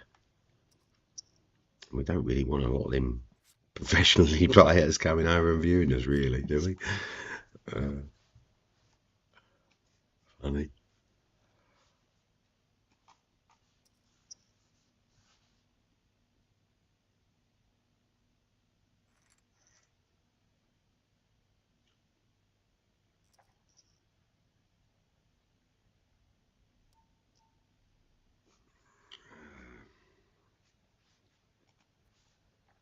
Straight folding at the moment. And luckily we've lost Beth off the table where short stacker's gone.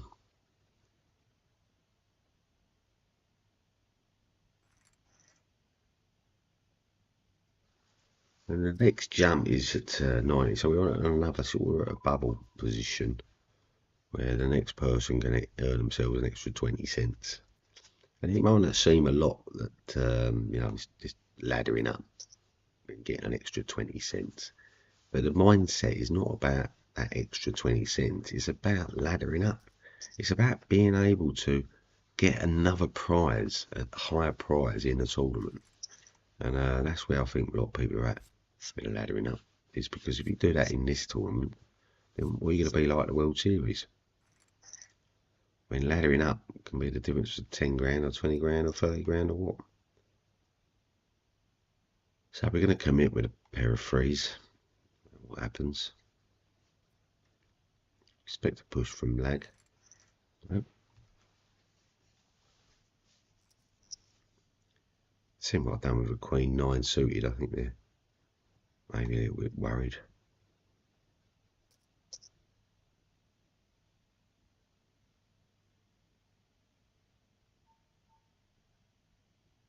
Don't like the call. Yeah, it was always going to be.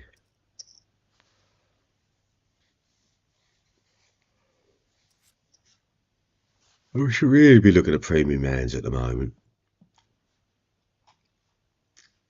The ace-x is not going to like the eights down there. He's got to ask himself, what did he call for? Has he got an ace? Has he got an 8? And then an 8 comes down. So that puts that person on the back foot. But they go, no. Still good. And see what he does. He's going to call me down. They check it off, and he hasn't even got an ace. What did he have? He had a pair of 2s. And the pair of 2s, although good, on an ace 8-3 board. Every single card beat it. Bit of a strange bet, though. So there's 19 people left. And anyone out now gets $2.53. So that player's gone. And then we're looking at the next place. Is the 14th place man gets $2.94. So we're well over our buying stake money back and some. We've had buy-ins back and our stake money for the next tournament. Earnings. Oh dear. I've been playing this for a long time now. What's happening in the realms of Discord?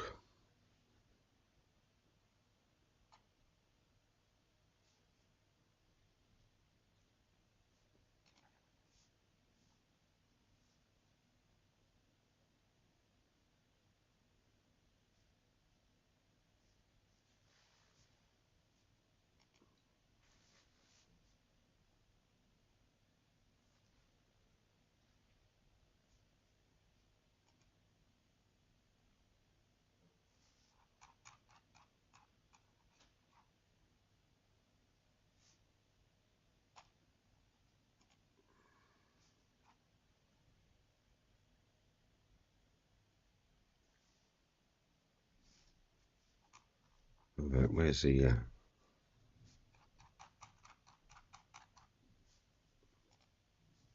games going on today?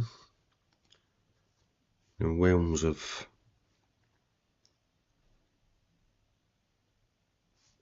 the poker streaming. In the poker world.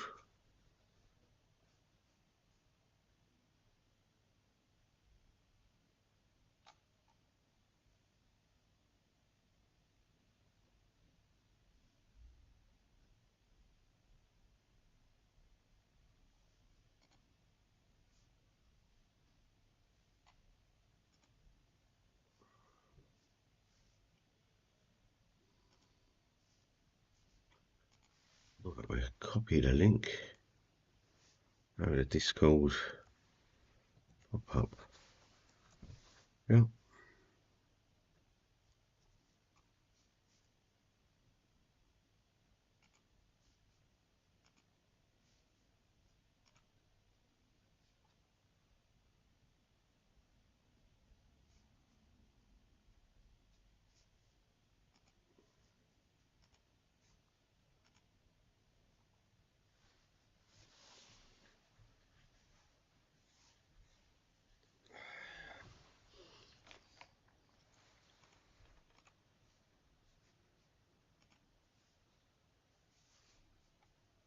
So I've got another minute and a half before we're back up and live.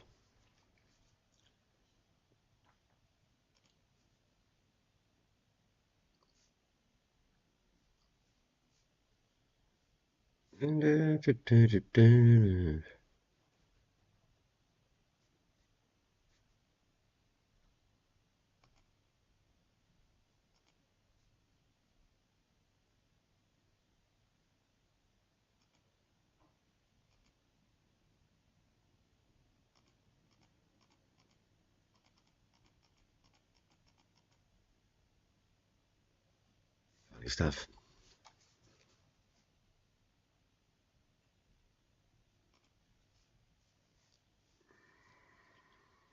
So 43 seconds.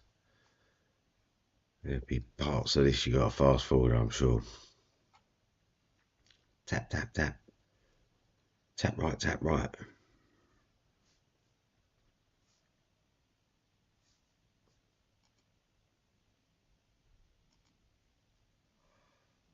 Oi, oi, oi.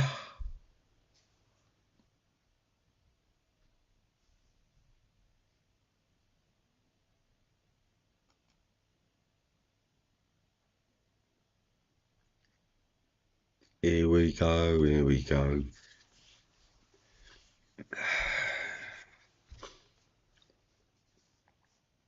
4-5.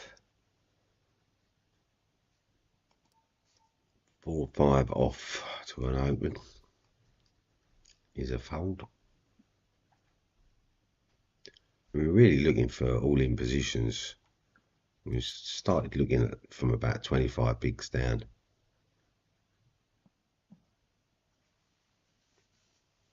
Yeah, we really need to be doubling up to get to final table.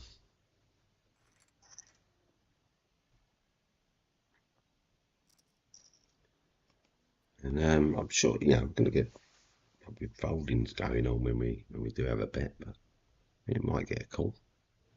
So it's wait for some premium and selection.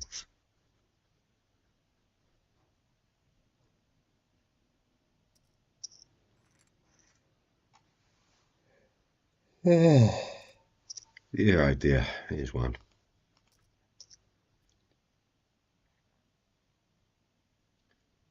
Expect ace-X's to call. If they've got a stacked, if they haven't, they would fold normally because they've got to expect pocket pairs. We're just taking down a blind situation, which helps us out in places like this now to a fold, to a raise. Got to walk. Get the respect when you put the big bet. We're straight fold it. We ain't even going to get involved with it. Everyone's seen what we're doing now. We're looking at all-ins. They might not be inclined to limp so much. But they do. He's got 13, 15 bigs. He's got a bounty behind him. $1.62 that people can take straight away off him, put in their back pocket. And he chooses a limping. Bet come in. There you go. Fold come in. Yep. Yeah, pre-flop, I would have taken a spin up. After the flop, he ain't going to fucking entertain your ace, is he, you knob? Unless you're bluffing. And if you're bluffing, oh fucking hell, you're bluffing with such a low stack with. Have some confidence in what you hand select.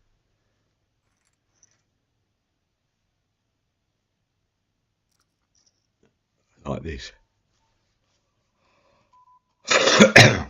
We put ourselves completely out and go, look, we ain't got no fold equity. You want to take us on, take us on. And we get no's. And all we're doing now, look, we've gone back up. We're up to 20. Yeah. We're going to come in thinner this time. If we don't, we're going to just get a straight base call from everybody, I think.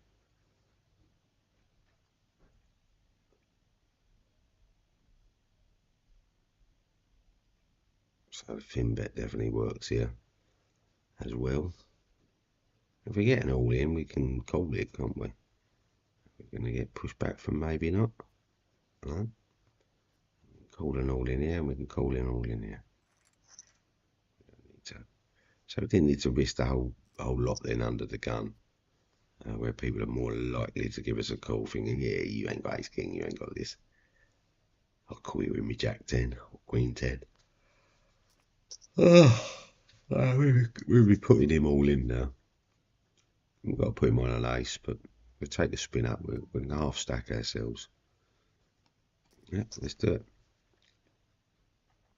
Expect a call for value, huh? Ace 9 against queen 10. The ace. We did.